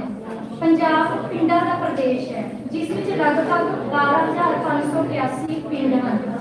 ਪੰਜਾਬ ਦੀ ਜਨਸੰਖਿਆ ਦਾ ਲਗਭਗ 62.5% ਭਾਗ ਪਿੰਡਾਂ ਵਿੱਚ ਰਹਿੰਦਾ ਹੈ। ਪਿੰਡ ਦੇ ਲੋਕਾਂ ਦਾ ਮੁੱਖ ਧੰਦਾ ਖੇਤੀਬਾੜੀ ਹੈ ਜਾਂ ਖੇਤੀਬਾੜੀ ਨਾਲ ਸੰਬੰਧਿਤ ਹੈ। ਪੰਜਾਬ ਦੀ ਅਰਥ ਵਿਵਸਥਾ ਵਿੱਚ ਖੇਤੀ ਦਾ ਬਹੁਤ ਹੀ ਵੱਡਾ ਯੋਗਦਾਨ ਹੈ। ਜ਼ਿਆਦਾਤਰ ਪਿੰਡਾਂ ਵਿੱਚ ਲੋਕ ਖੇਤੀ, ਪਸ਼ੂ ਪਾਲਣ ਇਹਨਾਂ ਨਾਲ ਜੁੜੇ ਧੰਦਿਆਂ ਵਿੱਚ ਲੱਗੇ ਹੋਏ ਹਨ। ਕਿਸਾਨੀ ਨਾਲ ਜੁੜੇ ਪੁਰਾਣੇ ਲੋਕ ਤਾਂ ਨਵਾਂ ਹੋਵੇ ਭਾਵੇਂ ਕਿਸਾਨ ਆਪਣੇ ਇਸ ਧੰਦੇ ਨੂੰ ਛੱਡਣ ਲਈ ਤਿਆਰ ਨਹੀਂ ਹਨ। ਬਹੁਤ ਸਾਰੀਆਂ ਮੁਸ਼ਕਿਲਾਂ ਹੋਣ ਦੇ ਬਾਵਜੂਦ, ਜਿਵੇਂ ਕਿ ਕੁਦਰਤੀ ਆਫਤਾਂ, ਸਰਕਾਰ ਦੀਆਂ ਕਿਸਾਨ ਵਿਰੋਧੀ ਨੀਤੀਆਂ ਆਦਿ ਕਾਰਨ ਵੀ ਲੋਕ ਡਟ ਕੇ ਸਬਰ ਦਾ ਘੁੱਟ ਭਰਦੇ ਹੋਏ ਇਸ ਧੰਦੇ ਨੂੰ ਬਰਕਰਾਰ ਰੱਖਦੇ ਹਨ। ਇਹ ਧੰਦਾ ਕੇਵਲ ਆਪਣੀ ਹੀ ਰੋਜੀ ਰੋਟੀ ਜਾਂ ਮੁਨਾਫੇ ਲਈ ਨਹੀਂ ਕਰਦੇ, ਸਗੋਂ ਸਿੱਧੇ ਜਾਂ ਸਿੱਧੇ ਤੌਰ ਤੇ ਲੱਖਾਂ ਕਰੋੜਾਂ ਲੋਕਾਂ ਦੇ ਧੰਦੇ ਇਸ ਖੇਤੀਬਾੜੀ ਤੇ ਹੀ ਨਿਰਭਰ ਹਨ। ਕਿਸਾਨ ਜ਼ਮੀਨ ਨੂੰ ਭੂਮੀ ਦਾ ਟੁਕੜਾ ਨਾ ਸਮਝ ਕੇ ਆਪਣੀ ਮਾਂ ਦਾ ਦਰਜਾ ਦਿੰਦੇ ਹਨ। ਫਿਰ ਜਦੋਂ ਉਹਨਾਂ ਦੀ ਮਾਂ ਨੂੰ ਖੋਹਣ ਦਾ ਯਤਨ ਕੀਤਾ ਜਾਂਦਾ ਹੈ ਤਾਂ ਉਹ ਡਟ ਕੇ ਵਿਰੋਧ ਕਰਦੇ ਹਨ। ਉਹ ਹਾਕਮ ਜਾਤ ਭਾਵ ਸਰਕਾਰਾਂ ਸਾਹਮਣੇ ਵੀ ਆਪਣੀ ਨਾਰਾਜ਼ਗੀ ਜ਼ਾਹਿਰ ਕਰਕੇ ਆਪਣੇ ਹੱਕਾਂ ਪ੍ਰਤੀ ਸੁਚੇਤ ਹੁੰਦੇ ਹੋਏ ਉਹਨਾਂ ਨੂੰ ਲਲਕਾਰਦੇ ਹਨ। ਲੇਖ ਕਿਸਾਨੀ ਸੰਘਰਸ਼ ਮਾਨ ਦੀ ਸੰਵੇਦਨਾ ਤੇ ਵੰਗਾਰ ਤੇ ਸੰਕਲਪ ਵਿੱਚ ਲਿਖੇ ਅਨੁਸਾਰ, ਲੇਖਾ ਦੇਣਾ ਪੈਣਾ ਤੈਨੂੰ ਕੋਈਆਂ ਮੁਸਕਾਨਾਂ ਦਾ, ਕਿਉਂ ਨਹੀਂ ਸਮਝਦਾ ਹਾਕਮ ਹੋਏ ਤੂੰ ਦਰਦ ਕਿਸਾਨਾਂ ਦਾ। ਸਾਡੀਆਂ ਆਉਣ ਵਾਲੀਆਂ ਪੀੜ੍ਹੀਆਂ ਨੂੰ ਵੀ ਇਹ ਗੱਲ ਚੇਤੇ ਰੱਖਣ ਦੀ ਲੋੜ ਹੈ ਕਿ ਇਹ ਧੰਦਾ ਹੀ ਇੱਕ ਅਜਿਹਾ ਧੰਦਾ ਹੈ ਜਿਸ ਤੋਂ ਅੱਜ ਦੇ ਸਮੇਂ ਵਿੱਚ ਆਧੁਨਿਕ ਮਸ਼ੀਨਾਂ ਦੀ ਸਹੂਲਤਾਂ ਦਾ ਸਹਾਰਾ ਲੈ ਕੇ ਬਹੁਤ ਮੁਨਾਫਾ ਕਮਾਇਆ ਜਾ ਸਕਦਾ ਹੈ। ਇਸ ਕਿੱਤੇ ਵਾਸਤੇ ਤਾਂ ਉਹ ਕਹਾਵਤ ਪੂਰੀ ਤਰ੍ਹਾਂ ਢੁਕਦੀ ਹੈ, ਨਾਲੇ ਪੁੰਨ ਨਾਲੇ ਫਲੀਆਂ। ਭਾਵੇਂ ਅਜਿਹਾ ਧੰਦਾ ਹੈ ਜੋ ਨਾਲੇ ਤਾਂ ਲੋਕਾਂ ਦੇ ਢਿੱਡ ਭਰਦਾ ਹੈ ਤੇ ਨਾਲੇ ਕਮਾਈ ਹੁੰਦੀ ਹੈ। ਵਿਦਵਾਨ ਦੇਸ਼ ਦੇ ਕਹੇ ਅਨੁਸਾਰ ਕਿਸਾਨੀ ਜਿਹੜੇ ਛੋਟੇ ਛੋਟੇ ਕਿਸਾਨਾਂ ਦੇ ਵਰਗ ਨੂੰ ਕਿਹਾ ਜਾਂਦਾ ਹੈ, ਜਿਹੜੇ ਸਿੱਧੇ ਸਾਦੇ ਅਤੇ ਪਰਿਵਾਰਕ ਮਿਹਨਤ ਦੁਆਰਾ ਮੁੱਖ ਤੌਰ ਤੇ ਆਪਣੀ ਖਪਤ ਲਈ ਉਤਪਾਦਨ ਕਰਦੇ ਹਨ, ਪਰ ਉਹਨਾਂ ਨੂੰ ਉਤਪਾਦਨ ਦਾ ਕੁਝ ਭਾਗ ਰਾਜਨੀਤਿਕ ਅਤੇ ਆਰਥਿਕ ਸ਼ਕਤੀਆਂ ਨੂੰ ਵੀ ਭੇਟਾ ਕਰਨਾ ਪੈਂਦਾ ਹੈ। ਖੇਤੀ ਇੱਕ ਅਜਿਹਾ ਧੰਦਾ ਹੈ ਜਿਸ ਵਿੱਚ ਲੱਖਾਂ ਲੋਕ ਰੋਜ਼ਗਾਰ ਪ੍ਰਾਪਤ ਕਰ ਸਕਦੇ ਹਨ। ਕਿਹਾ ਜਾਂਦਾ ਹੈ ਕਿ ਨੌਕਰੀਆਂ ਦੇਣ ਵਾਲੇ ਬਣਨ, ਨਾ ਕਿ ਨੌਕਰੀਆਂ ਲੈਣ ਵਾਲੇ। ਡਾਮਾਡੋਲ ਅਰਥਚਾਰਾ ਵਿਕਾਸ ਮਾਡਲ ਤੇ ਸਵਾਲ ਲੇਖ ਵਿੱਚ ਕਹੇ ਅਨੁਸਾਰ ਡਗਮਗਾਰ ਅਤੇ ਭਾਰਤੀ ਅਰਥਚਾਰੇ ਨੂੰ ਸੰਭਾਲਣ ਲਈ ਜ਼ਰੂਰੀ ਹੈ ਕਿ ਲੋਕ ਅਤੇ ਕੁਦਰਤੀ ਪੱਖੀ ਆਰਥਿਕ ਵਿਕਾਸ ਮਾਡਲ ਅਪਣਾਇਆ ਜਾਵੇ, ਜਿਸ ਸਦਕਾ ਆਮ ਲੋਕਾਂ ਲਈ ਰੋਜ਼ਗਾਰ ਦੇ ਪੂਰੇ ਮੌਕੇ ਪੈਦਾ ਹੋਣ ਤੇ ਰੋਜ਼ਗਾਰ ਦਾ ਮਿਆਰ ਵੀ ਉੱਚਾ ਚੁੱਕਿਆ ਜਾ ਸਕੇ, ਜਿਸ ਤੋਂ ਪ੍ਰਾਪਤ ਹੋਈ ਆਮਦਨ ਤੇ ਹੋਰ ਸਹੂਲਤਾਂ ਨਾਲ ਜ਼ਿੰਦਗੀ ਦੀਆਂ ਮੁੱਢਲੀਆਂ ਲੋੜਾਂ ਪੂਰੀਆਂ ਹੋ ਸਕਣ ਤੇ ਨਾਲ ਹੀ ਆਉਣ ਵਾਲੀਆਂ ਪੀੜ੍ਹੀਆਂ ਦੇ ਹਿੱਤਾਂ ਦੀ ਵੀ ਸੁਰੱਖਿਆ ਹੋ ਸਕੇ। ਅਜਿਹਾ ਉਸ ਸਮੇਂ ਹੋਵੇਗਾ ਜਦੋਂ ਮੁਲਕ ਦੀ ਚਾਦਰ ਕੀਰਤੀ ਲੋਕ ਵਿੱਚ ਨਾ ਮੋਰੀਆਂ ਹੋਣ, ਨਾ ਮਗੋਰੇ ਹੋਣ, ਸਗੋਂ ਇਹ ਚਾਦਰ ਇੰਨੀ ਮਜ਼ਬੂਤ ਹੋਵੇਗੀ ਇਸ ਦੀ ਗੋਟਾ ਕਿਨਾਰੀ ਸਰਮਾਏਦਾਰ ਕਾਰਪੋਰੇਟ ਜਗਤ ਦੇ ਚਮਕਣ ਦਾ ਕਿਸੇ ਵੱਲੋਂ ਕੋਈ ਵਿਰੋਧ ਨਾ ਹੋਵੇ। ਔਖਿਆਈਆਂ ਤੋਂ ਡਰਦੇ ਹੋਏ ਅੱਜ ਕੱਲ੍ਹ ਦੀ ਨੌਜਵਾਨ ਪੀੜ੍ਹੀ ਤਾਂ ਇਸ ਧੰਦੇ ਨੂੰ ਛੱਡ ਕੇ ਜ਼ਮੀਨਾਂ ਵੇਚ ਕੇ ਵਿਦੇਸ਼ਾਂ ਵਿੱਚ ਜਾਣ ਦਾ ਯਤਨ ਕਰ ਰਹੀ ਹੈ। ਵਿਦੇਸ਼ਾਂ ਵਿੱਚ ਜਾ ਕੇ ਉਹਨਾਂ ਦੇ ਰਿਸ਼ਤੇ, ਆਪਣੀਆਂ ਪੁਰਾਣੀਆਂ ਯਾਦਾਂ, ਘਰ ਜ਼ਮੀਨਾਂ ਆਦਿ ਤਾਂ ਛੁੱਟਦੇ ਹੀ ਹਨ, ਨਾਲ ਹੀ ਦੇਸ਼ ਦੀ ਅਰਥ ਵਿਵਸਥਾ ਨੂੰ ਵੀ ਭਾਰੀ ਨੁਕਸਾਨ ਦਾ ਸਾਹਮਣਾ ਕਰਨਾ ਪੈਂਦਾ ਹੈ। ਦੇਸ਼ ਵਿੱਚ ਬ੍ਰੇਨ ਡਰੇਨ ਦੀ ਸਥਿਤੀ ਪੈਦਾ ਹੋ ਜਾਂਦੀ ਹੈ। ਜਦੋਂ ਦੇਸ਼ ਦੇ ਸਿੱਖਿਅਕ ਅਤੇ ਕਾਰਗਰ ਲੋਕ ਵਿਦੇਸ਼ਾਂ ਵਿੱਚ ਜਾ ਕੇ ਵਸ ਜਾਂਦੇ ਹਨ ਤਾਂ ਦੇਸ਼ ਦੀ ਅਰਥ ਵਿਵਸਥਾ ਨਿਘਾਰ ਵੱਲ ਚਲੀ ਜਾਂਦੀ ਹੈ। ਦੇਸ਼ ਵਿੱਚ ਕੁਸ਼ਲ ਲੋਕਾਂ ਦੀ ਘਾਟ, ਵਿੱਦਿਆ ਤੇ ਸਿਖਲਾਈ ਤੇ ਖਰਚ ਕੀਤੇ ਪੈਸੇ ਦੀ ਬਰਬਾਦੀ, ਨਵੀਨਤਾ ਤੇ ਤਰੱਕੀ ਦੀ ਕਮੀ ਆਦਿ ਮੁਸ਼ਕਿਲਾਂ ਸਾਹਮਣੇ ਆਉਂਦੀਆਂ ਹਨ। ਸਵਰਾਜ ਦੇ ਨਾਟਕ ਕਲਰ ਵਿੱਚ ਕਹੇ ਅਨੁਸਾਰ ਤੁਰਕੇ ਜੇ ਪਰਦੇਸੀ ਸਾਰੇ ਹੋ ਜਾਵੇਗਾ ਹਨੇਰਾ, ਇੱਥੇ ਮੁੰਡਿਓ ਕੋਈ ਨਾ ਘਾਟਾ, ਇੱਥੇ ਰਿਜ਼ਕ ਬਥੇਰਾ, ਇਹ ਮਿੱਟੀ ਵੀ ਸਭ ਕੁਝ ਦਿੰਦੀ ਬੰਦਾ ਰੱਖੇ ਜੇਰਾ, ਦੱਸੋ ਕਿਉਂ ਪਰਦੇਸੀ ਜਾਵੋ ਉੱਥੇ ਕਰੋ ਬਸੇਰਾ, ਮੈਂ ਹਾਂ ਧਰਤ ਪੰਜਾਬ ਦੀ ਲੋਕੋ ਕੀ ਹੋਵੇਗਾ ਮੇਰਾ। ਇਹ ਗੱਲ ਵੀ ਮੰਨਣਯੋਗ ਹੈ ਕਿ ਅੱਜ ਦੇ ਸਮੇਂ ਵਿੱਚ ਪੁਰਾਣੀਆਂ ਪੀੜ੍ਹੀਆਂ ਤੋਂ ਚੱਲੇ ਆ ਰਹੇ ਖੇਤੀ ਦੇ ਧੰਦੇ ਨੂੰ ਬਰਕਰਾਰ ਰੱਖਣਾ ਔਖਾ ਕੰਮ ਹੈ, ਕਿਉਂਕਿ ਕੁਦਰਤੀ ਆਫਤਾਂ ਜਿਵੇਂ ਬੇਮੌਸਮੀ ਮੀਂਹ, ਹੜ੍ਹ ਆਦਿ ਇਸ ਧੰਦੇ ਨੂੰ ਬਹੁਤ ਹੀ ਪਿੱਛੇ ਵੱਲ ਲੈ ਜਾਂਦੇ ਹਨ। ਜਿਵੇਂ ਕਿ ਹੜ੍ਹਾਂ ਕਾਰਨ ਸੋਇਲ ਰੀਜਨ ਹੋ ਜਾਂਦੇ ਆ, ਭਾਵ ਹੜ੍ਹਾਂ ਦਾ ਪਾਣੀ ਭੂਮੀ ਦੇ ਜ਼ਰੂਰੀ ਪੋਸ਼ਕ ਤੱਤਾਂ ਨੂੰ ਆਪਣੇ ਨਾਲ ਵਹਾ ਕੇ ਲੈ ਜਾਂਦਾ ਹੈ, ਜਿਸ ਨਾਲ ਜ਼ਮੀਨ ਦੀ ਉਪਜਾਊ ਸ਼ਕਤੀ ਘਟ ਜਾਂਦੀ ਹੈ। ਇਹ ਘਾਟਾ ਫਿਰ ਕਈ ਸਾਲਾਂ ਦੀ ਮਿਹਨਤ ਮੁਸ਼ੱਕਤਾਂ ਬਾਅਦ ਵੀ ਪੂਰਾ ਕਰਨਾ ਔਖਾ ਹੋ ਜਾਂਦਾ ਹੈ। ਸਮਾਜਿਕ ਪੱਖ ਤੋਂ ਵੀ ਮੁਸ਼ਕਿਲਾਂ ਦਾ ਸਾਹਮਣਾ ਕਰਨਾ ਪੈਂਦਾ ਹੈ। ਕਈ ਵਾਰ ਵਿਚੋਲੇ ਵੀ ਭਾਵ ਆੜ੍ਹਤੀਏ ਫਸਲਾਂ ਦਾ ਸਹੀ ਮੁੱਲ ਨਹੀਂ ਪਾਉਂਦੇ ਤੇ ਕਿਸਾਨਾਂ ਨੂੰ ਆਪਣੀ ਮਿਹਨਤ ਦਾ ਮੁੱਲ ਨਹੀਂ ਮਿਲਦਾ। ਕਿਸਾਨਾਂ ਨੂੰ ਬਿਜਾਈ ਲਈ ਵੀ ਪਾਣੀ ਦੇ ਸੰਕਟ ਦਾ ਸਾਹਮਣਾ ਕਰਨਾ ਪੈਂਦਾ ਹੈ। ਉਹਨਾਂ ਨੂੰ ਸਿੰਚਾਈ ਲਈ ਲੋੜੀਂਦਾ ਪਾਣੀ ਨਹੀਂ ਮਿਲਦਾ। ਰਾਜਸੀ ਪੱਖ ਤੋਂ ਵੀ ਕਿਸਾਨ ਵਿਰੋਧੀ ਨੀਤੀਆਂ ਬਣਾਈਆਂ ਜਾਂਦੀਆਂ ਹਨ। 2020 ਵਿੱਚ ਕਿਸਾਨੀ ਸੰਘਰਸ਼ ਇਸ ਗੱਲ ਦੀ ਗਵਾਹੀ ਭਰਦਾ ਹੈ ਕਿ ਮੌਜੂਦਾ ਸਰਕਾਰਾਂ ਵੀ ਕਿਸਾਨਾਂ ਦੇ ਹਿੱਤਾਂ ਦੀ ਰੱਖਿਆ ਨਾ ਕਰਕੇ ਉਹਨਾਂ ਦੀ ਭਲਾਈ ਦੇ ਉਲਟ ਕੰਮ ਕਰ ਰਹੀ ਹੈ। ਇਹਨਾਂ ਨੀਤੀਆਂ ਦਾ ਕੇਵਲ ਕਿਸਾਨੀ ਵਰਗ ਨੇ ਨਹੀਂ, ਸਗੋਂ ਸਾਰੇ ਹੀ ਵਰਗ ਦੇ ਲੋਕਾਂ ਨੇ ਖੁੱਲ੍ਹ ਕੇ ਵਿਰੋਧ ਕੀਤਾ। ਸਵਰਾਜ ਦੀ ਕਿਤਾਬ ਔਖੀ ਘਾਟੀ ਬਿਖਰਾ ਪੈੜਾ ਵਿੱਚ ਲੇਖਕ ਵੀ ਲੋਕਾਂ ਨੂੰ ਆਪਣੇ ਹੱਕਾਂ ਲਈ ਲਲਕਾਰਦਾ ਹੈ। ਕਿਸਾਨਾਂ ਨੂੰ ਚੁੱਪ ਰਹਿਣਾ ਚਾਹੀਦਾ ਹੈ, ਮਜ਼ਦੂਰਾਂ ਨੂੰ ਚੁੱਪ ਰਹਿਣਾ ਚਾਹੀਦਾ ਹੈ, ਕੁੜੀਆਂ ਤੇ ਵਿਦਿਆਰਥੀਆਂ ਨੂੰ ਚੁੱਪ ਰਹਿਣਾ ਚਾਹੀਦਾ ਹੈ, ਦਲਿਤ ਤੇ ਮਾਹੀਗੀਰਾਂ ਨੂੰ ਚੁੱਪ ਰਹਿਣਾ ਚਾਹੀਦਾ ਹੈ। ਭਾਵ ਸਾਨੂੰ ਚੁੱਪ ਨਹੀਂ ਰਹਿਣਾ ਚਾਹੀਦਾ ਤੇ ਡਟ ਕੇ ਵਿਰੋਧ ਕਰਕੇ ਆਪਣੇ ਹੱਕ ਪ੍ਰਾਪਤ ਕਰਨੇ ਚਾਹੀਦੇ ਹਨ।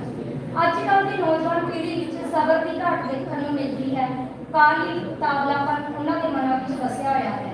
ਹਰ ਇੱਕ ਚੀਜ਼ ਦਾ ਜਲਦੀ ਨਤੀਜਾ ਭਾਲਦੇ ਹਨ, ਪਰੰਤੂ ਖੇਤੀਬਾੜੀ ਅਜਿਹਾ ਧੰਦਾ ਹੈ ਜੋ ਕਿ ਕਾਹਲੀ ਜਾਂ ਉਤਾਵਲੇਪਨ ਨਾਲ ਸਿਰੇ ਨਹੀਂ ਚੜ੍ਹਦਾ। ਉਹ ਇਸ ਵਿੱਚ ਤਾਂ ਸਬਰ ਨਾਲ ਕੰਮ ਕਰਨਾ ਪੈਂਦਾ ਹੈ। ਜਿੰਨਾ ਸਮਾਂ ਕੋਈ ਫਸਲ ਆਪਣੇ ਉਤਪਾਦਨ ਲਈ ਲਵੇਗੀ ਉਹ ਸਮਾਂ ਨਿਸ਼ਚਿਤ ਹੁੰਦਾ ਹੈ, ਪਰੰਤੂ ਖੇਤੀਬਾੜੀ ਵਿੱਚ ਇੰਨੀਆਂ ਸਾਰੀਆਂ ਮੁਸ਼ਕਿਲਾਂ ਦੇ ਬਾਵਜੂਦ ਵੀ ਇਹਨਾਂ ਸਥਿਤੀਆਂ ਤੇ ਕਾਬੂ ਪਾਇਆ ਜਾ ਸਕਦਾ ਹੈ, ਜਿਵੇਂ ਕਿ ਜੈਵਿਕ ਖਾਦਾਂ ਦਾ ਪ੍ਰਯੋਗ ਕਰਕੇ ਪੈਦਾਵਾਰ ਵਿੱਚ ਵਾਧਾ ਕੀਤਾ ਜਾ ਸਕਦਾ ਹੈ। ਫਸਲੀ ਚੱਕਰ, ਮਿੱਟੀ ਦਾ ਸੰਰਖਣ, ਪਾਣੀ ਦਾ ਸੰਰਖਣ, ਕੁਦਰਤੀ ਕੀਟਨਾਸ਼ਕਾਂ ਦਾ ਪ੍ਰਯੋਗ ਕਰਕੇ ਸਥਿਤੀ ਤੇ ਕਾਬੂ ਪਾਇਆ ਜਾ ਸਕਦਾ ਹੈ। ਲੇਖ ਕਿਸ ਤਰ੍ਹਾਂ ਸਿਰਜਿਆ ਜਾ ਰਿਹਾ ਹੈ, ਸਾਡਾ ਭਵਿੱਖ ਵਿੱਚ ਕਹੇ ਅਨੁਸਾਰ ਸਾਨੂੰ ਸਿਖਾਇਆ ਜਾ ਰਿਹਾ ਹੈ ਕਿ ਵਸਤਾਂ ਨੂੰ ਵੱਧ ਤੋਂ ਵੱਧ ਖਰੀਦੋ, ਵਰਤੋ, ਸੁੱਟੋ ਤੇ ਹੋਰ ਖਰੀਦੋ।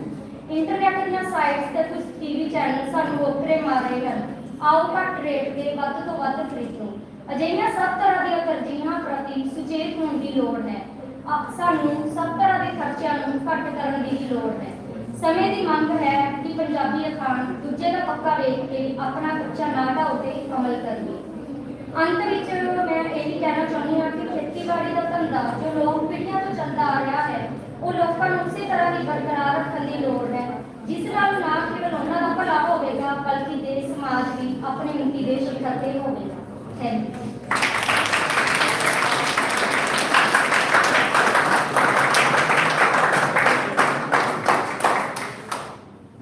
Thank you so much, Pooja ma'am. Next, I would like to request Mr. Nanak CollegeKillianwali from Central University of Panjab, who is presenting the university also, and his friend Sakshi. They are going to present the paper PPT. Thank you so much, sir.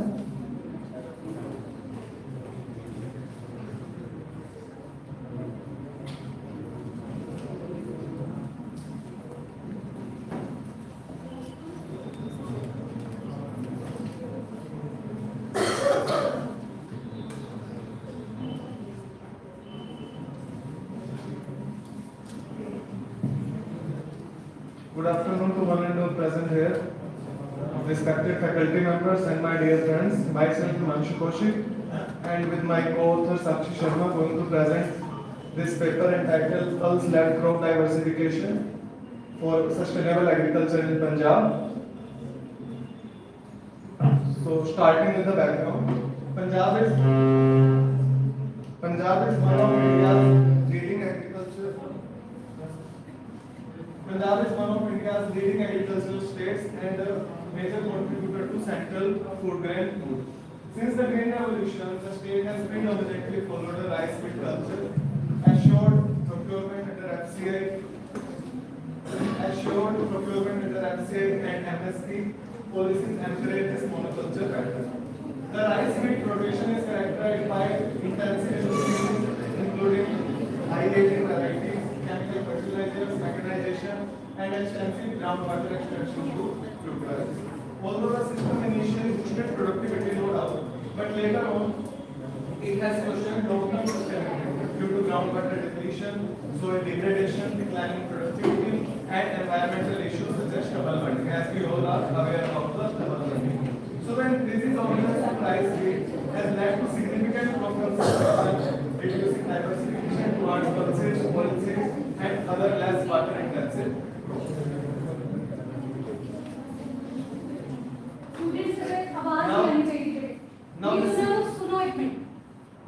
Now this is the time to move towards the legacy of Green Revolution towards the strategic pivot that is pulses. Talking about pulses, India accounts for roughly 1/4 of global pulse production.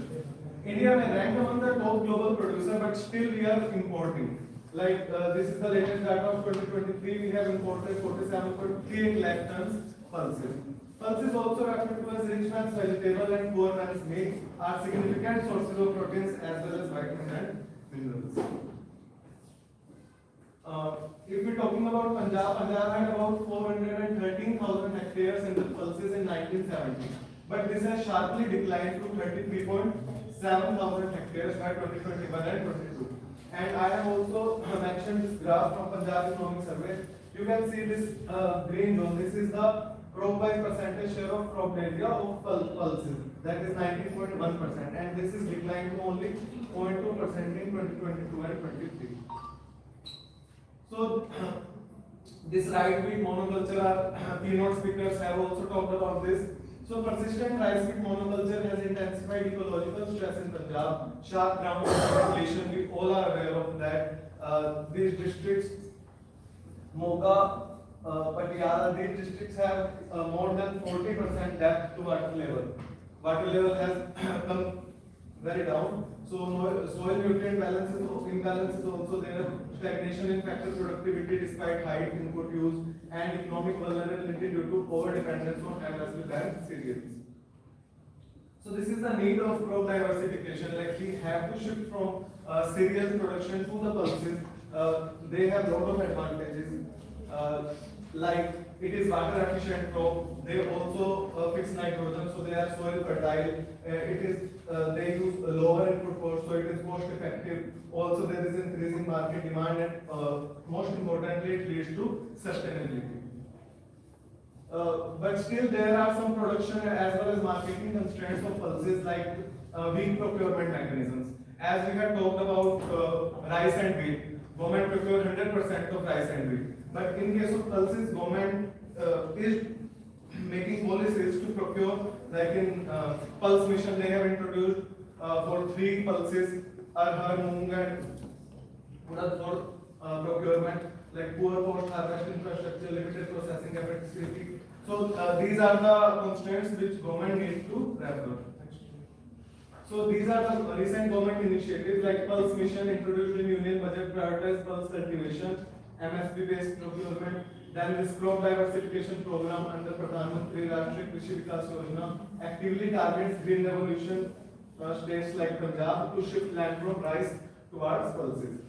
This recent union budget 25-26 allocates support post-harvest warehousing and MSP-linked procurement schemes, especially for pulses, aiming to stabilize prices and reduce risk for farmers. Conclusion. So Punjab's agriculture sustainability crisis requires urgent diversification strategies. Pulses represent a viable and strategic crop option due to their ecological, economic and nutritional benefits. However, successful adoption depends on strong policy support, market assurance, technological innovation and institutional mechanism. So these are the policies which government should focus on, like enhancing MSP and procurement on pulses, strengthening post-harvest infrastructure, so farmers need not to think about the production, like where they will sell. Promoting FPOs for collective production, grading and marketing, and also government should focus on market linkages and value addition for our crops. Thank you very much for the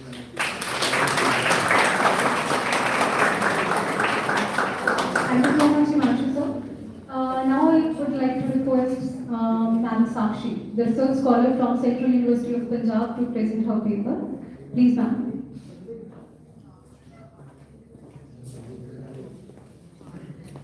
Good afternoon, all. When I was present here, respected faculty members and all my dear friends. I am Sakshi. Today I am going to present my research on employment pattern and wage rate of agricultural laborers in Bhatinda district of Punjab. So let me start with the background. So as we all know that India is the world's 4th largest economy, still around 70% of the population reside in rural areas with agriculture as a primary livelihood source.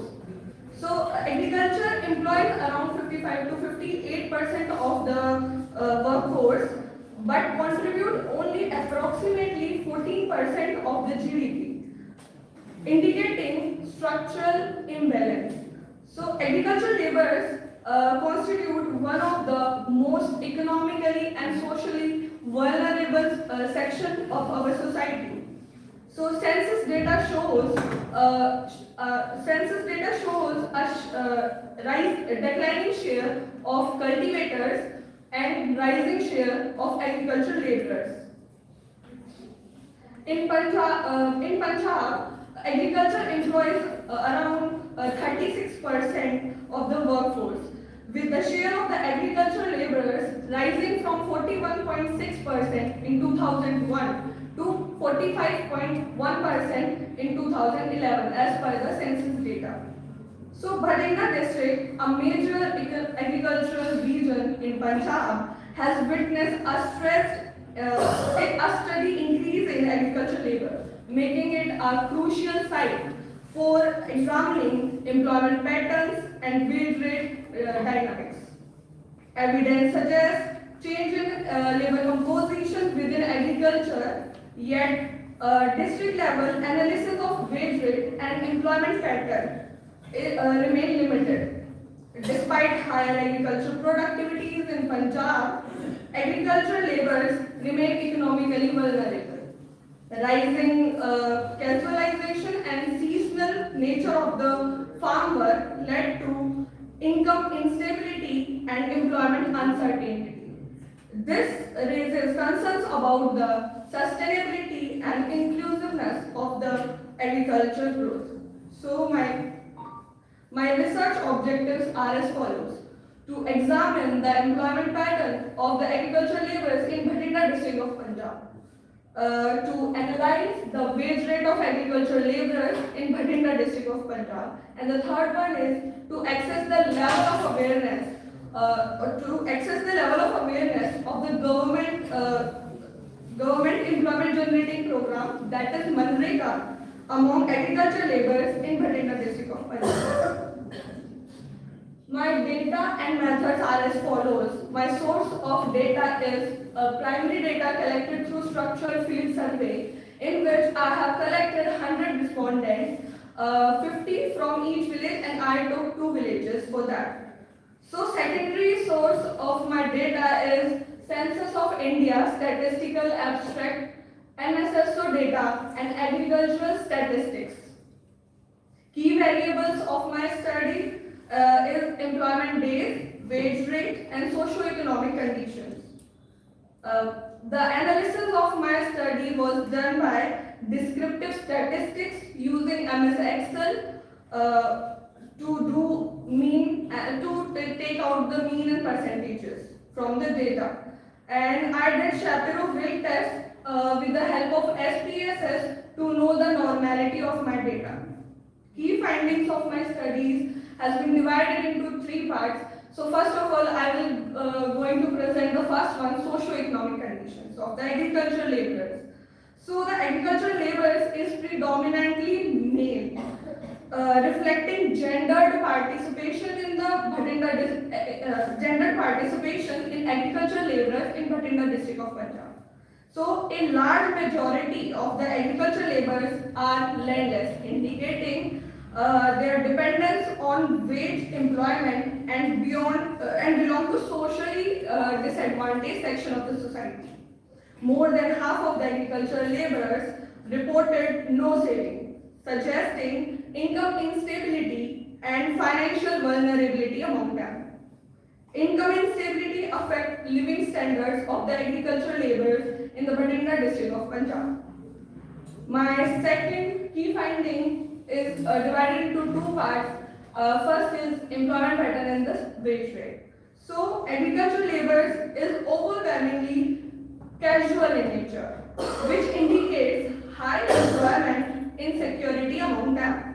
The average number of employment days in farm operation we got is 1, reflecting seasonal unemployment.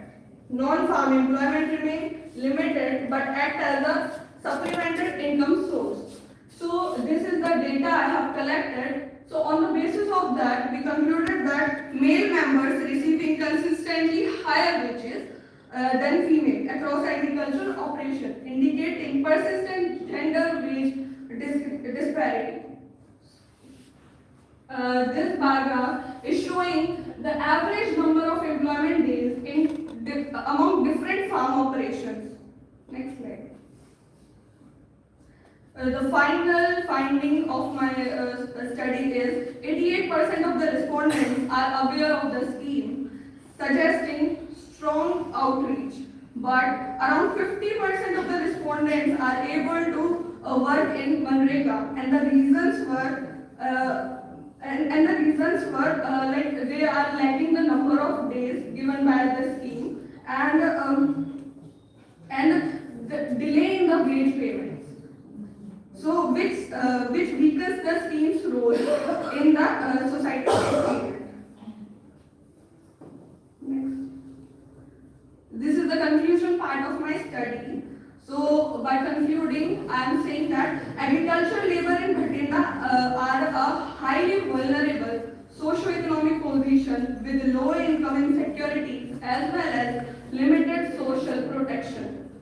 Employment is largely casual and seasonal in nature with an average of 139 days per year, indicating underemployment. Mechanization significantly reduced employment opportunities, limiting labor demand. a clear gender wage exists, and with male workers earning more than the female workers in farm operations. Wage satisfaction we found extremely low in this part of the Punjab, as minimum wage regulations are often not efficiently operated. Manrega play an important supplementary role, particularly for women employment. However, limited working days and delayed in payment reduces its efficiency. Next slide. This is the policy implications which my study suggested. So these are as follows. Promoted non-farm employment opportunities to reduce dependency on seasonal agricultural work. Skill development and training program to help agricultural labor assess diversified livelihood options. Strict enhancement of minimum wage laws in agriculture operation to prevent underpayment of laborers. Address gender wage disparity through monitoring and equal wage enforcement mechanism. Regulate mechanization impact by creating alternative employment avenues for displaced laborers. Introduce basic social security measures for agricultural laborers. Thank you so much.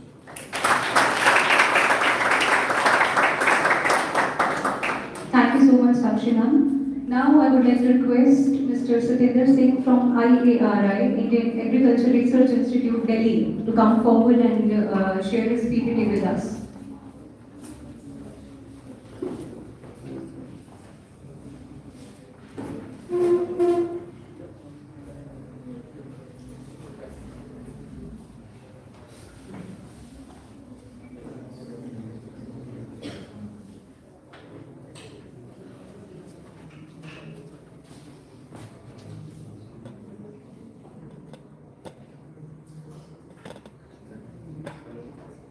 I am Dr. Satendra Singh from Indian Agriculture Research Institute, presenting my research paper. The title is from Risk Diversification of Intergenerational Divergence, a dynamic model of international migration from rural Punjab. असल एक single family की study है जिसके विच दो generation migrate हुई हैं. First generation migrate हुई है 1988 ਦੇ ਵਿੱਚ 88-89 ਦੇ ਵਿੱਚ एंड सैकेंड जनरेशन जो उसी फैमिली में सैकेंड जनरेशन जो उसी फैमिली में अगों उन्होंने भतीजा जो है उन्होंने जो भतीजे ने ते भतीजी है वो माइग्रेट हुए है उसी फैमिली में वो हुई है आफ्टर 2005. दैन इस सिंगल केस स्टडी के बेसिस पे मैं एक मॉडल बनाने की कि असं आने वाले जो ट्रेंड माइग्रेशन का चल रहा है पंजाब में उसमें असं किवें थ्योराइज कर सकते हैं.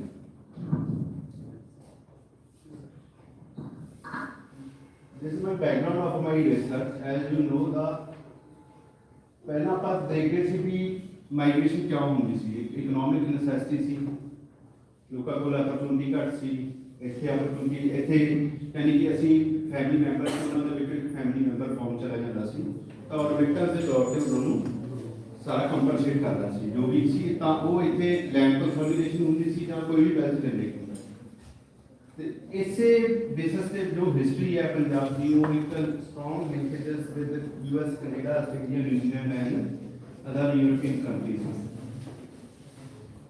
ये सारा चीज़ां एक एग्रीकल्चर कंसेप्ट दे विच हुंदियां ने रिश्तेदारियां दे विच सोशल स्ट्रक्चर दे विच माइग्रेशन हुंदी है. नेक्स्ट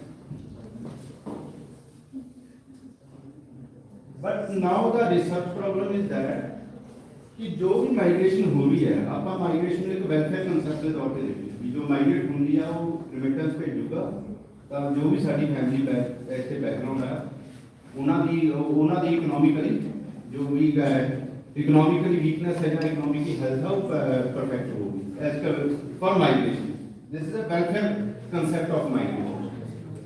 फिर लिमिटेड इंटरजेनरेशनल एनालिसिस कि जो रिसर्च में कही है कि असी स्टडीज करते हैं कि रिमिटेंस आई है फॉर्म च सारा पर्सन गया या सारा फैमिली मैंबर गया उन्होंने पैसे भेजे है तो वो पैसे असी एजुकेशन से लगाए हैं या वेल्थ जनरेशन से लगाए हैं.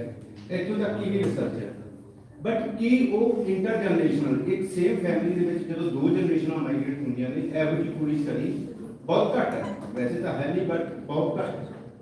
ਫਿਰ ਅੱਗੇ ਇੱਕ ਇੰਪੋਰਟੈਂਟ ਕਨਸੈਪਟ ਹੈ ਕਿ ਅਥਾਰਟੀ ਟ੍ਰਾਂਸਫਰਮੇਸ਼ਨ ਹੋਇਆ ਹੈ। ਜੋ ਮਾਈਗ੍ਰੇਟ ਹੋਏ ਨੇ ਉਹ ਹੁਣ ਜਿਹੜੀ ਪਹਿਲਾਂ ਪੇਰੈਂਟਸ ਦੀ ਅਥਾਰਟੀ ਸੀ ਹੁਣ ਉਹ ਟ੍ਰਾਂਸਫਰ ਹੋ ਚੁੱਕੀ ਹੈ ਬੱਚਿਆਂ ਦੇ ਪ੍ਰਤੀ।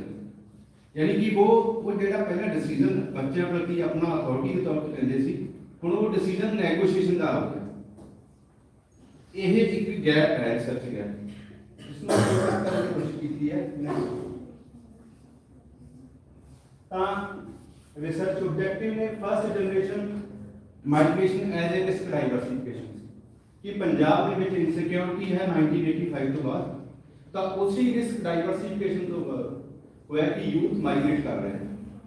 ਉਹ ਇੱਥੋਂ ਪੰਜਾਬ ਪੁਲਿਸ ਦੀ ਜਿਹੜੀ ਮੇਰੀ ਫੈਮਿਲੀ ਹੈ ਜਾਂ ਜਿਹੜੀ ਸੈਕਟਰ ਫੈਮਿਲੀ ਹੈ ਉਹ ਇੱਕ ਵਿਲੇਜ ਦੇ ਵਿੱਚ ਹੈ।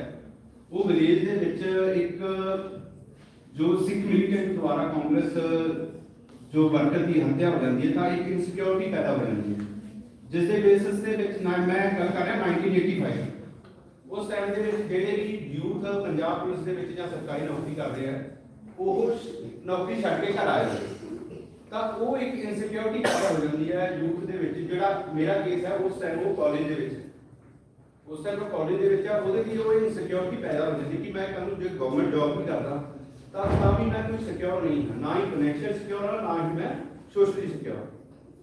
ਨੈਕਸਟ ਹੈ ਕਮਿਊਨਿਟੀ ਕਾਜ਼ੇਸ਼ਨ।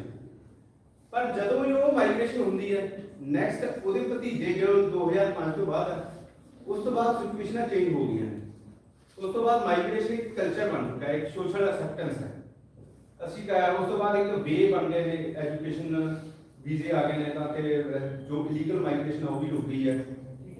ਫਿਰ ਨੈਕਸਟ ਹੈ ਲੌਂਗ ਟਰਮ ਵੈਲਫੇਅਰ ਇਫੈਕਟ ਕੀ ਹੈ ਇਸ ਮਾਈਗ੍ਰੇਸ਼ਨ ਦਾ। ਜੋ 2 ਪੀਰੀਅਡ ਮਾਈਗ੍ਰੇਸ਼ਨ ਹੋਈ ਹੈ ਫੈਮਿਲੀ ਦੇ, ਇਹ ਲੌਂਗ ਟਰਮ ਇਫੈਕਟ ਕੀ ਕਰੇਗਾ। ਫਿਰ ਉਸ ਤੋਂ ਬਾਅਦ ਐਕਸਪਲੋਰ ਹੈ ਅਥਾਰਟੀ, यानी जो माइग्रेट हो चुके ने बच्चे उन्होंने मैरिज अथॉरिटी कौन कर रहे हैं, पेरेंट्स कर रहे हैं या नेगोशिएशन के तौर पर की जा रही है। ठीक है, जो माइग्रेट होए ने बच्चों की अथॉरिटी यानी जो उस तो बाद जो सेकंड जनरेशन 2 ब्रदर सिस्टर की हुई है उसकी मैरिज अथॉरिटी और शिफ्ट हो चुकी है पेरेंट्स तो नेगोशिएशन डेवलप है इंटरजनरेशन माइग्रेशन मॉडल। तो इन्हां बेसिस दे विच एक फैमिली केस स्टडी के बेसिस से एक इंटरजनरेशनल माइग्रेशन मॉडल बना थ्योरीज ने जिवें कि तुसीं जानते हो पहला सी कि लेबर माइग्रेशन होंदी सी, एक वेल डेवलप्ड थ्योरी ने। फिर कम्युनिटी काजेशन की एस्पिरेशंस ने एक कल्चर बन चुका है, असं एस्पिरेशन में पढ़ाई करके जाना अपनी जॉब लैन जाना। फिर है कैपेबिलिटी, ये नहीं है कि हुण असीं अनस्किल्ड बंदे भेज रहे हैं, साडे इत्थे जिहड़े भी पर्सन जा रहे हैं वो कैपेबल ने, स्किल्ड ने, एक वैल एजुकेटेड ने। नेक्स्ट है मल्टी डायमेंशनल वेलफेयर पर्सपेक्टिव। ठीक है, ये है एक सिंगल केस स्टडी है जो मेरी मेथोडोलॉजी है। वो मैं एक वेल नोन फैमिली है एक विलेज के संगरूर डिस्ट्रिक्ट में, उसकी एक हिस्टोरिकल डोमिनेंट है एग्रेरियन फैमिली है, यानी कि वो माइग्रेट हुई है। 2 जनरेशन माइग्रेशन है, उन्होंने फॉरेन माइग्रेशन है ਤੇ ਸੈਮੀ ਸਟਰਕਚਰਡ ਇੰਟਰਵਿਊ ਨੇ, ਯਾਨੀ ਕਿ ਮੈਂ ਉਹਨਾਂ ਦੇ ਫਾਦਰ ਦਾ ਇੰਟਰਵਿਊ ਕੀਤਾ, ਮਦਰ ਦਾ, ਦੋਨਾਂ ਬੱਚਿਆਂ ਦਾ, ਤੇ ਇੱਕ ਜਿਹੜਾ ਪਹਿਲਾ ਜੋ ਫਸਟ ਮਾਈਗ੍ਰੇਸ਼ਨ ਗਈ ਹੈ ਉਹਨਾਂ ਦਾ। ਤਾਂ ਇਹ ਉਹ ਟਾਈਮਲਾਈਨ ਹੈ ਜਿਹੜੀ ਉਹ ਫੈਮਿਲੀ ਹੈ ਜਿਹੜੀ ਮੈਂ ਸਿਲੈਕਟ ਕੀਤੀ ਹੈ ਇੱਕ ਸਿੰਗਲ ਕੇਸ ਕਰੀ। ਉਹ ਫੈਮਿਲੀ 1947 ਦੇ ਵਿੱਚ ਮਾਈਗ੍ਰੇਟ ਹੁੰਦੀ ਹੈ ਪਾਕਿਸਤਾਨ ਤੋਂ।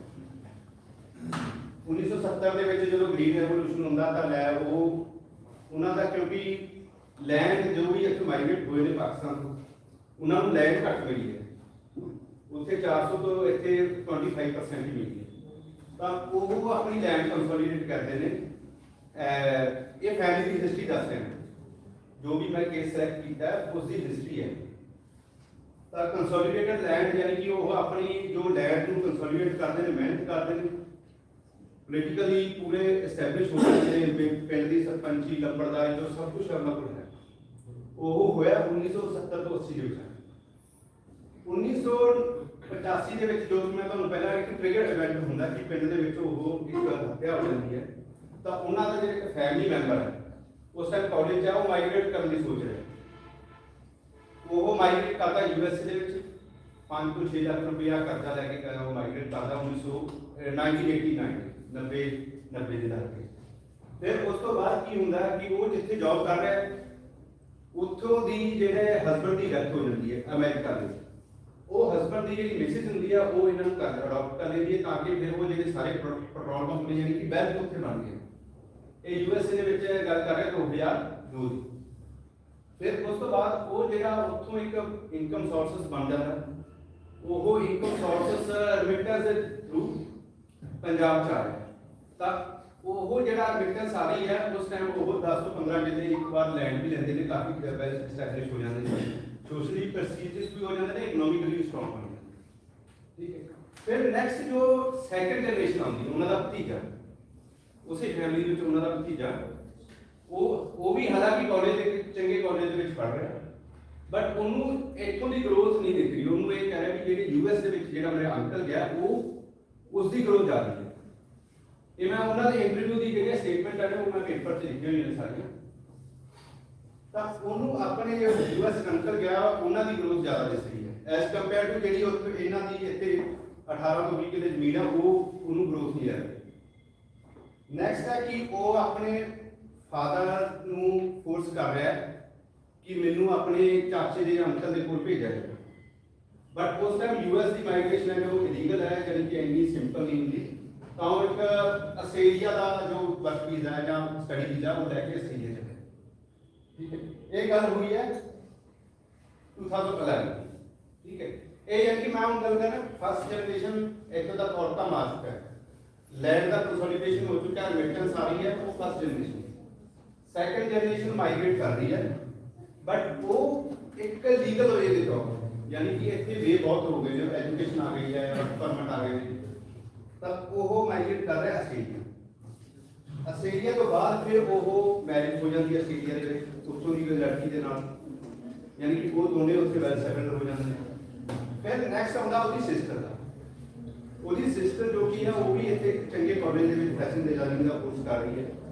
2018 ਦੀ ਗੱਲ ਹੈ, ਉਹ ਲੁਧਿਆਣਾ ਦੇ ਵਿੱਚ ਹੈ, ਯਾਨੀ ਕਿ ਉਹਨੂੰ ਇੱਥੇ ਅਪਰਚੁਨਿਟੀ ਸੀ, ਬਟ ਉਹਨੇ ਫਿਰ ਫਾਦਰ ਨੂੰ ਕੋਰਸ ਕੀਤਾ ਕਿ ਮੈਂ ਵੀ ਕਾਲਜ ਜਾਣਾ, ਬਟ ਉਹਦਾ ਫਾਦਰ ਉਹਨੂੰ ਕਹਿ ਰਿਹਾ ਕਿ ਤੂੰ ਆਪਣੇ ਬ੍ਰਦਰ ਦੇ ਪਿੱਛੇ ਜਾਣਾ, ਯਾਨੀ ਕਿ ਉੱਥੇ ਜਾ ਕੇ ਜੋ ਵੀ ਇੱਕ ਤਰ੍ਹਾਂ ਦਾ ਵੈਲ ਸੈਟਲਡ ਹੈਗੇ ਆ ਉਹ ਤੋਂ, ਬਟ ਉਹ ਕਹਿ ਰਹੀ ਕਿ ਮੈਂ ਨਿਊਜ਼ੀਲੈਂਡ ਜਾਣਾ। ਉਹ ਨਿਊਜ਼ੀਲੈਂਡ ਚੱਲ ਜਾਂਦੀ, ਯਾਨੀ ਕਿ ਇੱਥੇ ਵੇ ਬਣ ਰਹੇ ਆ, यानी तुसी अपनी जनरेशन को रोक नहीं सकते भी तुसी उत्थे ही जाना। इतने नवे वे बन रहे कंट्रीज आ रही ने, न्यूजीलैंड नहीं तो आस्ट्रेलिया ऑप्शन आ गया, यूरोपियन कंट्री ऑप्शन आ गया। ठीक है। फिर डॉक्टर की माइग्रेशन हो जाती है न्यूजीलैंड, सॉरी डॉक्टर न्यूजीलैंड चली जाती है, फिर उत्थे ही मैरिज हो जाती है, यानी कि उन्होंने जो सेकंड जनरेशन है वो सिंगल चाइल्ड है, दोनों ही है, वो दोनों ही माइग्रेट हो चुके हैं, एक आस्ट्रेलिया एक न्यूजीलैंड। फिर उस तो बाद जो उसका फादर इतने रह जाता तो वो हुण की गल है पिछले 2 हफ्ते कि उन्होंने जी लैंड है वो आपको लीज आउट कर रहे हैं, यानी कि इतने एग्रीकल्चर की जी लेबर है वो खत्म हो चुकी है। एग्रीकल्चर करने का जो परपज है, इनकम का परपज है कि मैं अपने बच्चे की कमाना सी, वो उन्होंने लीज आउट कर रहे हैं। यानी कि इस माइग्रेशन का आउटकम सी असी जमीन खरीदी है, सेकंड जनरेशन माइग्रेशन का आउटकम है कि ਅਸੀਂ लीज आउट कर। नेक्स्ट ਤਾਂ ਆ ਫੇਜ਼ ਹੈ ਜਿਹੜੀ ਜੋ ਮੈਂ ਤੁਹਾਨੂੰ ਸਾਰੀ ਸਟੋਰੀ ਦੱਸੀ ਆ ਉਹ ਫੇਜ਼ ਦੇ ਵਿੱਚ ਚੱਲ ਰਹੀ ਹੈ। ਫਸਟ ਫੇਜ਼ ਹੈ 1989 ਦੇ ਵਿੱਚ ਜਦੋਂ ਫਸਟ ਜਨਰੇਸ਼ਨ ਮਾਈਗ੍ਰੇਸ਼ਨ ਹੁੰਦੀ ਹੈ, ਪੋਲੀਟੀਕਲ ਇੰਸਟੈਬਿਲਿਟੀ ਹੈ ਪੰਜਾਬ 'ਚ। ਇਹ ਮੈਂ ਇਹ ਨਹੀਂ ਕਹਿ ਰਿਹਾ ਵੀ ਤੁਸੀਂ ਸਾਰੇ ਹੀ ਮਾਈਗ੍ਰੇਸ਼ਨ ਇਸ ਤਰ੍ਹਾਂ ਹੁੰਦੀ, ਮੇਰੀ ਇੱਕ ਸਿੰਗਲ ਕੇਸ ਸਟੱਡੀ ਹੈ। ਨੈਕਸਟ ਜੋ ਵੀ ਰਿਸਰਚ ਕਰੂਗਾ ਤਾਂ वो इस मॉडल को दूसरी फैमिली से भी इंप्लीमेंट करके पूरी अपन रिलेट कर सकते हैं। फिर मर्डर हो जाता है कांग्रेसमैन का, यानी कि आ फर्स्ट जनरेशन माइग्रेशन का हाल वो क्यों हो रही है, किस सिचुएशन में हो रही है, किस वे नाल हो रही है। नेक्स्ट तो वो एक रिस्क डाइवर्सिफिकेशन सी, यानी कि इतने रहना रिस्क है तो वो डाइवर्सिफाई करना। दूसरा वो जनरेशन के विच जिहड़े मैंबर ने वो जाते हैं तो वो कह रहे हैं, उन्होंने फादर कह रहा है कि जे साडा एक मैंबर फॉरन चला जाएगा तो असीं इत्थे करन लई हैगे, यानी कि वो रिमिटेंस आऊगी, वो वेल्थ आऊगा, वेल्थ थ्रू लैंड कंसोलिडेशन होगी। ਤਾਂ ਇਹ ਉਹਨਾਂ ਦੇ ਬਿਆਨ ਜੋ ਸਟੇਟਮੈਂਟਾਂ ਨੇ ਜੋ ਯੂਐਸ ਉਹਨਾਂ ਦੀਆਂ ਨੇ ਕਿ ਸਾਡਾ ਇੱਕ ਘਰ ਜੇ ਬੱਚਾ ਚਲਾ ਵੀ ਜਾਂਦਾ ਤਾਂ ਦੂਸਰੇ ਮੈਂਬਰ ਇੱਥੇ ਹੈ ਨੈਕਸਟ ਤਾਂ ਉਸਦੇ ਆਊਟਕਮ ਕੀ ਨੇ ਜੋ ਫਸਟ ਮਾਈਗ੍ਰੇਸ਼ਨ ਹੈ ਉਸਦਾ ਕੀ ਆਊਟਕਮ ਹੈ ਕਿ ਉਹਨਾਂ ਨੇ ਰਿਮਿਟੈਂਸ ਭੇਜੀ ਹੈ ਸਾਰਾ ਲੋਨ ਜੋ ਲਿਆ ਸੀ ਉਹ ਰੀਪੇਮੈਂਟ ਹੋ ਚੁੱਕਾ ਹੈ ਲੈਂਡ ਦੀ ਕੰਸੋਲੀਡੇਸ਼ਨ ਹੋਈ ਹੈ ਵਿਦੇਸ਼ ਦੇ ਵਿੱਚ ਇੱਕ ਸਿੰਬੋਲਿਕ ਕੈਪੀਟਲ ਚਲੇ ਗਈ ਤਾਂ ਇਹ ਸੈਕੰਡ ਜਨਰੇਸ਼ਨ ਦੀ ਕਮਿਊਨਿਕੇਟਿਵ ਟ੍ਰਾਂਜੈਕਸ਼ਨ ਮਾਈ ਨੌਲੇਜ ਕਮਿਊਨਿਕੇਟ ਲਈ ਜਾਣਾ ਹੈ यानी कि ਅਸੀਂ ਜਾਣਾ ਤਾਂ ਉੱਥੇ ਐਜੂਕੇਸ਼ਨ ਲਈ ਹੈ ਉਸ ਸਾਈਡ ਰਿਸਕ ਨਹੀਂ ਹੈ ਕੋਈ ਲੀਗਲ ਮਾਈਗ੍ਰੇਸ਼ਨ ਦੀ ਇੱਕ ਸਟੱਡੀ ਵੀਜ਼ੇ ਤੇ ਜਾ ਰਹੇ ਡੈਮੋਸਟ੍ਰੇਸ਼ਨ ਆਫ ਫੈਕਟਰ ਵਿਲੇਜ ਦੇ ਵਿੱਚ ਜੋ ਅਸੀਂ ਕਿਸੇ ਨੂੰ ਦੇਖ ਕੇ ਆਪਣੇ ਆਪ ਨੂੰ ਕਹਿ ਰਹੇ ਹਾਂ ਵੀ ਅਸੀਂ ਮਾਈਗ੍ਰੇਟ ਕਰ ਰਹੇ ਨੈਕਸਟ ਇਸ ਸਾਈਡ ਦੇ ਵਿੱਚ ਮਾਈਗ੍ਰੇਸ਼ਨ ਕਲਚਰ ਡਿਵੈਲਪ ਹੋ ਚੁੱਕਾ ਹੈ ਯਾਨੀ ਕਿ ਮਾਈਗ੍ਰੇਸ਼ਨ ਇੱਕ ਤਰ੍ਹਾਂ ਦਾ ਹੋਊਗਾ ਟਾਈਪ ਨਹੀਂ ਹੈ ਉਹ ਮਾਈਗ੍ਰੇਸ਼ਨ ਕਲਚਰ ਹੈ नेक्स्ट सेकंड जनरेशन है बट इतने नो इकोनॉमिक डेप्रिवेशन कोई भी जरूरी नहीं है भी असं इतने इकोनॉमिकली वीक सेकंड जनरेशन है जो ये इकोनॉमिक रीजन नहीं है इतने जाके फादर इन्वेस्टमेंट कर रहे अपने सामने अपनी कैपिटल इन्वेस्टमेंट देखते एजुकेशन दे फिर बट ਜਿਹੜਾ ਉੱਥੋਂ ਦਾ ਲੜਕਾ ਉਹਦਾ ਜਿਹੜਾ ਭਤੀਜਾ ਉਹ ਦੇਖਦਾ ਵੀ ਯੂਐਸ ਦੇ ਵਿੱਚ ਜਿਹੜਾ ਅੰਕਲ ਹੈ ਉਹਦੀ ਜ਼ਿਆਦਾ ਸੁਵਿਧਾ ਕੰਪੇਅਰ ਟੂ ਸਾਡੀ ਇੱਥੇ ਜੋ ਹੈ ਪਰ ਇੱਥੇ ਵਿੱਚ ਜਦੋਂ ਅਥਾਰਟੀ ਦੀ ਇਨਫੋਰਮੇਸ਼ਨ ਹੁੰਦੀ ਹੈ ਜਦੋਂ ਉਹ ਆਪਣੀ ਲੜਕੀ ਨੂੰ ਭੇਜ ਰਿਹਾ ਬਟ ਉਹ ਮੈਰਿਜ ਜੋ ਹੈ ਉਹ ਮੈਰਿਜ ਉਹਨਾਂ ਦੇ ਅਥਾਰਟੀ ਨਾਲ ਨਹੀਂ ਕਰਵਾ ਰਹੇ जो मैरिज है वो पेरेंट्स अथॉरिटी के अंदर नहीं होती पेरेंट्स एक नेगोशिएशन का रूप तय करते हैं भी ਅਸੀਂ ਸਾਡੇ ਕੋਲ ਕੋਈ ਆਪਸ਼ਨ ਨਹੀਂ ਹੈ ਸਾਨੂੰ ਉਹ ਚੀਜ਼ ਸੈਟਲਮੈਂਟ ਕਰਨੀ ਪੈਣੀ ਨੈਕਸਟ अथॉरिटी है दैट शोस चिल्ड्रन ओबीडियंस यानी कि जो सेकंड जनरेशन का अथॉरिटी है वो शिफ्ट हो रही है ओबीडियंस टू नेगोशिएशन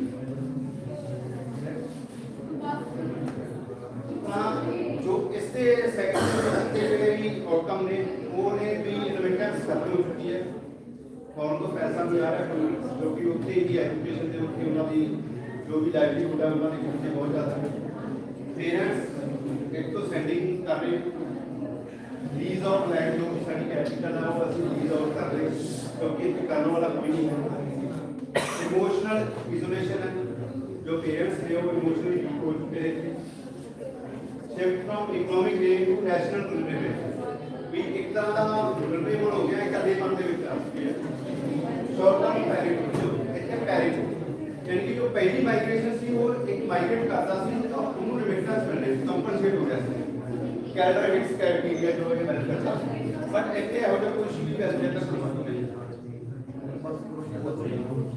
ये सारा ये सोसाइटी मॉडल है जो चार्ट है पहली फर्स्ट जनरेशन डिस्क्राइब है कॉम्युनिकेटिव 2005 बेटा वास्ते करो जो फर्स्ट सीरीज है 1989 जो रिस्क डाइवर्सिफिकेशन है जो माइग्रेशन इसके अंदर हुई है इस साल वो है कॉम्युनिकेटिव ट्रांसफॉर्मेशन एस्पिरेशनल ट्रांसफॉर्मेशन हुई है जो नए कराई करना की एस्पिरेशंस के बाद जाना अपने बढ़ना ग्रोथ करनी वेलफेयर डाइवर्सिफाई हो गया पहला पेरेंट्स को जड़ा वो हुन चिल्ड्रन का वेलफेयर ज़्यादा हो गया एज कंपेयर टू पेरेंट्स का उन्होंने कोई कंपनसेट नहीं कर रहा जबकि पहले केस दे विच कंपनसेट हो गया सी थ्रू पेमेंट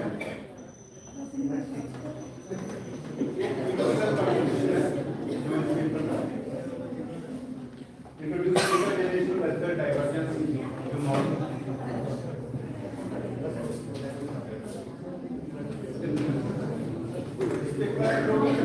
माइग्रेशन एक डायनामिक है ये स्टैटिक नहीं है एक डायनामिक है और उसका ऑब्जेक्टिव है जो आउटकम चेंज होते हैं बेनिफिट अनइवन ये नहीं कह सकते कि जो बेनिफिट पहला मिल रहा सी वो हुणी उस जनरेशन में मिलेगा अनइवन नहीं यानी कि आने वाले टाइम में हो सकता है कि साडे बच्चा भी ਇਹਦਾ बेनिफिट ना हो वेलफेयर ਪਹਿਲਾਂ ਸੀ ਕਿ ਵੈਲਫੇਅਰ ਆਫ ਫੈਮਿਲੀ ਦੇ ਵਿੱਚ ਮੈਂਬਰਾਂ ਨੂੰ ਦਿੱਤਾ ਸੀ ਜੋ ਇੱਥੇ ਰਹਿੰਦੇ ਨੇ ਸੀ ਜਾਂ ਉਹਨਾਂ ਦੇ ਨੈਕਸਟ ਹੈ ਕਿ ਰਿਸਰਚ ਜੋ ਕੀ ਰਿਸਰਚ ਹੈ ਉਹ ਜਿਸ ਦੇ ਥੋੜਾ ਗੈਪ ਹੈ ਜੋ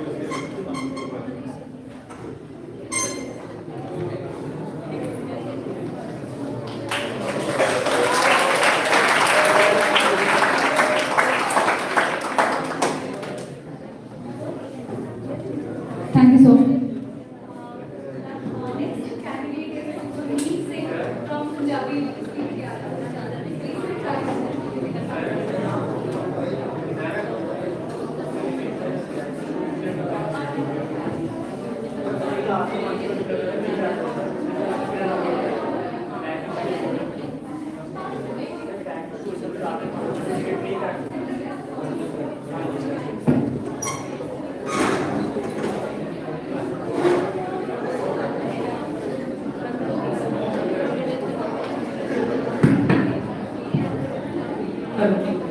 Please silence.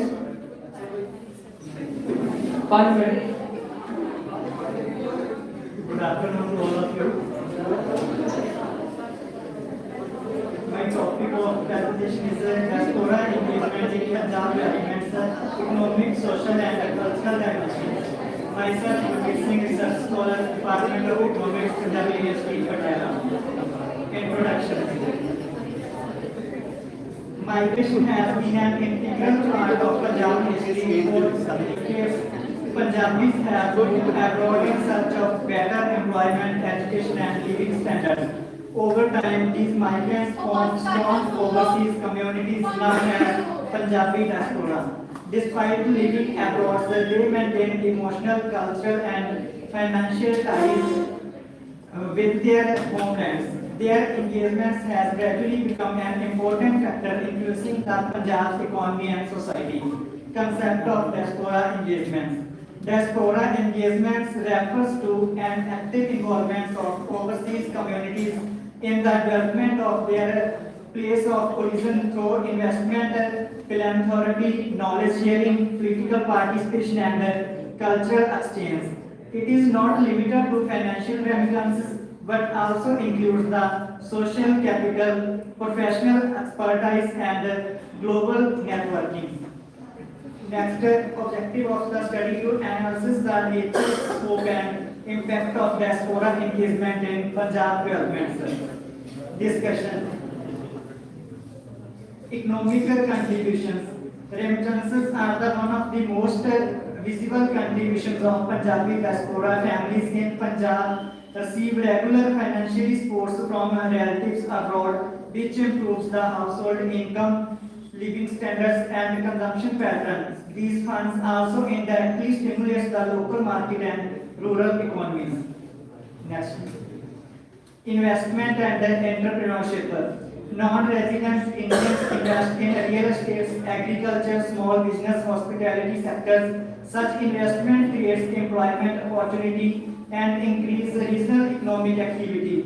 Diaspora as startups and partnership also introduce the international business practices, trade and global linkage.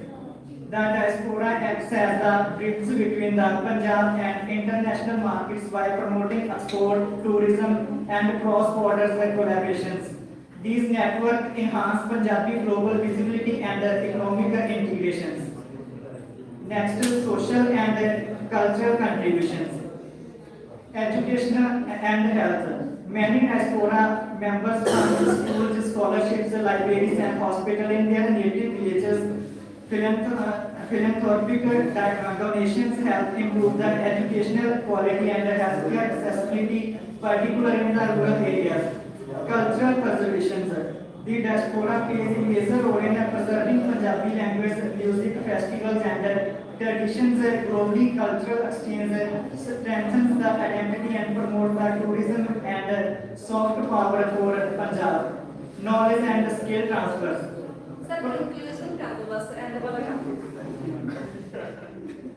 The table shows the state-wise share of the India's inward remittances. In this table shows that Punjab has 4.3% in the remittances by the Punjabi diasporas. schemes in Punjab related to the diaspora, NRI portals, Rangla Punjab Society, NRI Affairs Departments, and the virtual NRI buildings. Challenges in the diaspora engagement, sir. Despite its benefit, diaspora enrollment faces overall several limitations. Uneven development and investment are often concentrated in the certain district or villages. Policies and bureaucratic barriers, complex regulations discourage the potential investors. Brain drain, permanent migrations of skilled youth reduces the local human capital. Trust deficits, concerns regarding transparency and governance can reduce the participation. Conclusions, the Punjabi diaspora represent not only the financial resources but also a powerful social and intellectual assets for the Punjab development. Their contribution extends beyond remittances to the infrastructure building, cultural promotions and the knowledge transfer.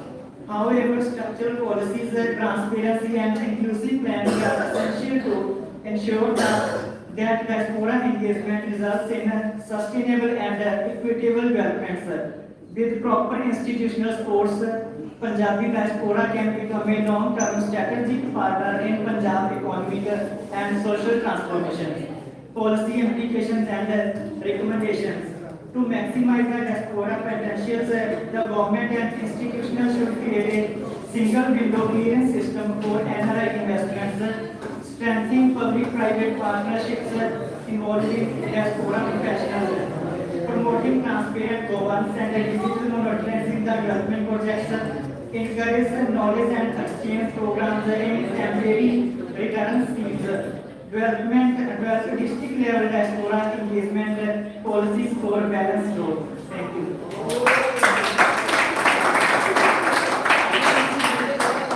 Thank you so much, Vivek sir. Last but not the least, we have some words from Khushnaseeb Bakshish Kaur, our assistant professor. Please,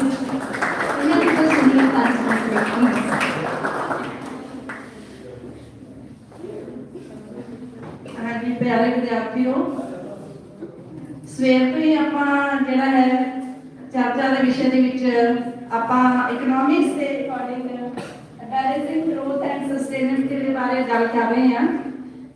ਕੀ ਅਸੀਂ ਪੰਜਾਬ ਦੇ ਸੰਕਟ ਬਾਰੇ ਗੱਲ ਕੀਤੀ ਹੈ ਜਾਂ ਸੁਣੀ ਹੈ? ਕੀ ਹੈ ਪੰਜਾਬ ਦੇ ਸੰਕਟ, ਕਿਸਾਨੀ ਸੰਕਟ ਕਿੱਥੇ ਵੱਧ ਗਿਆ ਅੱਜ ਕੱਲ੍ਹ, ਹੈਨਾ? ਕਹਿੰਦੇ ਨੇ ਯਾਰੋ ਕੀ ਹਾਲ ਸੁਣਾਵਾਂ ਪੰਜਾਬ ਦਾ, ਯਾਰੋ ਕੀ ਹਾਲ ਸੁਣਾਵਾਂ ਪੰਜਾਬ ਦਾ, ਬੁਰਾ ਹਾਲ ਹੈ ਇਸ ਦੇ ਕਿਸਾਨ ਦਾ, ਨਿਤ ਹੱਡ ਭੰਨਵੀਂ ਮਿਹਨਤ ਕਰਦਾ ਏ, ਫਿਰ ਵੀ ਰੋਟੀਆਂ ਕੰਨਿਓ ਭੁੱਖਾ ਮਰਦਾ ਏ। ਸੋ ਬਹੁਤ ਸਾਰੇ ਇੱਥੇ ਕਿਸਾਨ ਦੇ ਬੇਟੇ, ਜ਼ਿਮੀਂਦਾਰਾਂ ਦੇ ਬੱਚੇ ਬੈਠੇ ਹੋਣਗੇ, ਹੈਨਾ? ਕਿ ਜਦੋਂ ਸੋਚਿਆ ਕਿ ਕਿਉਂ ਇਹ ਸੰਕਟ, ਕੀ ਕਾਰਨ ਹੋਇਆ ਇਹਨਾਂ ਸੰਕਟਾਂ ਦਾ, ਕਿ ਜਿਹਦੇ ਵਿੱਚ ਤੁਹਾਨੂੰ ਇਹ ਚੀਜ਼ਾਂ ਦੀ ਭੁਗਤ ਭੋਗਣੀ ਪੈ ਰਹੀ ਹੈ। ਕਹਿੰਦੇ ਨੇ ਜਦੋਂ ਸਵੇਰ ਦੇ ਨਾਲ ਘਾਹ ਦੇ ਹਰੀਆਂ ਬੂੰਦਾਂ ਦੇ ਨਾਲ ਚਹਿਚਹਾਉਂਦੀ ਦੀ ਫਸਲ ਉੱਗਦੀ ਹੈ ਤਾਂ ਤੁਸੀਂ ਦੇਖੋ ਜਿਵੇਂ ਇਹ ਲੱਗਦਾ ਜਿਵੇਂ ਕਿ ਕੁਦਰਤ ਦਾ ਰਾਗ ਲਾਪ ਰਹੀ ਹੋਵੇ, ਹਨਾ? ਸੋ ਇਸ ਦੇ ਨਾਲ ਇਸ ਦੇ ਸੋਹਣੇ ਦ੍ਰਿਸ਼ ਦੇ ਪਿੱਛੇ ਇੱਕ ਹੋਰ ਸੱਚ, ਆਹ ਦ੍ਰਿਸ਼ ਸੱਚ ਜਿਹਨੂੰ ਆਪਾਂ ਕਹਿ ਦਿੰਦੇ ਆ, ਉਹ ਹੈ ਕਿਸਾਨ ਦਾ ਪਸੀਨਾ, ਕਿਸਾਨ ਦੀ ਮਿਹਨਤ, ਹਨਾ? ਸੋ ਕਿਸਾਨ ਦੀ ਮਿਹਨਤ ਉੱਥੇ ਕੀ ਹੈ, ਉੱਥੇ ਡਾਵਾਡੋਲ ਹੋ ਜਾਂਦੀ ਹੈ ਜਦੋਂ ਉਹ ਇੰਨਾ ਝੂਮਦੀ ਫਸਲ ਨੂੰ ਦੇਖ ਕੇ ਕਿਸੇ ਕੁਦਰਤੀ ਮਾਰ ਹੇਠ ਆ ਜਾਂਦਾ ਹੈ ਜਾਂ ਕਿਸੇ ਕਰਜ਼ੇ ਦੀ ਮਾਰ ਹੇਠ ਆ ਜਾਂਦਾ ਹੈ, ਤਾਂ ਉਹਦਾ ਪਸੀਨਾ ਜਿਹੜਾ ਹੈਗਾ ਉਹ ਕਿਹੋ ਜਿਹਾ ਹੋ ਜਾਂਦਾ ਹੈਗਾ, ਉਹਦੇ ਪਸੀਨੇ ਦੀਆਂ ਲਕੀਰਾਂ ਕਰਜ਼ੇ ਦੀਆਂ ਲਕੀਰਾਂ ਦਿਖਾਈ ਦੇਣ ਲੱਗ ਜਾਂਦੀਆਂ ਨੇ। ਸੋ ਇਸ ਤਰੀਕੇ ਦੇ ਨਾਲ ਜਦੋਂ ਸਾਡੇ ਗ੍ਰੀਨ ਰੈਵੋਲੂਸ਼ਨ ਆਈ, ਗ੍ਰੀਨ ਰੈਵੋਲੂਸ਼ਨ ਦਾ ਗਰੀਬ ਕਿਸਾਨ ਨੂੰ ਫਾਇਦਾ ਨਹੀਂ ਹੋਇਆ, ਗ੍ਰੀਨ ਰੈਵੋਲੂਸ਼ਨ ਦੇ ਨਾਲ ਅਮੀਰ ਕਿਸਾਨਾਂ ਨੂੰ ਫਾਇਦਾ ਹੋਇਆ, ਕਿਉਂਕਿ ਗਰੀਬ ਕਿਸਾਨ ਤਾਂ ਉਸ ਚੀਜ਼ ਨੂੰ, ਆਧੁਨਿਕਤਾ ਨੂੰ ਅਪਣਾ ਹੀ ਨਹੀਂ ਸਕਿਆ। ਇਸ ਕਰਕੇ ਉਹਨੂੰ ਜਿਹੜਾ ਹੈ ਦਿੱਕਤ ਆਉਂਦੀ ਹੈ, ਵਿਸ਼ਵੀਕਰਨ ਦੇ ਦੌਰ ਤੋਂ ਦਿੱਕਤ ਉਸ ਨੂੰ ਆਈ ਹੈ। ਕਾਰਨ ਕੀ ਹੈ ਕਿ ਚੱਕਾ ਚੌਂਦ ਦੀ ਦੁਨੀਆ ਦੇ ਵਿੱਚ ਉਹ ਸਮਾਜਿਕ, ਜੇ ਆਪਾਂ ਸਮਾਜਿਕ ਤਰੀਕੇ ਨਾਲ ਦੇਖੀਏ ਤਾਂ ਉਹ ਉਨੀ ਉਪਜ ਜਾਂ ਉਨੀ ਪੈਦਾਵਾਰ ਜਾਂ ਉਨੀਆਂ ਚੀਜ਼ਾਂ ਦੇ ਵਿੱਚ ਬੈਲੈਂਸ ਨਹੀਂ ਕਰ ਸਕਦਾ। ਦੇਖੋ ਵਿਆਹ ਸ਼ਾਦੀਆਂ ਹੁੰਦੀਆਂ ਨੇ ਨਾ, ਵਿਆਹ ਸ਼ਾਦੀਆਂ ਹੁੰਦੇ ਨੇ, ਕਿੰਨਾ ਖਰਚ ਕਰਦੇ ਆ, ਕਿੰਨਾ ਉਹ ਕਰਦੇ ਨੇ, ਇਹ ਸਿਰਫ ਹੈ ਕੀ ਹੈ ਦਿਖਾਵੇ ਦਾ। ਇਹ ਇੱਕ ਜੱਗ ਦੀ ਹਉਮੈ ਜਦੋਂ ਕਰਜ਼ੇ ਥੱਲੇ ਆ ਜਾਂਦਾ ਫਿਰ ਉਹਦੀ ਹਉਮੈ ਵੀ ਜਿਹੜੀ ਹੈ ਖਤਮ ਹੋ ਜਾਂਦੀ ਹੈ। ਖਤਮ ਕਿਉਂ ਹੁੰਦੀ ਹੈ? क्योंकि उन्हें बहुत सारा कर्जा लैके इस चीज़ को शो ऑफ किया होंगे है, फिर वो मोड़न तो जो है असमर्थ हो जाता है। इस दे नाल मैं ये भी गल करूँगी सिक्ख्या की घाट की, भी सिक्ख्या की घाट भी किते किते है। जो वो किते कर्जे दे विच सॉरी जो किते वो कहते ने आपकी स्टडी को छड्ड के खेतीबाड़ी के धंधे दे विच पै जाता है, तो उसनूं उन्हां चीज़ां की जिहड़ी है पूरी नॉलेज नहीं होंदी, उस चीज़ बारे टैक्नोलॉजी बारे पूरी नॉलेज नहीं होंदी। ये भी एक रीजन जिहड़ा है किसानी संकट का है। सो मैं बहुत टाइम नहीं लूँगी, रीजन होर भी है, आर्थिक समाजिक कारण होर भी हो सकते हैं, पर मेरा सवाल ये है सबनों कि देखो कि पंजाब कितना जड़ा है अनाज लाउंदा है। मेरा सवाल ये है कि पंजाब का अन्नदाता इज्जत सुरक्षा और सम्मान नाल जी सकता है। जे असीं अन्न भंडार नूं बचाउणा चाहुंदे हां तां पहले अन्नदाता नूं बचाउणा पवेगा, उस जिमीदार नूं बचाउणा पवेगा। सो नहीं तो जी सवेर की आसमान सामने चमकती तस्वीर दिखाई देती है कि हरियाली की, तो उसके पीछे की लुकिया होगा एक दर्द, एक जिहा एहसास लुकिया होगा जो साढ़े सारे लिए एक प्रश्न चिन्ह बन के खड़ा हो जाऊगा। इसे गल नाल मैं अपने विषय को समाप्त कर दी हूँ। Thank you. Thank you so much, Kushnaseeb ma'am. Now I would like to request Dr. Kuldeep Singh to conclude the all technical session. After that, there will be a vote of thanks by Dr. Manik Jindal. Then we can have our lunch. So please, sir.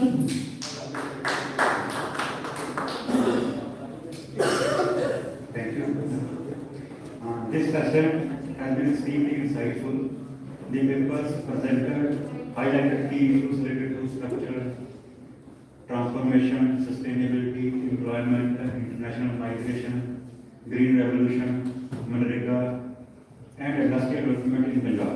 I thank all the presenters for their valuable contributions. Today's discussion clearly shows that Punjab's future depends not only on faster growth, but on more sustainable growth. I am confident that the deliberations in this session will contribute to the better understanding of Punjab's development challenges and help in shaping more sustainable development. At the end, I thank the organizer for providing me the opportunity to chair this session. Thank you.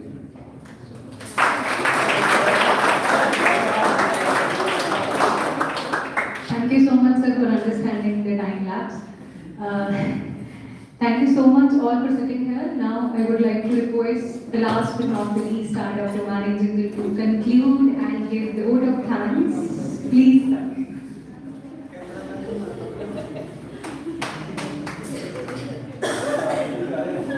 But I know it is very difficult to listen, so I propose a vote of thanks in just 1 minute, okay?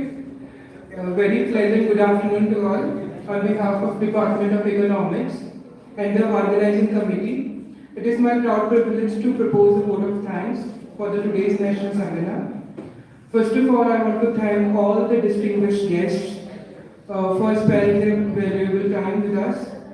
I also take the opportunity to express our deep gratitude to our respected management and the principal for the visionary leadership and continuous support, which always motivates us to organize such academic events successfully. I also want to thank all the paper presenters and the participants. Last but not the least, I want to thank DCDC for sponsoring the seminar. With this, I conclude the vote of thanks. Thank you all once again for your valuable presence and contribution. Now, students, there is some kind of instruction. Okay. Thank you, Kuldeep sir, for chairing the session also. There is instruction from Prince sir from the registration counter. Thank you, Kushnaseeb ma'am also. Beta, all the registered students have to collect the certificates from the registration counter, as well as you have to collect your coupons for the lunch for the registered students, so you can have lunch also. Thank you so much for attending the seminar. Thank you. Thank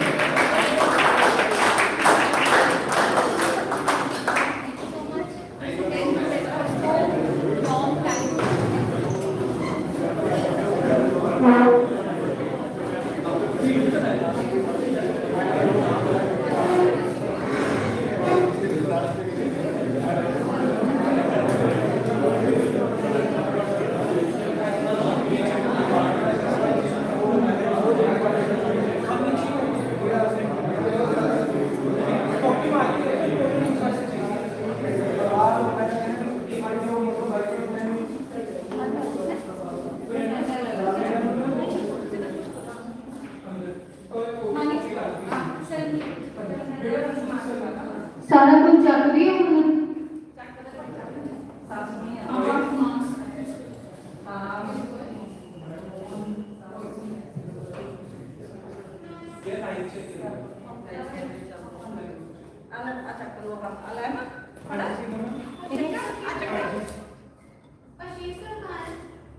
ਇਹਨੂੰ ਬੰਦ ਕਰ ਦਿਓ please.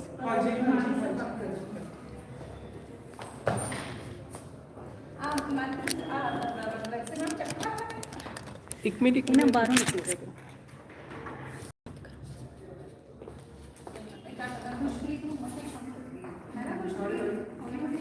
ਕੋਈ ਨਾ ਚੱਲ ਮੈਂ Galaxy ਕਿੱਥੇ ਲੈ ਕੇ ਜਾਵਾਂ ਇਹ ਨੀਚੇ ਮੈਮ ਇਹਨਾਂ ਸੱਚੀ ਕਮਰਸ ਡਿਪਾਰਟਮੈਂਟ ਨੂੰ ਪੜਾਉਣਾ ਇੱਥੇ ਪੜਾ ਦੇ ਇਹ ਇਹਨਾਂ ਦੇ ਹਾਂ ਇਹਨਾਂ ਨੇ ਹਾਂ ਇਹ ਇਹਨਾਂ ਦੇ गैलेक्सी मैम ਬੇਟਾ ਜੀ साहिबजोत साहिबजोत साहिबजोत